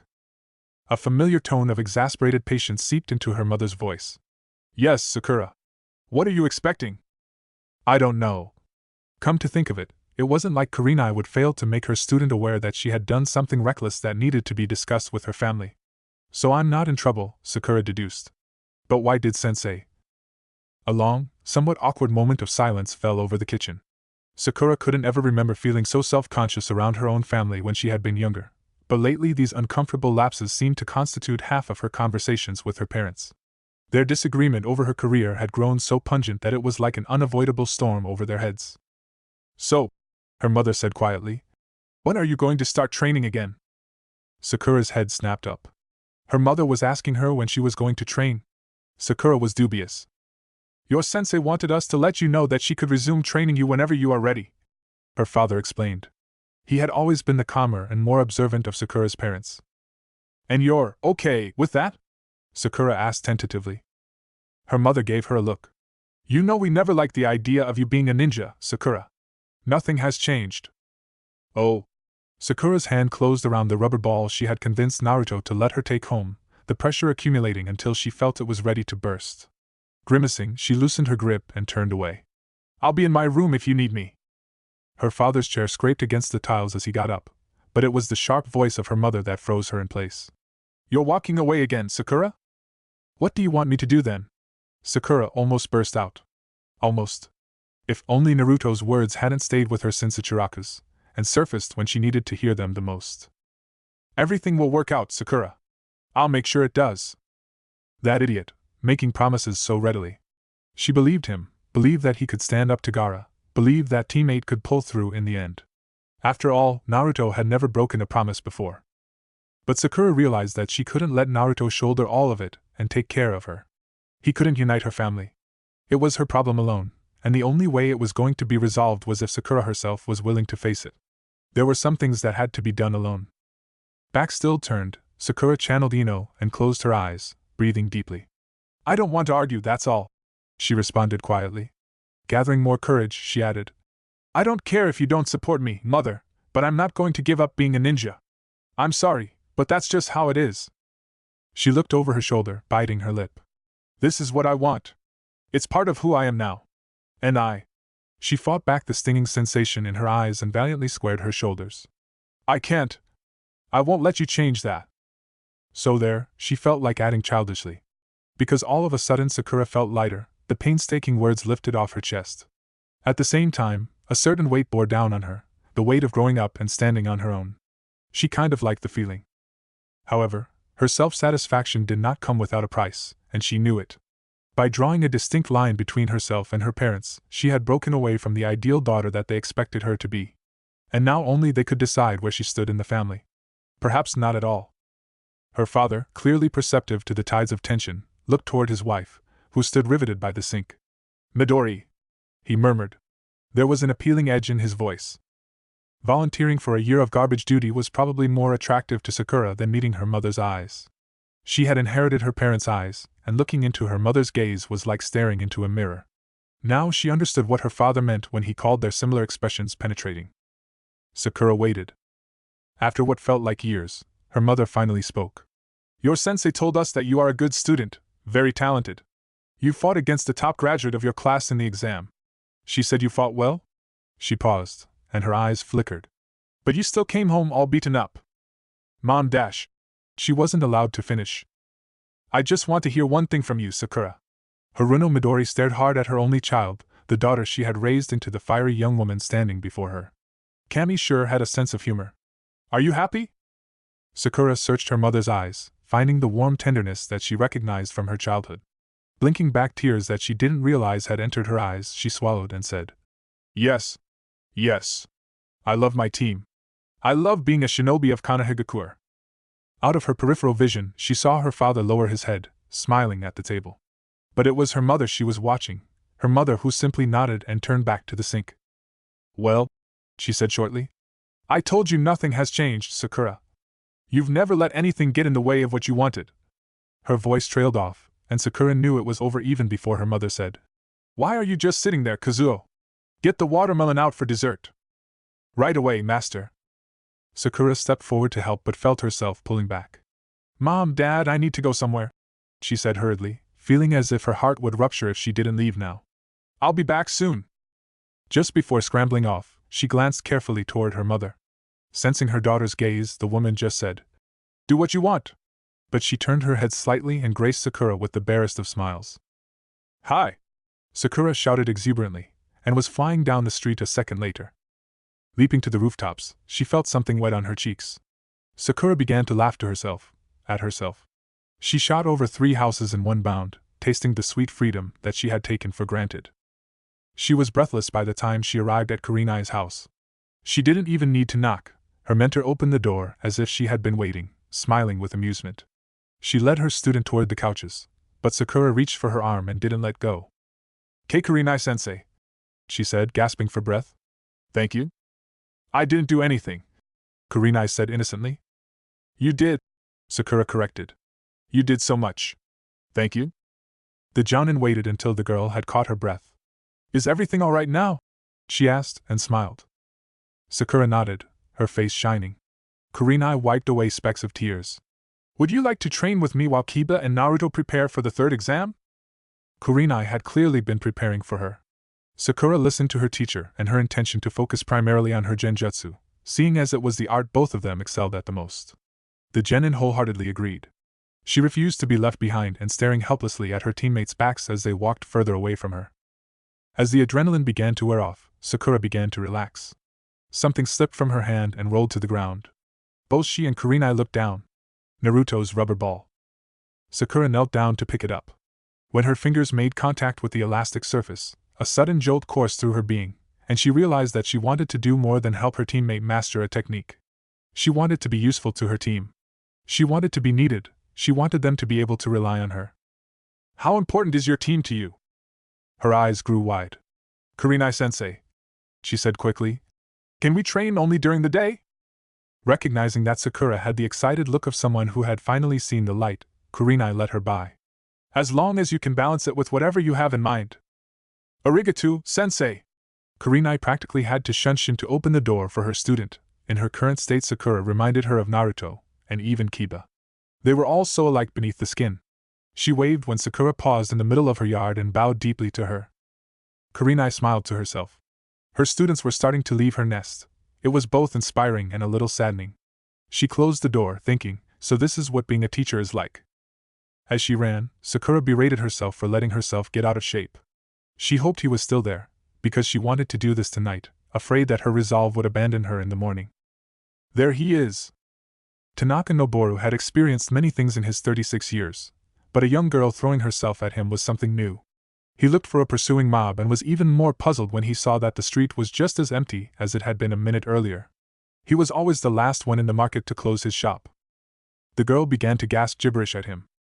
Whoa, okay, catch your breath first, he grumbled, taking her by the shoulders. When he saw that she had, he continued. Right, now let's hear it. What do you want? I know I'm not Prince Charming. Tanaka-san, said Harino Sakura. Please teach me medical jutsu. 2 weeks before the Chunin third exam, Kiba was scarfing down his breakfast like he was afraid it would disappear in the next minute.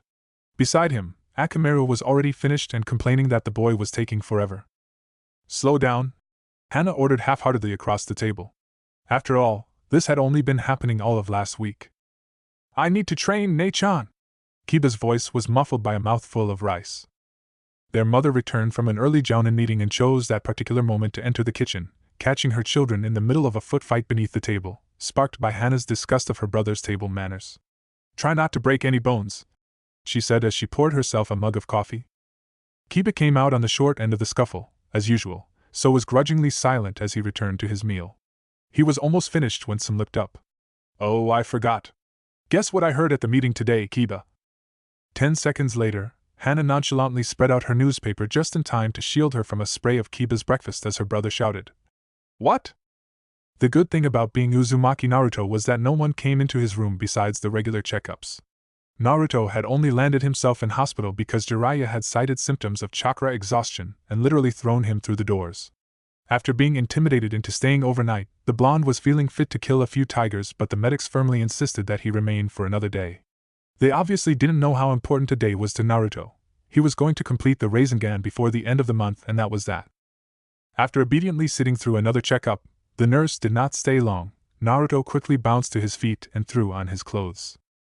He had one foot out the window when the door banged open, and he discovered the bad thing about being. Naruto! His eyes widened in horror. Sakura-chan! I can X-dash. Too late. She grabbed a fistful of his jacket and gave a mighty yank. He landed on the floor in a dazed pile. Playing now. Don't run off without even leaving a dummy in the bed, you idiot, retorted Kiba. His face swam out of focus and Naruto realized that Akamaru's friendly licks were obscuring his vision. He sat up and wiped his face. How did you know I was here?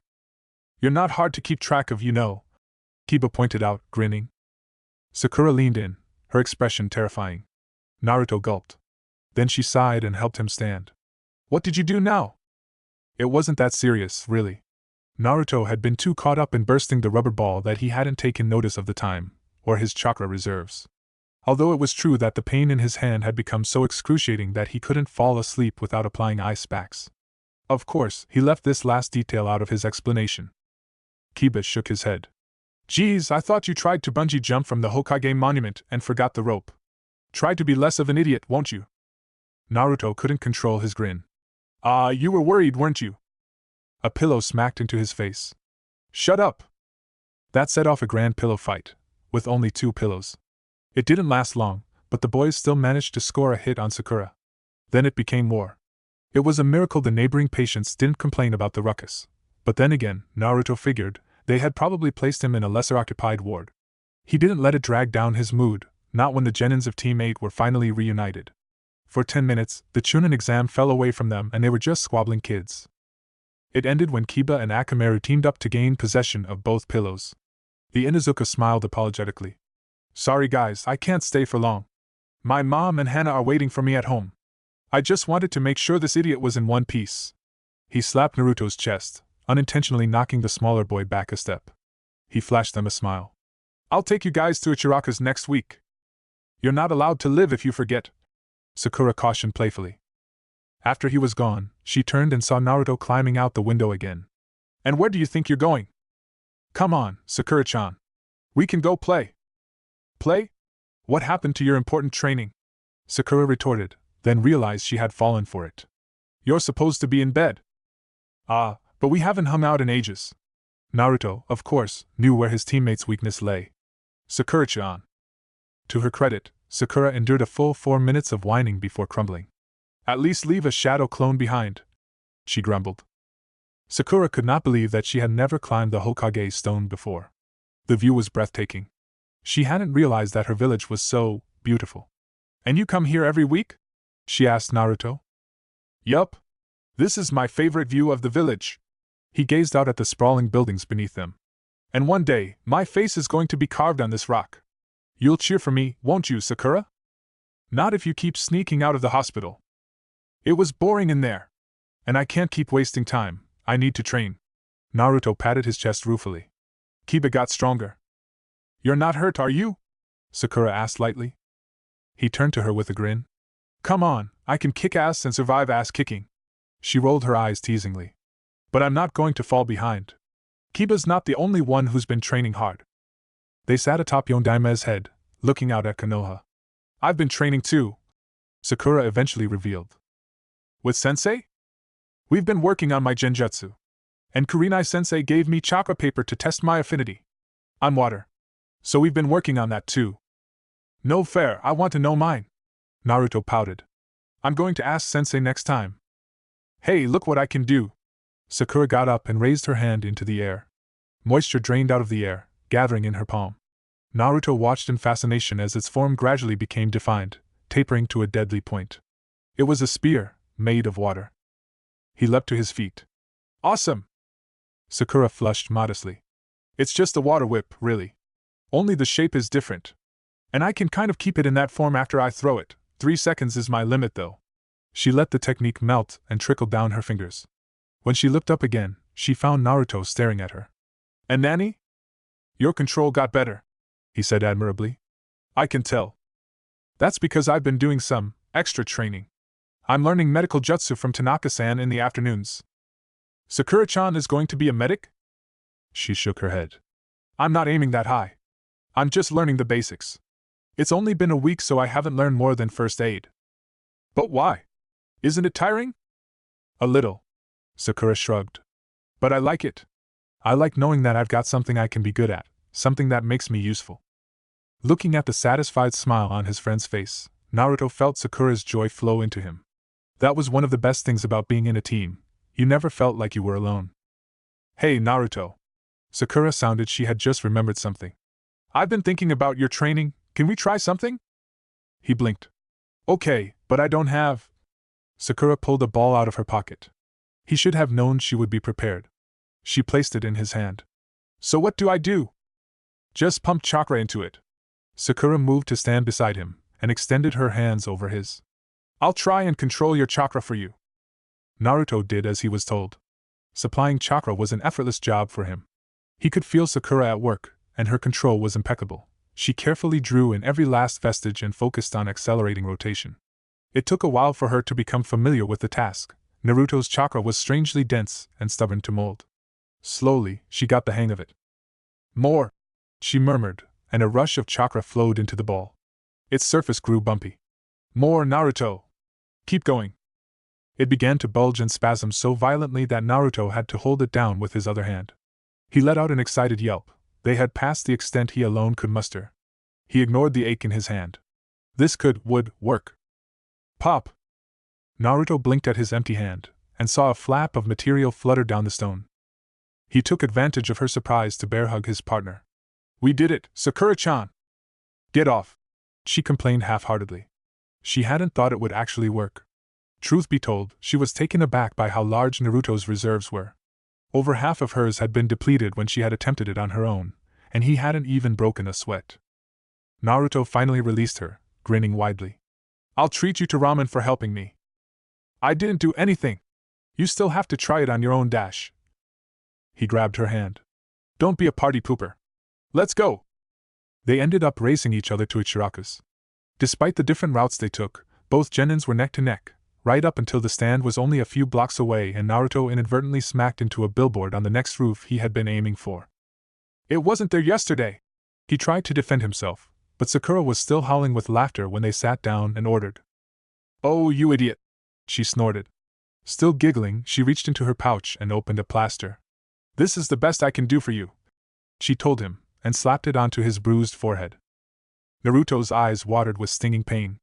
It would be healed within minutes, but Sakura's gesture was warming. The trick to popping that ball is that there is no trick, she said. You just need a lot of chakra and control to do it. You need to improve your control, that's all. At least now I know it's possible. That was all he needed to fuel his determination. He was going to nail it and shove his victory in that Erosenin's drooling face. Here you go, Tucci announced, sliding 2 bowls across the counter. Sakura was ready to eat when she was disrupted by the clattering of Naruto's chopsticks falling out of his hand. She watched him shakily pick them up and grimace as if in pain when using them. He couldn't pick anything up, but he didn't have heavy gloves as an excuse. He had been fine when he had snuck out of the hospital, had using his chakra to burst the ball caused old injuries to resurface. Just how hard had he been training? He noticed her watching, and grinned. Eat up while it's hot, Sakura! He expected her to eat when he was like this. Sakura glanced over, catching Ayam's eye. The older girl had been watching, and she smiled knowingly at Sakura as she passed over a pair of scissors and a spoon. Sakura bowed her head gratefully. Mao, you're so troublesome, she admonished gently, pulling Naruto's bowl away from him. For some reason, the sight of Sakura cutting up his ramen for him rendered Naruto speechless. He swallowed and turned away. His gaze landed on Tucci, watching from the stove. The old man's eyes crinkled with a smile, the message in them easily readable. Good for you, Naruto. Here you go, little kid. Sakura grinned. She reached over and slipped the spoon into his hand.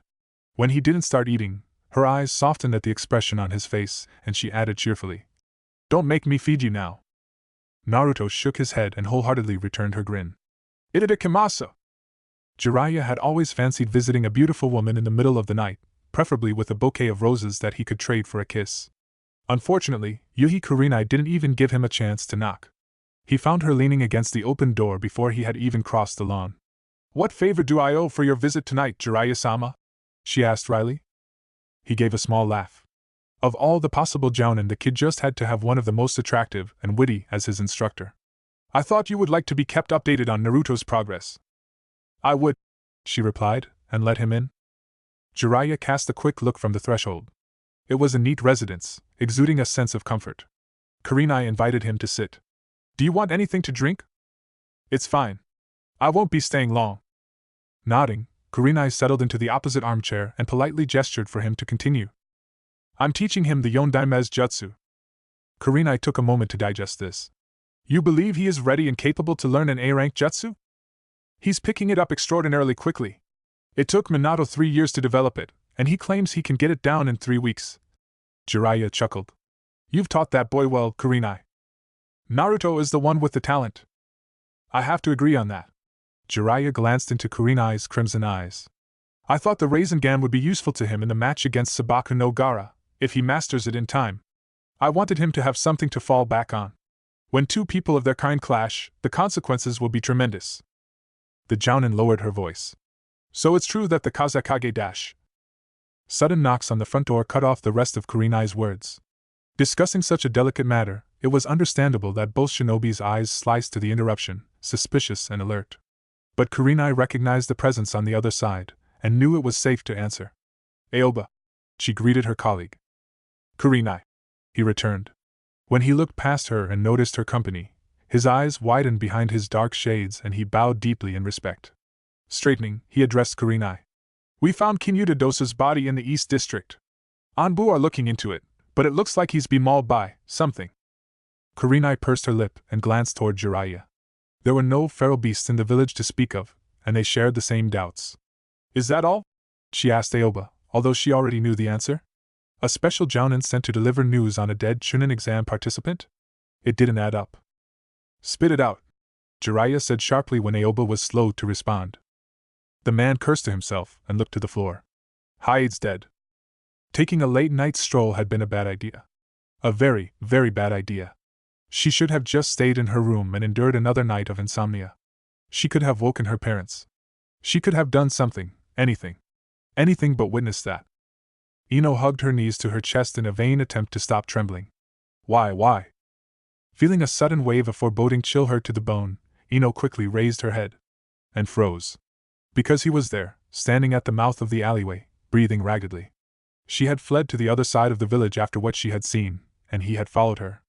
Ino scrambled to her feet and backed up, feeling the cold wall dig into her shoulder blades. He just stood there. Only his hoarse breaths punctured the eerie silence. When the tension reached a breaking point, Ino cracked. I saw you! She blurted out. She could barely recognize her own voice. He was not the stoic person she had met in the exam. His composure had broken down, he was holding his head and his shoulders were heaving. But when he looked at her, his eyes were the same. Cold, bleak, and bloodthirsty. He gets excited on a full moon, he rasped, and a horrible grin spread on his features. Don't worry, he doesn't want your blood. Despite his words, Ino shrank further away from him. Why did you kill him? He attacked me. But you didn't have to kill him. Don't, he growled, question my existence. Ino stared at him, hardly believing that such a person could exist. Why are you like this? She whispered. What happened to Dash? My mother was sacrificed so I could be brought into this world, he said flatly. I was born to be a monster. She couldn't take it anymore. Tears streamed down her face, and she shook her head slowly. What's wrong with you? Her feet became tangled when she stepped backward. She landed hard on her backside, and although pain jarred her body, her eyes remained riveted on the horrifying entity standing before her. What is wrong with you? Ino screamed. Sabaku no Gaara tilted his head, watching her with almost childish curiosity. Moonlight spilled onto his shoulders, illuminating the kanji tattooed on his pale face. Why? Is it wrong to want to exist? Then he was gone. Ino stared, stunned, at the place he had stood. Moments later, she broke down in sobs and curled in on herself. Her hands clawed at her hair as the flashback of a monstrous claw blocking out the moon seared her mind. Sabaku no Gaara was insane. He was a cold-blooded murderer. She was glad she didn't understand him, she didn't want to. No one would ever want to understand someone like him. Ino buried her face in her knees. She hated him. She wished she had never met him, wished that he had never. Is it wrong to want to exist? She cried harder, but not because she was petrified beyond her wits, not because she had witnessed a heartless murder. She cried because after all he had put her through, Ino did not know why, how, she could feel pity for Sabaku no Gaara. Chapter 17 On the Edge. A talented student of Jiraiya's had once told the Sannin that he was a brilliant teacher, but obviously not an environmentalist. Looking around at the ravaged training ground of deformed trees and yawning ditches, Jiraiya thought he was beginning to see the truth in those words. That was why he winced when the now familiar snarl of Rasengan was followed by the also familiar sound of splintering bark. What was that? A demolition crew? Sounds dangerous. You want to get out now? Yeah, let's go. They could be peeking at us. Alternatively, the two women climbing out of the pond could also be held responsible for Jiraiya's distraught and frustrated scowl as he rounded on Naruto, who stood panting in front of a gravely wounded oak tree. Can't you keep it down? You're interrupting my research. Naruto wiped a trickle of sweat from his brow and shot the white-haired man a glare. Are you supervising my training or what, Ero-sennin? Oh. Is this how you treat your esteemed master? Do you know what I'm sacrificing just to train this ungrateful brat? As if he'd been waiting for the cue, Naruto raised 3 fingers and counted down as he said, getting drunk, splurging, and what was it? Oh, playing with lots of pretty Wani-chan. He crossed his arms with a petulant frown. You're supposed to be training me for the tournament. Jiraiya studied the worn-down boy, who had given new meaning to the word stubborn in his dictionary. Naruto had trained relentlessly, dawn to dusk, ever since he burst into the inn Jiraiya was lodging at and triumphantly ruptured the rubber ball in the hungover man's face. The boy had improved drastically, and although he had yet to perfect the Rasengan, Naruto's progress was such that Jiraiya could not help but be impressed. But obviously his new student wasn't satisfied. Jiraiya pulled out a gourd of sake and appended it, catching the last drops on his tongue. The Rasengan is an advanced jutsu and you've mastered most of it. All that's left is practice. What more do you expect me to teach you, kid? Without hesitation, Naruto said, I want to walk into that tournament feeling 100% sure I can kick Gaara's ass. Jiraiya watched him silently, sensing something amiss. Listen, Naruto, he said, his serious voice bringing Naruto to immediate attention. There is no such thing as 100% in the shinobi world. Naruto opened his mouth, but Jiraiya went on. You can have 100% cotton or 100% mature content, but there's no 100% survival. Got that? I can still try. Naruto persisted, trying not to sound frustrated. Jiraiya sighed. Kid, you're trying too hard. After a moment of silence, Naruto cocked his head. I don't get it. He expected Jiraiya to explode in retorts of his mental capacity, but all the man did was sit down with another sigh and pat the spot next to him. If Naruto hadn't been convinced that he was witnessing the Toad Sannin's rare solemn side, he definitely believed it now. He sat. I knew someone who was a lot like you, Jiraiya began. He was the man who invented the Rasengan, by the way. Who was he? Naruto asked predictably. Jiraiya smirked. He jerked a thumb toward the Hokage monument, visible from almost every angle in the village. The guy next to old Sandaime up there. Wow, you knew the Nidaime? You must be old. Twitching, Jiraiya planted a hand on Naruto's spiky head and adjusted his line of vision. The Yondaime, you idiot! Naruto became strangely subdued when he looked up at the proud figurehead. You know, I always thought the 4th Hokage was the coolest, because he saved the village from the Kyuubi, he said softly. After a long pause, Jiraiya lifted his hand off Naruto's hair. Do you blame him? He asked lightly. The boy had come to a subconscious conclusion that Jiraiya was aware of the demon in his navel. Sadly, it did nothing but reveal his insecurity. Naruto took a moment to consider. Nah, guess not. Jiraiya regretted his thoughtlessness. Uzumaki Naruto was a lot more complex than he had expected, and for some reason the revelation saddened him. Anyway, the Sannin continued, tactfully moving the conversation along. He never backed down. He would always find a way to make ends meet no matter the odds against him. Then come the day he's offered the position of Hokage, and he says to me, I don't think I can do this. I don't know how to lead a village. I don't know how I can protect everyone. And then he goes ahead to be one of the best bloody Kage in history. Jiraiya chuckled. He was an idiot. And you're just like him, kid. Naruto frowned. I still don't get it. You lose half the fight just by thinking that you're not good enough. That's what I'm trying to tell you. Jiraiya prodded Naruto's chest with a finger. If you've got it in you, you'll figure out a way to defeat your opponent. No one is going to hold your hand and teach you how to win. You figure it out yourself. Naruto rubbed his chest thoughtfully. What if I can't figure it out? Jiraiya rolled his eyes. Then you're screwed. But you definitely don't stand a chance if you think that from the start. He peered at Naruto. Why am I counseling you about this kind of thing? You wouldn't give up even if someone banned ramen worldwide. Don't tell me you're scared of getting a little beat up. I'm not scared, Naruto said indignantly. Then he lowered his eyes. I promised my friends I would be careful. And I promised myself I wouldn't make them worry. Jiraiya smiled to himself. For someone so erratic and extraordinary, Uzumaki Naruto had a very run-of-the-mill weakness. "Geez, I don't get what you're complaining about," Jiraiya said dismissively as he closed his eyes and comfortably leaned back. "I wouldn't mind having a cute girl worrying about me. By the way, my research says your little friend is going to grow into one hell of a owl. Not everyone is dirty like you," Naruto shouted. He tried to conjure the killer intent he had summoned on his team's first rank, when Sakura had told him that there was a pervert spying on the women's bath, but the memory of his teammate in nothing but a towel, framed by wispy white steam, only made Naruto's face feel extremely hot. "Arga! Stupid arrow senin! You're such a lucky, youch, hey! Baka! Sakura-chan will kill you!" Sakura-chan, huh? My, will you stop hitting me with that stick?" Days before the Chunin final exam, Sakura found herself helping Tanaka Noboru set up his store, a chore she had convinced the man to let her partake to compensate for his tuition. It hadn't taken a lot of effort. Sakura was slowly becoming acquainted with her teacher's true self, a man with motivation on par with Nara Shikamaru's. Typical, the pink-haired genin thought with a roll of her eyes. Due to Tanaka's constant excuses to leave the stall for a moment of freedom, Sakura had become accustomed to manning the business in his absence. So when a shadow fell over the counter, she was comfortable enough to drop everything and turn around with a smile. But she hadn't even uttered a professional greeting when she was blindsided by a sharp object spinning out from nowhere.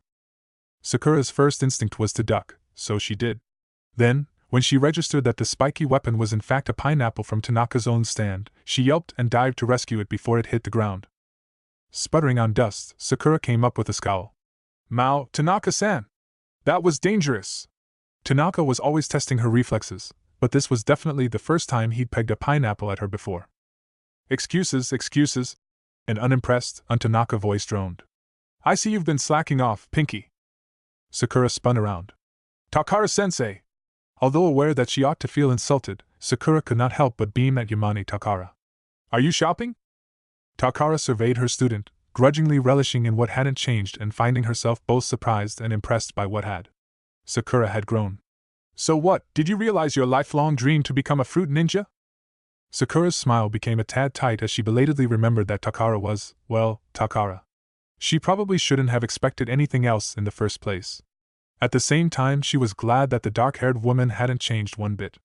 "No," she answered as she replaced the pineapple. "I'm just looking after the shop for a bit." "Because?" "Because I'm learning medical jutsu from the owner." Sakura tried to deliver her response as casually as possible, but her subtlety immediately became blatantly obnoxious when Takara burst out laughing. What?" she demanded, flustered. "You're taking lessons from Nobuji?" Sakura blinked. "Nobuji?" Then she recalled that Kurenai had known Tanaka in her genin years. Clearly, she wasn't the only one. Once Sakura saw past this, she began to frown. "What do you mean you're taking lessons?" she huffed indignantly. Still chuckling, Takara waved a hand. Sorry. It's just so perfect." Sakura blinked again. Was that a compliment? "Our sensei made Kurenai study under Nobuji. It was really useful," Takara explained. "Not useful enough," the voices of her demons whispered. Takara closed her mind, trying to keep Masuru and Kuda-sensei in the darkness of her memories. It wasn't easy, and she sometimes wondered how Kurenai dealt with her own demons. She continued in a controlled voice. "She had the best chakra control in the team, and she got us out of several tight spots even though she only knew the basics. You, Pinky, have even better control than Kurenai did then. Learning medical jutsu is the best way to put that to use." Sakura glowed at her words. Takara shook her head. Kids were so easy to please, and so disturbingly hopeful. Sometimes they needed a reality check. "Aren't you being a little overambitious though?" she mused. "It's easy for you to learn with Nobuji now, but that won't be the case when the final exam is over. You have to return to active duty, and don't expect me to take it easy on you when we start training again." The smile slid off Sakura's face. After weeks of suffering from and overcoming her insecurities, she felt confident enough to look straight into Takara's eyes. The dark pupils widened slightly as they gazed into fierce emerald orbs. "I'm not going to be left behind," Sakura said in a voice she barely recognized. Several moments passed until Takara broke away to pick up a familiar pineapple and thrust it in Sakura's face. "I'll take this." Watching Sakura fumble with the fruit for the second time, Takara hid a smile. Kurenai had her hands full. Sakura leaned over and placed the pineapple in Takara's basket, and was stunned when she felt a hand gently patting her head. "You know, kids like you aren't all that bad." By the time Sakura recovered from her shock, Takara had already been swallowed by the morning crowd. She cupped her hands around her mouth and shouted, "You're coming to the tournament, right?" "She'll be there." Sakura managed to stay calm when the gravelly voice sounded from directly behind her. "And where have you been?" she demanded sternly over her shoulder, knowing her teacher would ignore her. In a quieter voice, she added, "I think Naruto and Kiba would really want her to be there." Tanaka waved a hand dismissively. "She may be a beast, but she's as sentimental as they come. Don't worry about it." Sakura just smiled, because she knew it was true. "By the way," Tanaka tapped his wooden leg, eliciting a sharp thud that Sakura had come to recognize as a sign that she had done something wrong. Up until now, it had always been used to correct her study of medical techniques. "You do know she didn't pay for that, right?" On the morning of the Chunin exam's final round, Kurenai woke early enough to have tidied her house, watered her plants and finished her tea by the time she sensed the village and its guests making their way toward the stadium. She'd slept well enough considering the fact that she had spent the previous day attending a comrade's funeral service and at a pub where no one tried to stay sober despite their duties, on top of hauling Anko home in the middle of the night. Unfortunately, she seemed to be the only one who had slept at all. Kurenai could recognize an insomniac's slump even in a busy street of anticipated chatter, especially that of Sarutobi Asuma. The corner of her mouth twitched when his greeting was punctuated by a wide yawn. "Cover your mouth," she said wryly, and fell into step beside him. "I told you not to drink so much. I doubt your father will be impressed if he finds out you were hungover on such an important day." "Am not hungover," he mumbled, and promptly let out another yawn. Kurenai glanced at him. "Your cigarette isn't lit." "Oh." He patted his vest pockets, then his trousers. "Crap, where'd I put my lighter? I swear." He heard a sigh and then Kurenai passed him a flame on her fingertip. Blinking, he leaned in. He inhaled a deep breath, sighing as it circulated lazily through his waking body. "That's better. Thanks." She nodded. "Genma isn't hungover, is he?"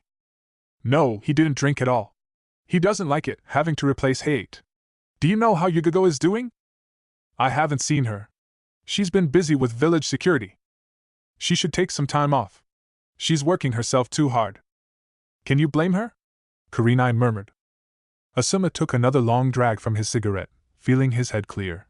Despite what others thought, he didn't like to smoke. He felt he needed a reason to light his cigarette, and the reasons had only ever been bad on all occasions. He lifted his eyes to the clear blue sky. "No, I guess not." After a short pause, Asuma said, "How do you think the tournament will turn out? Reckon your kids dash." He stopped abruptly when Kurenai held up her hand. She looked over her shoulder. He did too, and reddened uncontrollably when he saw the sly expressions on the faces of the genins who had been casually tailing them for half the journey. Maybe he was hungover after all. "Are we being light bulbs, sensei?" Kiba grinned. "Don't worry, we didn't hear anything." Naruto chimed in, and waggled his eyebrows at Asuma. The jounin coughed. Kurenai's amusement transformed into a "what am I ever going to do with you three" look as her gaze settled on her mischievous genins. "You're not forgetting something?" The three of them straightened immediately. "Good morning, Kurenai-sensei, Asuma-sensei," they chorused loudly. Asuma nodded absently. "I'll go ahead, Kurenai." Teammate watched him leave. Sakura couldn't help but confirm. "We really weren't interrupting anything, sensei?" Kurenai rolled her eyes with a hidden smile. "Did you three really get together to stalk your teacher?" "Of course," Naruto said loudly, still wearing his cheeky grin. Sakura gave him a pointed look. "Actually, we were worried Naruto would sleep in." "For good reason." Kiba smirked, nudging the blonde boy. Kurenai raised her eyebrow at Naruto, who glared at Kiba. "I was just about to get up." "Oh yeah, of course. Come on, I need lots of sleep to look good for the fans. No champion looks like they just woke up." Kurenai shook her head. "All right, champion, come over here." She patted down his ruffled bed hair, well aware that the boy was turning pink while his teammates sniggered behind their hands. "Kiba, you too." "I combed my hair," he protested, although Akamaru shifted conspicuously to cover more of his master's spiky locks. Kurenai looked down at the two boys, who immediately stopped fidgeting. "Are we ready?" she asked softly. Naruto and Kiba looked at each other, then back at her, and grinned widely. "You bet." Kurenai looked past the boys and found Sakura's eyes. They were the same as hers, so worried yet so proud, and so guilty for it all. Then Sakura smiled tentatively, and Kurenai left it all behind. "Then let's go." Seated on the Kage platform, Sarutobi could tell the audience had become restless. It wasn't surprising. This year had drawn up interesting candidates. Watching Uchiha Sasuke join the row of finalists, minutes belated, and flatly ignore Naruto's challenging glare, the aged Hokage chuckled quietly to himself. He would never get used to seeing children he had watched grow up standing as true shinobi before him. He turned to the man seated beside him. "Pardon the delay, Kazekage-sama. We can begin now." The slanted eyes of Suna's leader met his. "Very good. I am excited to see how this tournament unfolds. The leaf seems to have very promising shinobi." Sarutobi looked down at Sabaka no Gara, who stood unmoved by the crowd's rising cheers. As does the sand.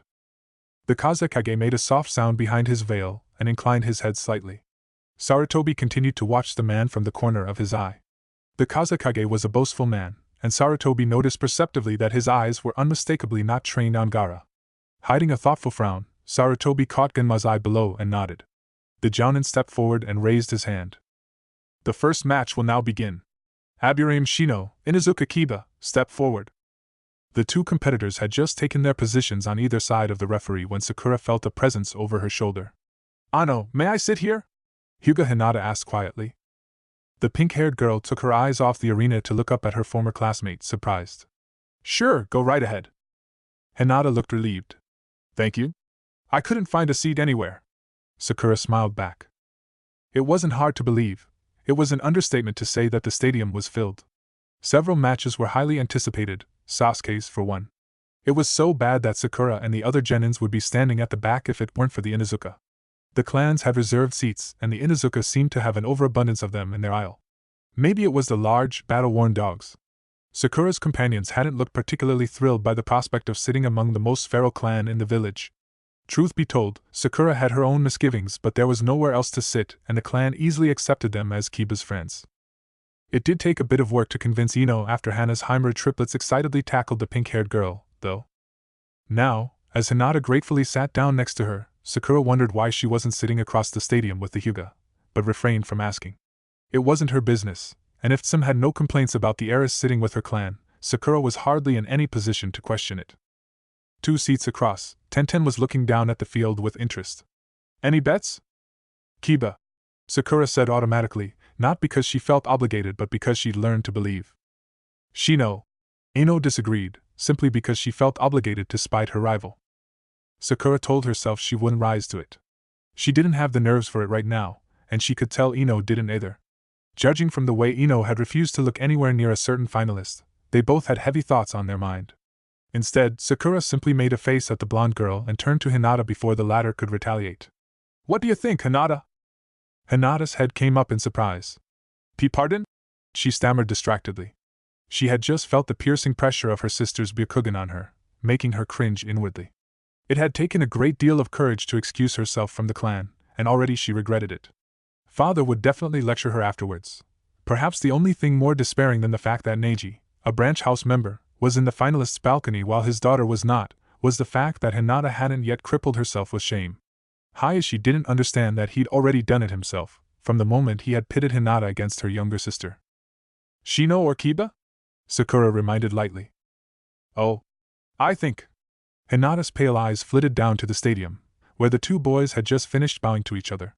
Sakura followed her gaze, her own eyes settling on Kiba's back. She couldn't help but notice that it was broader, his stance more solid. It suddenly occurred to her that she and Hinata were in the same situation, the only one of their team to be in the audience, having lost to each other's teammate. Looking back at Hinata, Sakura realized that she had something the other girl didn't. The revelation made her grab Hinata's hand and shoot to her feet. "Let's cheer for them." She smiled when Hinata let out a surprised squeak. Her heart was thumping as she cupped her hands to her mouth. "Go Kiba!" she bellowed along with the rest of the crowd, and it felt so good. "I'll kill you if you make me lose my bet!" She laughed when Kiba rolled up his sleeves with determination. Somewhere distant but not far enough, Naruto whooped. "Come on, Hinata!" Sakura encouraged. The Hyuga girl looked flustered. Shino-kun," she called uncertainly. She jumped when Ino thumped her back, coming up on her other side. "You can do better than that," Ino remarked. Sakura met her eye briefly and they exchanged a quick grin. The last time the two of them had been united, it had been to cheer for Sasuke. Squeezing Hinata's arm, they continued to yell down even when they were drowned out by the crowd and the sound of metal against metal. No sooner had the proctor lifted his hand did Kiba spring at his opponent with a rush of his best speed. It took Shino by surprise, but it was hard to see exactly how much under the glasses and high collar. The other boy barely had time to raise his arm, and although that was all he managed to do, Kiba's kunai still made hard, metallic contact with his forearm. "What are you, a walking heap of scrap metal?" The Inuzuka couldn't help but grunt. Shino lifted his arm so that his wide sleeves shifted to reveal the hilt of a kunai. "A ninja should always be equipped for an ambush," he said in his low voice. Kiba's lips pulled back in a grin. "Nice one, Aburaim." He put his weight into the kunai. His eyes flickered down, where Shino had furtively shifted 1 foot back for better purchase. "But you clearly aren't the taijutsu type, are you?" His opponent didn't say anything. Instead, Kiba's sensitive ears picked up a high-frequency buzzing. Akamaru barked a warning, but Kiba had already leapt back, just as a horde of dark insects spilled from Shino's heavy jacket. Kiba tossed his kunai into the dark mist. They parted around it, and Shino merely shifted slightly to let the blade whiz by his ear. The Kikaicho hovered loosely around their master. Kiba eyed his opponent with narrowed eyes. He knew little about Shino from their academy years, but he hadn't been far off the mark when he had presumed reliance on his bugs meant Shino was rusty on hand-to-hand combat. The problem, Kiba mused as he studied the Aburaim's clouds of insects, was getting close enough without being swarmed by the Kikaichu. From the prepared kunai in the sleeve, he was almost certain Shino had more bugs nested inside him for reserve. What a terrible matchup. Kiba reached into his pouch. He'd stand no chance to face Naruto in the next round if he wasn't careful. "Let's go, Akamaru." He tossed the soldier pill to his partner, who leapt to snatch it from the air. Feeling slightly excited, Kiba grinned and put his hands together. "Shujin Bunshin!" The crowd was roused when one of the two Kibas leapt at the Aburaim. A wave of Kikaichu rose to sweep Akamaru back as he lunged. Kiba dived in from the side with a midair kick that Shino intercepted with one arm. Ignoring the bugs that partially redirected from Akamaru towards him, Kiba twisted to bring his other leg down on Shino's head. The latter was forced to sidestep, right into Akamaru's swipe at his face. A burst of Kikaichu streamed from Shino's collar and rushed up to engulf Akamaru's clawed hands, rapidly rising up his arm. Kiba cursed and backtracked a few steps. "Down, boy!" he called out, just as he finished the hand seals. "Great fireball jutsu!" The flames were small but enough to make the bugs scatter. Akamaru, shrunken back in his usual form, shook himself out, but stopped in time to fling himself to the side to avoid being speared with shuriken. Kiba growled gutturally, rounding on Shino. He was taken aback by the intense glare that he felt even through the shaded lenses. Blinking, Kiba chuckled. It seemed the Inuzuka weren't the only ones protective of their familiars. Already, the match was nothing like he'd anticipated. He sprang back as the Kikaichu began to form a barricade around him. He could already feel the handful that had managed to attach themselves draining his chakra in small bites. It was hardly noticeable, but Kiba knew that he was in trouble if that changed. Sensing the flicker of chakra behind him, Kiba spun with a swift backhand. Shino ducked beneath the blow and came up with a kunai shooting from his sleeve. Jerking hard to the left, Kiba's right leg shot out to catch the Aburaim's side. He'd put out a hand to break his fall, but almost toppled over when his foot lashed against air. Then Akamaru barked and Kiba's eyes flickered down at the bugs making their way up his leg. From the corner of his eye, he saw the clone burst into more bugs. Rapidly pulling away, Kiba threw himself into a tsuga in an attempt to dislodge the Kikaichu from his body. Coming up on the other side of the arena, he shifted into a loose defensive stance as he surveyed the field. Shino, that sly creep. He'd taken advantage of the situation to conceal himself in the surrounding undergrowth. Kiba's nose twitched, and he glanced at a particularly large tree several yards from his right. Surely, Shino would know it was useless to hide from an Inuzuka, and in such a limited area no less. It didn't take much to see that he was up against a shrewd, calculative opponent. If Shino was keeping himself hidden despite knowing it was a futile effort, he was obviously trying to lure Kiba into a trap of some sort. He racked his head. What's he planning? His legs still tingled with faint stings from the bugs. Kiba shook it out. The sensation of having chakra leached from his system burned unpleasantly, and he hated to think that at one point he'd have to encounter those sordid Kikaichu again. Then, as he cautiously looked around for signs of Shino's bugs, he realized that was what the Aburaim had intended. Flaunting his jutsu's range and effects had put Kiba on the defensive. The Inuzuka scowled. He'd already played into his opponent's hands. "Kiba's getting frustrated," Hana observed. Some scoffed, arms folded. "Who wouldn't be? Shibi's kid fights just like him." Hana glanced at her mother. She knew better than to call Inuzuka-tsum a hypocrite, But at times like this she really had to wonder how she had turned out so unlike her mother and brother. The crowd was whispering to each other, making bets between them.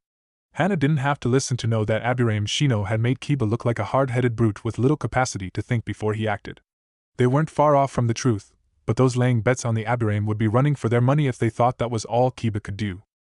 Down by the rails, Sakura and her former classmates were watching the arena intently. "Kiba's in trouble," Ino said. "Shino completely wiped the floor with that sound Nin in the preliminary matches." "Kiba won't let that happen," Sakura answered without looking away from her teammate. Kiba was standing still, and she knew him well enough that she could practically hear his mind churning. The thought of Kiba getting carried away on a stretcher one limb short was.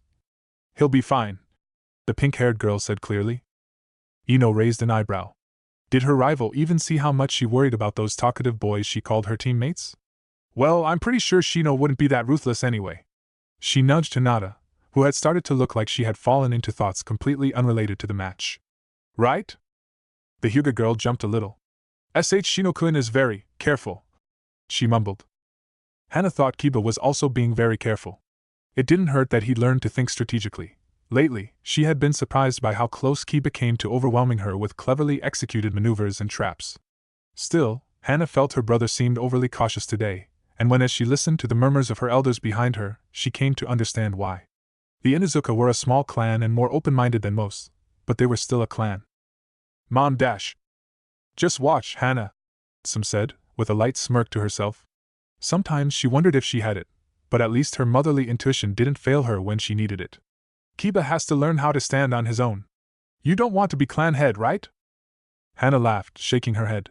"He made that promise when he was 5, Mom." "Well, he does keep some promises." The two women chuckled. Hana smiled as she continued to watch her brother. She'd always tried to shield him from the clan's affairs and had been fairly successful until she herself had undone it. After sitting through her first clan meeting, Hana had come out looking so gloomy that even her kid brother had noticed. Even as a genin, she'd realized then that despite being the eldest child, she was not fit to lead the clan. It wasn't the responsibility. What Hana disliked was that the uncles, aunties and grandparents she loved became stern adults who delegated responsibility to her mother, swooping like vultures whenever a complicated matter reared its head.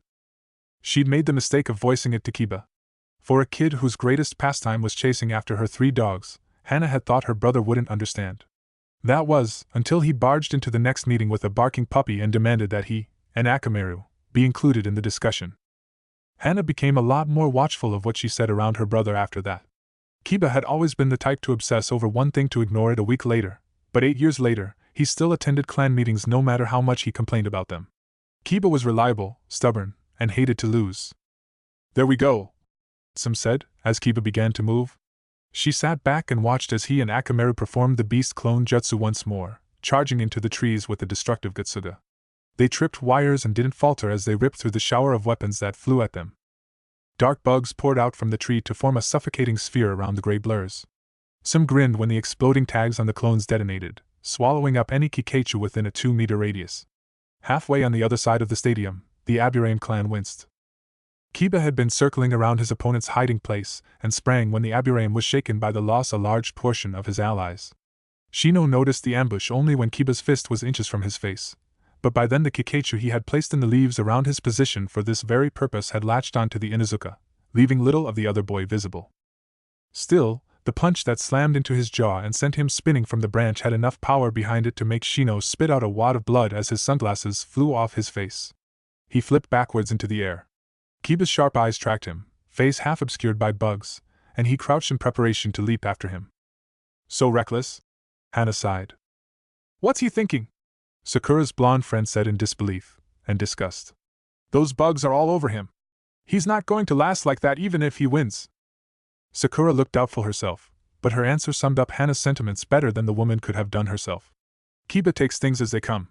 That idiot can't fight any other way." Shino felt a presence above him. Without his shades, the sun almost blinded him as he twisted his head to see. "Akamaru!" Kiba yelled as he launched himself after Shino. "Dynamic marking!" He hated the sensation of writhing masses of insects on his skin and the searing burn of his chakra siphoning from his pathways in waves. His body was already starting to feel heavy, and he hated to imagine how he looked. Naruto would never let him live it down. But Kiba would rather endure that than hover uncertainly in the open, warily shooting himself in the foot, while his body called for him to rush up and teach Shino that the Inuzuka should not be underestimated. He was smart enough to see that he could not think strategically on the same level as Shino, and trying was simply paranoia. He'd drawn an opponent whose specialties matched unfavorably against his. He'd just have to deal with it, wouldn't he?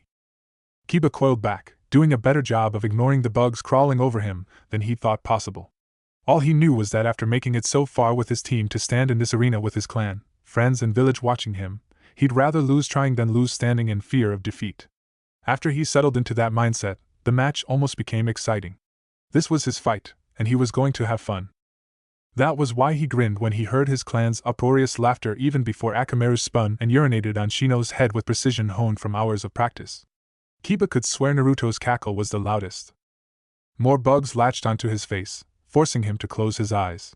Kiba barely hesitated as he rocketed off the branch and shot towards his airborne opponent. Shino quickly changed track from wiping his face to drawing shuriken from his pouch. The white puppy falling away from him let out a bark, and Kiba threw himself into a piercing fang just as the weapons left Shino's hand. The furious vortex knocked the projectiles aside like toys. Frowning, the Aburame substituted himself for a log and continued falling to the ground. He didn't expect the gray hurricane to immediately veer away from its original path to follow his descent. Then again, Shino hadn't expected Kiba to attack him headlong despite being aware of the Kikaichu. Shino hated unpredictable foes. He threw up his arms to shield himself as Kiba slammed down at him with enough force to spear him into the ground and break up the earth beneath his back. Shino's sharply exhaled breath was lost in the impact. Straddling him, Kiba put a hand on Shino's neck. The familiar, acrid scent of his dog's urine rushed up his nose. His tsuga had shed a great deal of the bugs from his body, but opening his eyes took more effort than he'd expected. He grimaced. The Kikaichu worked a lot faster than he thought. At this rate, he'd barely have enough chakra for a simple kawarimi. That was a foolish move, Inuzuka, Shino said. He was breathing hard and carefully. Kiba chuckled. I know, huh? I'm going to cop it from my mom later, wearing myself out just to win the first match. You won't win, Shino told him calmly. Pointed teeth flashed in a grin. But I'm not planning to lose either. Shino pulled his knees up to plant his feet on Kiba's abdomen and kick him off. Kiba staggered slightly when he landed, knees threatening to give way, but even so his guard was solid when Shino swept a roundhouse kick at his face. The air around them hummed with the remaining Kikaichu. As he'd expected, most of the bugs reattached themselves to Kiba. Both combatants knew taijutsu was Shino's weakest field. Whittling down his opponent to chakra exhaustion before he was overwhelmed was the most sensible tactic. Kiba knocked a side sharp jab at his jugular, his breath beginning to come in labored gasps. Even though he could smell Shino's position, the Kikaichu that purposefully obscured his vision made it hard for him to see the Aburame's strikes. He was taking more blows than he was landing them. His movements began to grow sluggish, his senses going slightly numb. Gritting his teeth, Kiba threw himself into his punches, determined to make them count. His elbow caught Shino's gut. A hiss escaped the other boy's lips as he reeled back, clutching ribs previously cracked from Kiba's first assault. The Kikaichu lifted off Kiba like a spell to rapidly form a wall between the two genin as Kiba, seeing an opening, lunged. With a yell, his fists broke through the incomplete barrier and caught Shino in the jaw and lifted the Aburame off his feet. Pushing his burning limbs forward, Kiba drew up next to his opponent and slammed him down in a lariat. Holding him down, Kiba breathed. Didn't see that coming, did you? Shino had trouble focusing his vision to meet his opponent's gaze. Experimentally, he shakily flexed a hand. He could hardly move. I am surprised, he said, the words coming out breathlessly. I was confident in this match. I know. That really pissed me off, you know. Kiba laughed a little shakily. But I showed you. No hard feelings, hey? Shino narrowed his eyes. Did Inuzuka not see the lack of logic in his statement? Since their academy years, Shino had thought he had figured out most of his classmates. Now, though, he was starting to see that even Inuzuka Kiba could be difficult to understand. Genma strode over to look down at the two beaten combatants. He smirked amusedly. The Inuzuka had driven his opponent to the point where both of them had put everything into the fight. Not the smartest move, but it had made the tournament's opening match a lot more eventful than it would have otherwise turned out. Hey kid, he said to Kiba. Can you stand? Kiba grimaced at the thought. His legs, now devoid of adrenaline, trembled as he slowly tried to raise himself. He couldn't believe the Kikaichu had managed to drain so much of his chakra in minutes. He'd have to stress to his mother never to agitate the Aburame clan. An itch crawled down his arm. Kiba glanced down to see a trail of bugs marching down the back of his hand, retreating into Shino's jacket. The other boy stared expressionlessly up at the sky. Kiba smiled wearily. Thanks. Genma stepped back to give the boy room to stand. He raised an eyebrow when a loud whoop echoed down from the contestants' box. The winner of this match is Inuzuka Kiba. The crowd erupted. A chorus of rough barks from the Inuzuka clan's aisle joined the cheers. Genma smiled behind the Senbon. Every year, the aspiring genins made so many mistakes that it was exasperating for veterans to watch, but at the end of the day the ones in envy were those same veterans. There was something compelling about a youth's silly recklessness. That was why Genma laughed when Inuzuka Kiba let out a groan and pitched forward. The special jounin caught the genin by the hood of his jacket and gently dropped him to the ground in a boneless heap. The crowd went silent as the victor of the match went down. Then, shattering the sudden hush, "Kiba, you idiot! You still have to fight me!" Kiba moaned into the dirt. Akamaru licked his face fondly. "Shut up, Naruto." Kurenai glanced at Asuma. "You owe me a meal." "That does not count," he argued. "Genma thinks it does. In any case," Kurenai added with a pointed look, "if you insist on insinuating that my student fought tooth and nail for a victory that does not count, you will owe me more than a meal, Saratobi." Sighing, Asuma raised a hand in defeat. Having known Yuhi Kurenai longer than most meant he knew exactly where his colleague drew the fine line between humor and that beyond. It made him wonder why he tested her anyway. "All right, 2 meals." Kurenai lifted an eyebrow with a wry look in her eyes. "I see your hangover robbed you of subtlety." He reddened slightly, shrugging. "Give a man a chance, will you?" Kurenai watched him silently. Looking slightly uncomfortable, Asuma met her crimson gaze. Not many people looked directly into her eyes. Hiding a smile, Kurenai turned away as Naruto and Gaara entered the arena. "Your thoughts on this match?" Asuma glanced down. "Hell, I'm not betting on that kid," he snorted. "Wise," she approved, amusement warm in her tone.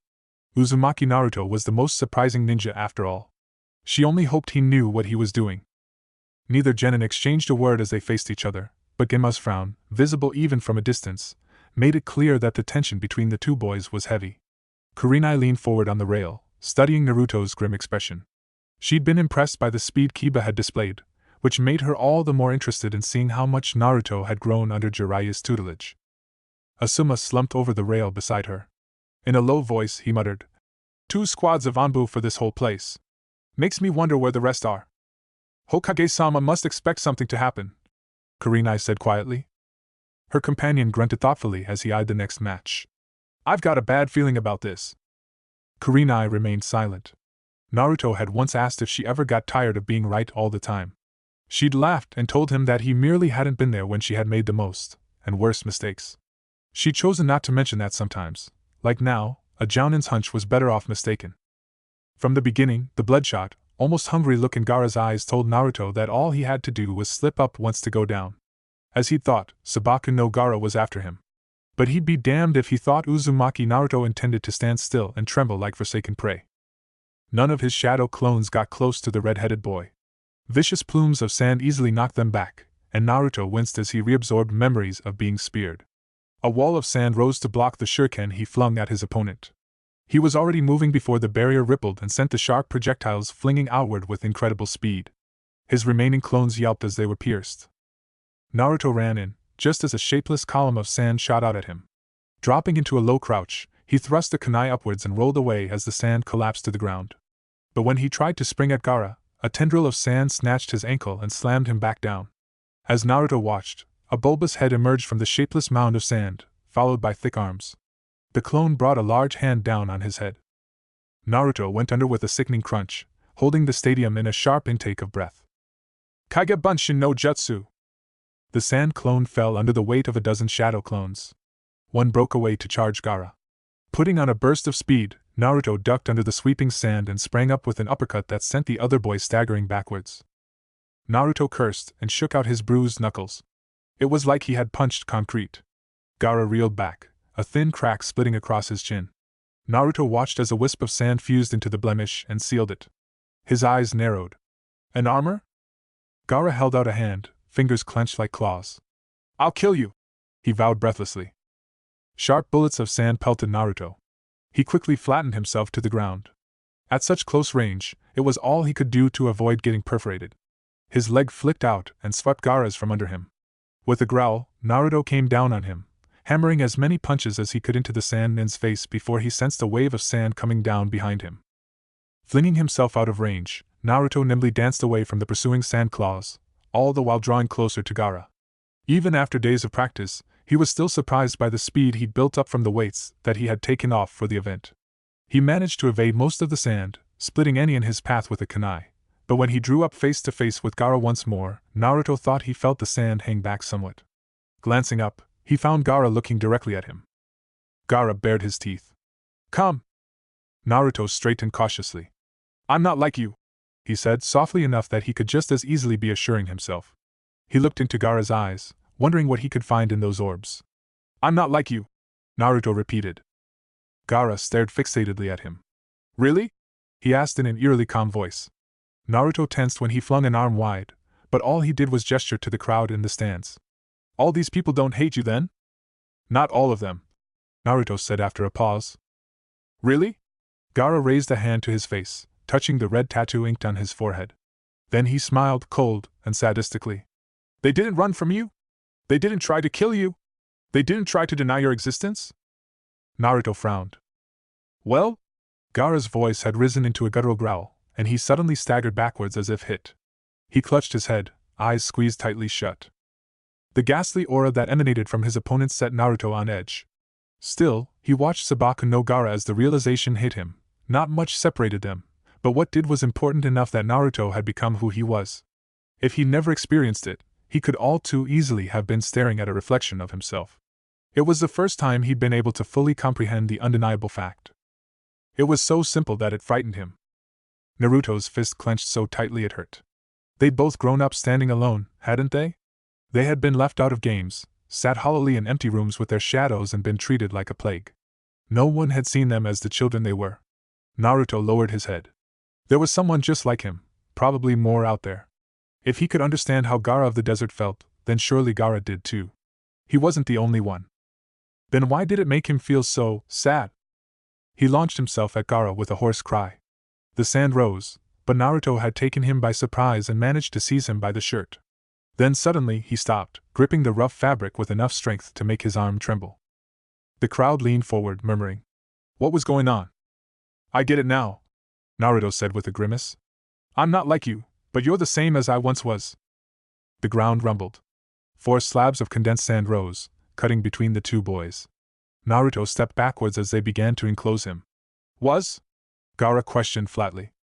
Naruto's gut twisted as he looked back at the stands, where he knew Kurenai was watching with the other jounins, then at the opposite end where he'd heard Sakura threatening him with the same decapitating vow she'd called to Kiba earlier. He almost felt guilty for a moment, like he'd been granted something that never should have been. But teammate was something so wholly his that he could never wish otherwise. "Was?" Naruto repeated firmly. Gaara narrowed his eyes. Sand filled Naruto's vision, shooting high above his head. Despite the blockade, he heard his opponent's reply too clearly. "Uzumaki Naruto. You are weak." Standing in the cold darkness of his prison's shadow, Naruto felt he ought to be offended. Instead, though, some sort of guilty gratitude settled at the bottom of his stomach, warm yet heavy. As he pulled his hands together in a familiar hand seal, he decided he was going to thank Old Man Hokage and Irika-sensei after this, for being there when no one else had. Sabaku dash. Tajua Kage Bunshin no Jutsu. The sand burst into a rain of millions of grains as a chorus of yells rang out. Gaara threw up a hand reflexively even as his sand halted inches from his body. Something slammed into the back of his shoulder, sending him spinning around to fall into a waiting fist that snapped his head back with relentless force. Staggering backwards, Gaara blindly flung both arms out. A vortex of sand churned around him, whipping up a storm that took a full minute to settle. When it cleared, Gaara was standing alone in the center of the stadium. He touched his cheek, feeling his armor flake away. Narrowing his eyes, he looked up. Uzumaki Naruto was everywhere. In the trees, crouched on the ground, facing him from every direction. Gaara spun around. His eyes knifed up to the stands and the hundreds of spectators that filled it. Thousands of pairs of eyes were trained on him. He could almost feel them, their deep gazes digging into his skin, the murmur of whispers. He clenched his jaw. "Mother, they're watching us," he muttered. "We'll kill them all. We'll kill them slowly, one by one." That sounded very good. His blood bubbled with rising adrenaline. Gaara lurched forward, hand flying to his pulsing head. Panting haggardly, he grinned slowly. That one first, mother? His armor crumpled away from his skin. The remaining sand slithered back to him, forming a ring around his feet. Yes, his blood smells good. A shudder crept through Naruto's body moments before he felt an abrupt jolt in his navel. His eyes widened as a pungent mist of red, acrid chakra simmered in his coils. Closing his eyes to calm his mind, he managed to suppress it easily, but the fact that Kyuubi had stirred at all perturbed him. There was only one possible cause for the beast's arousal, and it stood holding his head as tendrils of sand coiled around his body. Naruto didn't like the heavy, foreboding atmosphere radiating from Gaara. Neither did his clones, enough that they charged as one with a loud yell even as the sand around Gaara began to enclose him in a large sphere. Putting on simultaneous bursts of speed, they raced for the rapidly diminishing openings. The blonde-haired genins leapt for their target. Moments before impact, the sphere ruptured into deadly spikes, leaving strangled cries of surprise, billowing smoke and the distinctive pops of dispelled clones in its wake. Naruto winced as he withdrew his bruised fist. By instinctive reflex and sheer luck, he had only been sheared shallowly in the shoulder and ankles by the sandy thorns. He was the only one standing within a 2-meter radius of the cocoon. Quickly leaping back to rejoin the clones that had hung back and survived, Naruto shook out his bleeding knuckles and took stock of the situation. From the sharp pain in his hand, and the flood of memories from the defeated clones, the strange sphere was obviously a powerful defense jutsu. It was nothing like the sand armor. His hand trembled slightly with aftershock. Prior to this match, Naruto would never have fathomed that sand could be that hard. A small amount of sand extracted itself from the top of the cocoon. Naruto watched with vague fascination as it took the form of an eye. It hovered above the sphere and swiveled idly on the spot. A defense with no openings. Think, Naruto urged himself, and it suddenly occurred to him that this was how Kiba must have felt fighting Shino. He chuckled to himself. Kurenai-sensei never failed to point out that the two boys were too brash for their own good. Naruto could almost hear his mentor's wryly amused voice in his head now, as if he were sitting cross-legged on the grass with his teammates on either side of him. Think like Sakura. Naruto took a deep breath to still his nerves. Then he studied the cocoon again, through what he hoped were new, thoughtful eyes. His opponent had withdrawn himself into a defensive position, possibly his strongest. At the moment, the large sphere showed no signs of movement, and Naruto felt it was safe to rule out the possibility that Gaara intended to prey on his patience to draw him close and impale him. Surely no shinobi was that dense. In other words, Gaara was biding his time inside the cocoon. He was preparing. For what? Naruto suppressed another sharp pull on his seal with a grim expression. He didn't like this any more than the hostile, alien eye one of his clones had glimpsed moments before the cocoon sealed shut. He cursed under his breath. He had the feeling the match was quickly spiraling away from its purpose, that like he'd sensed in the forest of death, Gaara cared nothing about the Chunin exams. As the terrible aura shrouding Gaara's defense thickened, Naruto lowered himself into a coiled crouch, ready to sprint.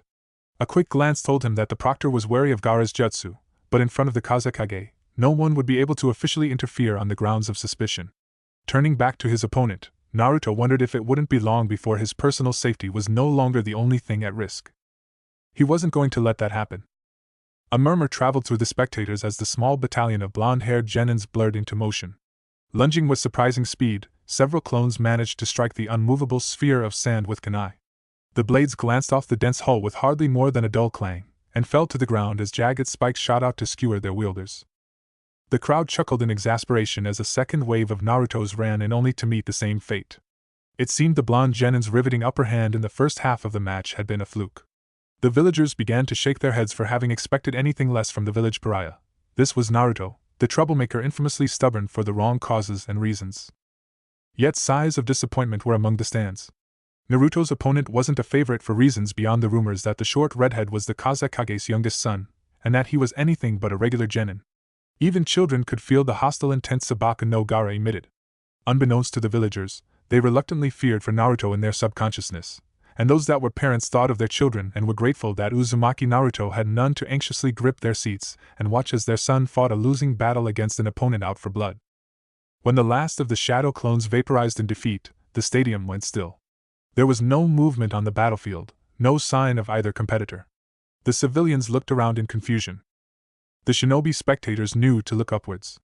They squinted against the sun until their eyes widened at the recognition of a jutsu they had never thought they would witness in battle again, and in the Chunin exam finale, of all places.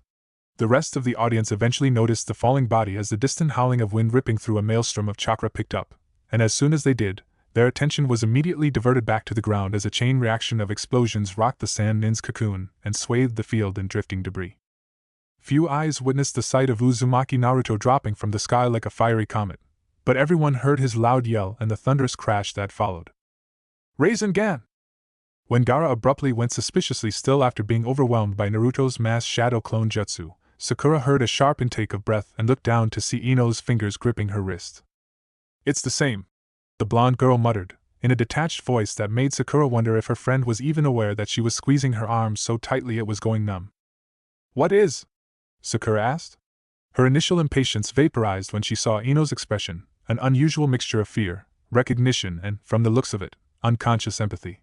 It was enough for Sakura to give her companion her full attention. Ino? She pressed. When the other girl didn't respond, Sakura shook her shoulder. Ino! Jolted from her daze, Ino turned to her with wide, blank eyes. She opened her mouth only to close it again. Sakura almost prompted her but stopped when she realized that Ino was not wholly there. A thread of uneasiness wormed into Sakura's mind as she recognized the state Ino had been in following her preliminary match. Once she realized this, Sakura for some reason began to dread the words Ino struggled to get out. It's the same as... Her voice trailed off as she stared transfixed at the place Gaara had stood before being enveloped by sand. Sakura winced as Ino's nails dug into her skin. Without looking away, Ino whispered, "He's trying to kill Naruto." Sakura froze. For a long moment she stared uncomprehendingly at Ino, and then uncertainly looked down at the small war raging between hundreds of Naruto clones and the unmovable sand shield. Her mind scrambled to reconcile the notion of suggesting that Ino needed some rest, with the rising trepidation she felt for her teammate. That was why she failed to notice Naruto's diversion for what it was. Like a spell, Sakura's mind instantly quietened when she belatedly sensed the rapidly rising chakra presence below her. No sooner had she instinctively stepped away from the edge of the balcony did a navy and maroon blur shoot over her face. On either side of her, Hinata squeaked and Ino jerked back to her usual self with a surprised curse. Both of them stumbled away from the rail. But Sakura only blinked with wide eyes as the potent whirl of chakra in Naruto's hand passed by her face, pushing her hair from her face. In the midst of the commotion of the battle, few spectators had noticed a pair of Narutos scaling the perimeter wall at breakneck speed. As they reached the top, the uppermost one suddenly turned around to seize the second by the arm. With a loud grunt, he spun with the momentum of both bodies and hurtled his partner into the air, high above the heads of the unsuspecting audience. Shaking herself out, Sakura leaned over the rail in time to see the clone fall back to earth. Their eyes met, and they exchanged surprised looks for a moment. Then the whiskered face split in a familiar grin, just before the clone fell into the bushes and dissipated. As if on cue, a thunderous explosion swallowed Gaara's sand sphere in embers of flame and smog. Some members of the audience stood to better view the spectacle, murmuring surprise to their neighbors. Behind Sakura, the Inuzuka started nodding with approval. And Naruto-kun planted explosive tags all around the armor, Hinata said. Sakura glanced at her, surprised to hear the excitement and admiration in the dark-haired girl's voice. But she would be lying if she said she didn't feel the same. The Shadow Clone's futile ground assault had been much more than simple diversion. Naruto had thought ahead. With a strangely warm sensation in her chest, Sakura realized that Naruto had grown from the immature loudmouth she had once shaken off like the plague. She had known this all along, yet for some reason the reality that she hadn't truly noticed did not strike her until today. Seeing the brightly glowing orb in Naruto's hand as he plummeted towards Earth brought a small sense of satisfaction to Sakura. The Rasengan that they had both solved together reminded her that she was a part of her teammates' growth. It was so profound that she wondered how Kurinai-sensei, as their mentor, felt. Naruto fell into the billowing smoke. The force of gravity behind him ensured that the collision between the Rasengan and the thick sand armor was a deafening one. A rush of chakra forced the smog outward. The crowd leaned forward to peer in as it cleared. Naruto was suspended above the cocoon by the Rasengan that fiercely ground into its hull with sharp crackling sounds. The sphere was dented at the point of impact. Will it hold? Ino asked, awestruck. I don't know, Sakura replied in a similar tone without looking away. The sand began to give slightly, but still stood strong. Not for the first time, a hush of anticipation silenced the spectator stands. So when Naruto suddenly growled and shouted, "Come on!" the two syllables echoed into the crisp morning air and hung there until Sakura, sharing looks with Ino and Hinata, couldn't help but break into stifled laughter. And just like that, A hollow crack snapped through the silence like a broken cord as the impenetrable defense crumpled inwards. A sinister chakra leaked from the cracked shell. The silence hovered, unbroken, as spectators in the stands began to keel over in deep slumber. Kurenai and Asuma were halfway across the arena even before the genjutsu had settled. The stands, thick with unconscious civilians, were still only for a breath, before the Kage's balcony erupted in smoke and pandemonium broke out. Leaf, Mean, and Grey-garbed enemy shinobi leapt from their seats to meet each other over the heads of slumbering spectators. The first foe Kurenai whirled around to impale with two senbon and the next stopped in his tracks to choke and grapple at his blood before slowly pitching forward. It was more than enough time for her to narrow her eyes at the man's hitaiite. "Sound," she murmured. Asuma glanced down at the arena. "And sand, from the looks of it." Kurenai followed his gaze. She recognized the genin team from Suna on the ground, their jounin instructor facing Ginma. Naruto stood bewildered as he struggled to make sense of the chaos raging around him. Kurenai was about to call down to him when a familiar presence brushed unnecessarily close to her on its way to Shunshin down to the arena. Blinking, she drew her mouth in a grim smile and raced ahead of Asuma. With the unknown genjutsu leaving the seats motionless and the Inuzuka aisle empty, it was easy to spot Sakura as she backed into the railing, a kunai extended uncertainly in front of her. Behind her, Hyuga Hinata held up an unconscious Yamanaka Ino. Both girls stared at the sound Nin rushing over the vacant seats with a predator's gleam in his hooded eyes. As Hinata, still shaken, activated her Byakugan, she became aware of the second adversary approaching from the side too late to warn Sakura. Emerald eyes widened when the pink-haired girl felt a hand on her shoulder. The whispered, "Don't move, Sakura," was all the warning the genin had to spread into a defensive, sturdy stance as Kurenai, using her student as leverage, pivoted to slam the back of her heel into the first Sound Nin's temple and sent him reeling into his comrade. The two men crashed into the rail in a boneless heap. Sakura instinctively turned away even as Kurenai placed herself in her line of vision, and sank two kunai through the Oto forehead protectors. "What's happening, sensei?" she asked shakily when the jounin turned to her. "Sand and Sound are attacking us," Kurenai replied after a distracted pause, during which she looked over Sakura's head to narrow her eyes at an approaching sand shinobi. The man faltered, confused, before suddenly throwing himself over the rail. He didn't even yell. When she noticed the anxious look Sakura and Hinata traded, Kurenai remembered that they were still genin, and, trusting her back to Guy and Kakashi, smiled reassuringly at them. "Don't panic. Konoha is well prepared for an attack. Both of you are capable kunoichi." Sakura caught the hint almost immediately. Kurenai watched approvingly as her student took a deep breath to clear her mind. "What can we do?" she asked finally. The anxiety still made her voice sound thin, but the resolution in her eyes was all Kurenai had to see. She looked at Hinata, distantly noticing that the girl recognized her. "You did well dispelling the genjutsu," Kurenai praised lightly. "Wake Yamanaka-san. Then I would like the two of you to assist in the evacuation process. Can you do that?" Hinata's pupilless eyes widened. "Hi." Kurenai nodded and glanced back to check on Naruto, only to find the arena empty but for two combating jounin. Pausing for a moment, she located the blonde boy vaulting over the rail across the stadium. He looked around for a moment before spotting his teacher watching him, and hastily began to make his way through the battles flickering around him. Turning away, Kurenai met Kakashi's eye as he too noticed the missing sand genin team. "Sakura," Kurenai said, "I want you to go to the infirmary and, if they are fit, bring Kiba and Akamaru here.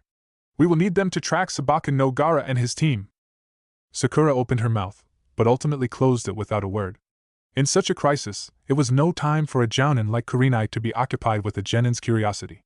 Sakura was still a shinobi receiving orders from her superior. So she nodded, forced down her confusion and fear, and made for the stairs at the back of the stands. Once Sakura and Hinata had safely disappeared from sight, Kurenai surveyed her surroundings.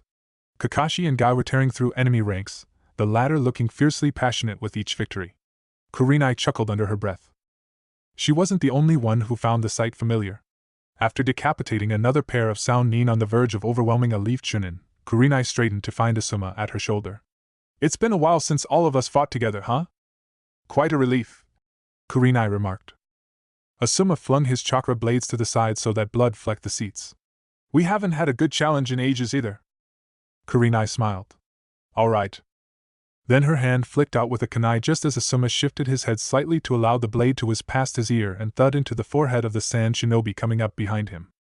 "I'll let you have that one," he grunted. But Kurenai was yet again already halfway across the stadium, leaving a trail of fallen sand and Sound shinobi in her wake. Asuma chuckled, spat out his cigarette, and took off in the opposite direction. Naruto knew from the moment his Rasengan plowed into Gaara's left shoulder that something was wrong. His suspicions were chillingly confirmed when Gaara, after forcefully flinging himself away from the dangerous ball of chakra, raised a hand to his wound and stared bug-eyed at the crimson tipping his fingers. Then he screamed. The next thing Naruto was aware of was blinking to find Gaara's siblings supporting him on both sides, and their tall Jounin instructor scolding the red-headed boy. He saw this all from behind the exam proctor's broad back. "Oh, what's going on?" Naruto demanded. "Report to your sensei," the man answered without looking away. His fair brown eyes were hard. "The Chunin exam is over." Naruto's mouth fell open. He was about to protest when movement caught the corner of his eye. A large bearded man had appeared beside Genma, but what captured Naruto's attention were the smoke-filled kage box and the large purple barrier that had formed at the roof of one of the towers. His stomach lurched involuntarily as he thought of Sandaime. Clenching his fist, Naruto's eyes shifted back to the Suna ninja. Gaara was holding his head like it would split. "I don't think he can use it anymore," Temari told her teacher urgently. The man bit out a curse. "Damn it, Gaara! Abort the mission. Take him and retreat. I'll handle things here." Hesitantly, Kankuro slung his brother over his shoulder. With a brief flare of chakra, he and Temari leapt over the stadium walls. Naruto automatically took a step forward, only to find a large, rough hand clamping his shoulder. Looking up, he saw the bearded man watching the Sand Jounin steadily. "This isn't your fight, kid," he said gruffly. Naruto faltered. "Who are you?" he asked.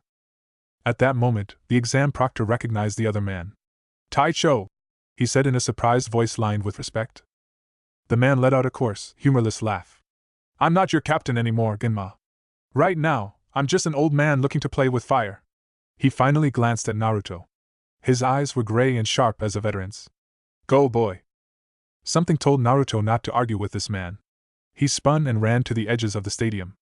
As he leapt onto the walls for the second time that day, he glanced back at the tense scene. Baki studied the man standing before him. Despite the civilian garb, the newcomer was releasing dangerous spikes of chakra that belied the wooden stub that took the place of his right leg. "I'll give you 30 seconds, stranger," the man said in a low, grim voice. "I don't care who you are. You'll need a prayer if you're the one who killed my sister's fiancé." Naruto pulled himself over the railings, and immediately flattened himself as an Anbu member leapt over his head. What in the world was going on? Disorientated, he cast around. He was relieved to catch sight of Kurinai-sensei. She was looking for him. Picking himself up, Naruto hurriedly picked his way through the stands. As he neared his teacher, he caught a flash of pink hair. "Sakura-chan!" It took a moment for Sakura to backtrack from the stairs she had hurriedly thrown herself down. Her expression cleared when she saw her teammate. "Naradash!" She broke off to grab him by the jacket and yank him to the ground. They winced as Guy plowed into a sand ninja above their heads, smashing him through the wall with a sickening crunch. "We're being attacked," Sakura explained needlessly. "By who? Why?" Naruto asked immediately in a rush, and his teammate sighed as she wondered if he truly thought she had all the answers.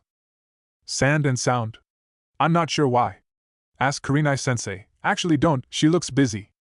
The two genin looked over their shoulders to see Kurinai binding 3 assailants in a genjutsu while flickering behind a 4th to dislocate his shoulder. They had never seen their teacher in true combat before, and marveled at the ruthless efficiency of a jounin. Naruto looked back at Sakura. "Are you going somewhere?" "Sensei told me to find Kiba. You should stay here and make sure everyone is okay," she added when her teammate opened his mouth. "I'm sure I wasn't the only genin who dispelled that genjutsu." Naruto reluctantly nodded. "Be quick." She punched him lightly. "You just want to go after Gaara and finish fighting him, don't you?" He didn't try to correct her, because there was no way he could make Sakura understand that Gaara was even more dangerous than she thought he was, that only another Jinchuriki could want to pursue him for reasons other than to defeat him. Instead, Naruto grinned back, the wide smile easily masking his thoughts. You know me so well, Sakura-chan." Sakura sent him off with another half-hearted smack on the head. She watched as Naruto crouched behind some seats, drawing a kunai. He was a lot calmer than she thought he would be.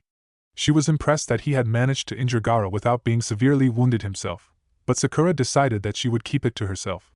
It would take days for Naruto to get over the compliment. The sounds of battle dulled to mere echoes as Sakura descended into the corridors below the stands. Thankfully, they were empty. Even more thankfully, Sakura discovered a directory plastered on the wall that mapped the temporary facilities converted for the Chunin exam. Sakura quickly memorized the directions to the infirmary, and set off a quick jog. Being alone under such dire circumstances could make anybody nervous. Sakura wondered if her parents were safely evacuated. She squeezed her hands into tight fists when she realized that her village, her home, was under attack. There had never been a time where Harino Sakura had felt such a strong awareness of her status as a kunoichi. For shinobi, their village was a fort that had nursed and protected them as children, and which they were obligated to return the favor to. As a rumbling quake shook the earth, Sakura broke into a sprint. The lights overhead flickered. Sakura glanced up warily as debris drifted down. Slight movement in her peripheral vision immediately pulled her gaze back down. A cloaked man was walking down the corridor she had just passed. A civilian who had lost their way? Sakura ran up to him, calling, "Excuse me. It's not safe here. I think you should go." Her voice trailed off when the man stopped walking. For several seconds he didn't move. Later, if Sakura had to pinpoint exactly when she had sensed something amiss, she would come back to this moment. The eerie silence made her grimace. Excuse me?" He turned his head slightly. It was enough for Sakura to see the pale white mask, partially obscured by his hood. She unconsciously took a step back. "Yanbyu-san? Why are we're being attacked?" Sakura swallowed when he chuckled quietly. "I know." His voice was smooth and quietly polite. For some reason, it made Sakura's brow furrow. There was something familiar about this person, yet she was not acquainted with anyone from Anbu Black Ops. "A genin like you should stay somewhere safe," he added. "What about you?" She faltered when dark eyes regarded her. "Shouldn't you be fighting? Protecting the village?" Sakura didn't know how to say it without sounding rude. He waited for her to finish. The sharp clash of kunai echoed down the hollow corridor. Sakura caught a whiff of smoke in the air. Yet the Anbu operative stood there, calmly watching her. Sakura's hand twitched and unconsciously neared her weapon's pouch. In the next instant, Sakura's breath left her in a gasp as she was twisted and slammed into the wall. "You're sharper than I thought," a vaguely amused voice said in her ear. "Haruno Sakura-chan." The brick was cold against her cheek, her shoulder burning as her arm was wrenched behind her back. "Who are you?" Sakura asked breathlessly, even as her blood raced. "Are you the one who cast the genjutsu?" A surprised whistle. "I'm impressed." Sakura pushed off the leg she had levered against the wall.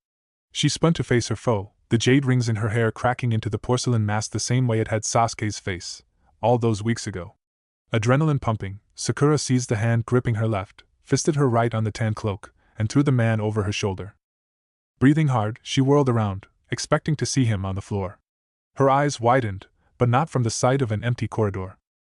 Slowly, Sakura looked down at the senbon protruding from her chest. It had pierced her through the back of her right shoulder. The silver needle was clean of blood, and Sakura felt no pain other than the tingle of encroaching numbness near the wound. It was the first time she had been poisoned, but Sakura knew it instantly. "This one is a prototype strain," a voice from behind informed her. "I'd like to stay and see how quickly it circulates, but I'm afraid I can't."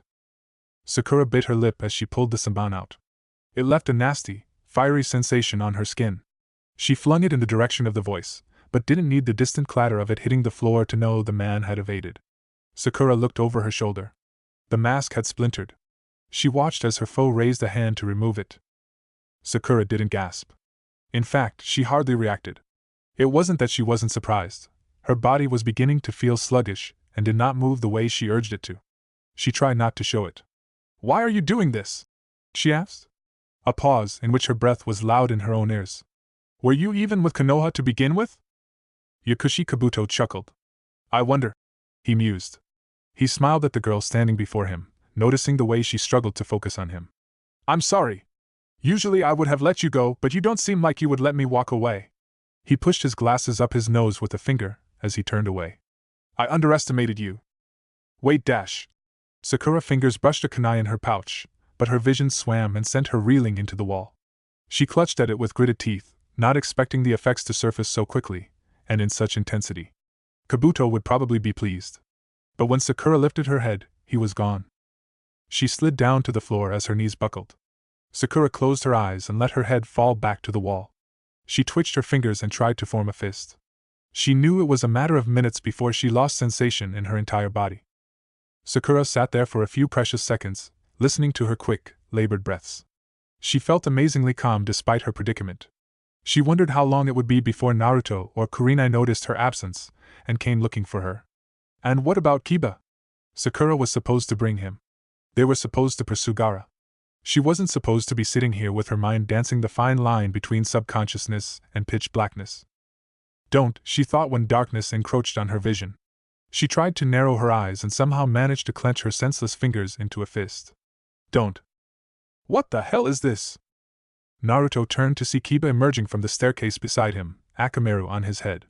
The Inuzuka stared wide-eyed at the chaos, his eyes landing on a motionless sand shinobi lying face down in a pool of crimson. He eventually looked at Naruto. What dash? The other boy pulled him down into a crouch.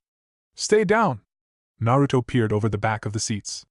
Enemy numbers in the stadium had fallen, but now smoke was rising from the village center. The giant snake he had glimpsed in the distance worried him. Kiba joined him in surveying the scene. He couldn't see any Inuzuka clansmen anywhere. We're under attack? Naruto, distracted, nodded. Why are we hiding here then? We should go out and fight. An unimpressed snort sounded from Naruto's other side. Kiba looked over his teammate's head. And why are you here? Instead of returning Kiba's miffed look, Sasuke shot Naruto a glare of irritation. Ass dead last? Quit calling me that. Naruto scowled. He glanced sheepishly at Kiba. I dragged him. Sakura told me to look for more of us. Bastard here was the only one I could find. Everyone else is evacuating people, I think. Then he blinked and checked behind them. Kiba, where's Sakura? Sakura? Kiba repeated blankly. Before Naruto could say more, Kurenai had appeared beside them. She hadn't even studied Kiba and Akamaru properly when Naruto suddenly turned to her. Kurenai-sensei, Sakura-chan isn't here. Kurenai's brow creased. Didn't she bring you here, Kiba? Slowly, Kiba shook his head. I didn't see her at all. Shino and I heard these loud sounds in the infirmary, so I said I would see what was going on. Then I come out and see this. When Kurenai's frown deepened, Kiba realized why she was concerned. His expression became serious. Me and Akamaru will look for her. Maybe she got lost. I'll come with you, Naruto said quickly. Kurenai nodded unthinkingly before the weight of the situation returned to her. Wait. Both boys stopped at her voice. She looked at Kiba. Can you catch Sakura's scent? Kiba raised his nose and sniffed. Then he looked at Akamaru. The puppy whined. No, there's two. What about Sabaku no Gaara? The Jounin asked. Looking confused, Kiba replied. The same. What if you knew which direction he went? Akamaru can probably pick up the scent then. Kiba hesitated, sharing a glance with Naruto. Sensei? Kurenai understood the uncertainty in Kiba's voice and the low whine from Akamaru. She closed her eyes for a brief moment to think. As a child, her late father had taught her that in every situation, there was an objective and subjective answer. Kurenai had always been well aware that shinobi were often required to prioritize the former over the latter. It was logical, and it was something Yuhi Kurenai had had little difficulty doing throughout her career. Yet, she chose not to look at her students as she said. Naruto, Kiba and Sasuke, I am going to assign you a mission. Pursue the Sand Genins and apprehend them if possible. Keep a close eye on their actions. Sensei! Naruto protested immediately. Sakura is not where she is supposed to be, and the village is under attack. Kurenai finished for him. She opened her eyes to meet his incredulous gaze. I know, Naruto. Naruto had angrily opened his mouth to argue until Kurenai's quiet voice cut through him. It was the first time he had felt such fury against his teacher, and it burned unpleasantly. She had just made a decision he would never have believed of Kurenai-sensei. It was the silent concern in her tone that silenced him and made Naruto lower his head. He ground his teeth in frustration as Sakura's voice echoed in his mind. Naruto said it himself. Kurenai-sensei would only want what's best for us. We can't leave Sabaku no Gaara unattended. Kurenai explained softly. Kiba, Akamaru We're fine. The worst I have from the match is chakra exhaustion. I can take a soldier pill. As she thought, Kiba understood the ways of ninja better than Naruto. Only his clenched jaw betrayed how upset he was. Kurenai put her hand on both boys' heads. I will look for Sakura. Don't worry. They nodded reluctantly. Naruto lifted a shoulder in a shrug that failed to be as dismissive as he tried. Sakura-chan is okay. She's strong. I mean, she beats me up all the time and I'm the future Hokage. Yeah? Kiba dodged the elbow Naruto threw at his ribs. Naruto gave a small grin. She'll catch up. Kurenai returned the smile, knowing it was part of her role as their mentor. Then she looked over at Sasuke, who had been watching silently. She hadn't expected that the Uchiha would be around for Naruto to discover him, but he was an asset. Kurenai had an unlikely yet competent four-man cell on her hands. The targets were headed towards the forest outskirts. Be prepared for combat. This would rank as an A-class mission. The three genin nodded. Go.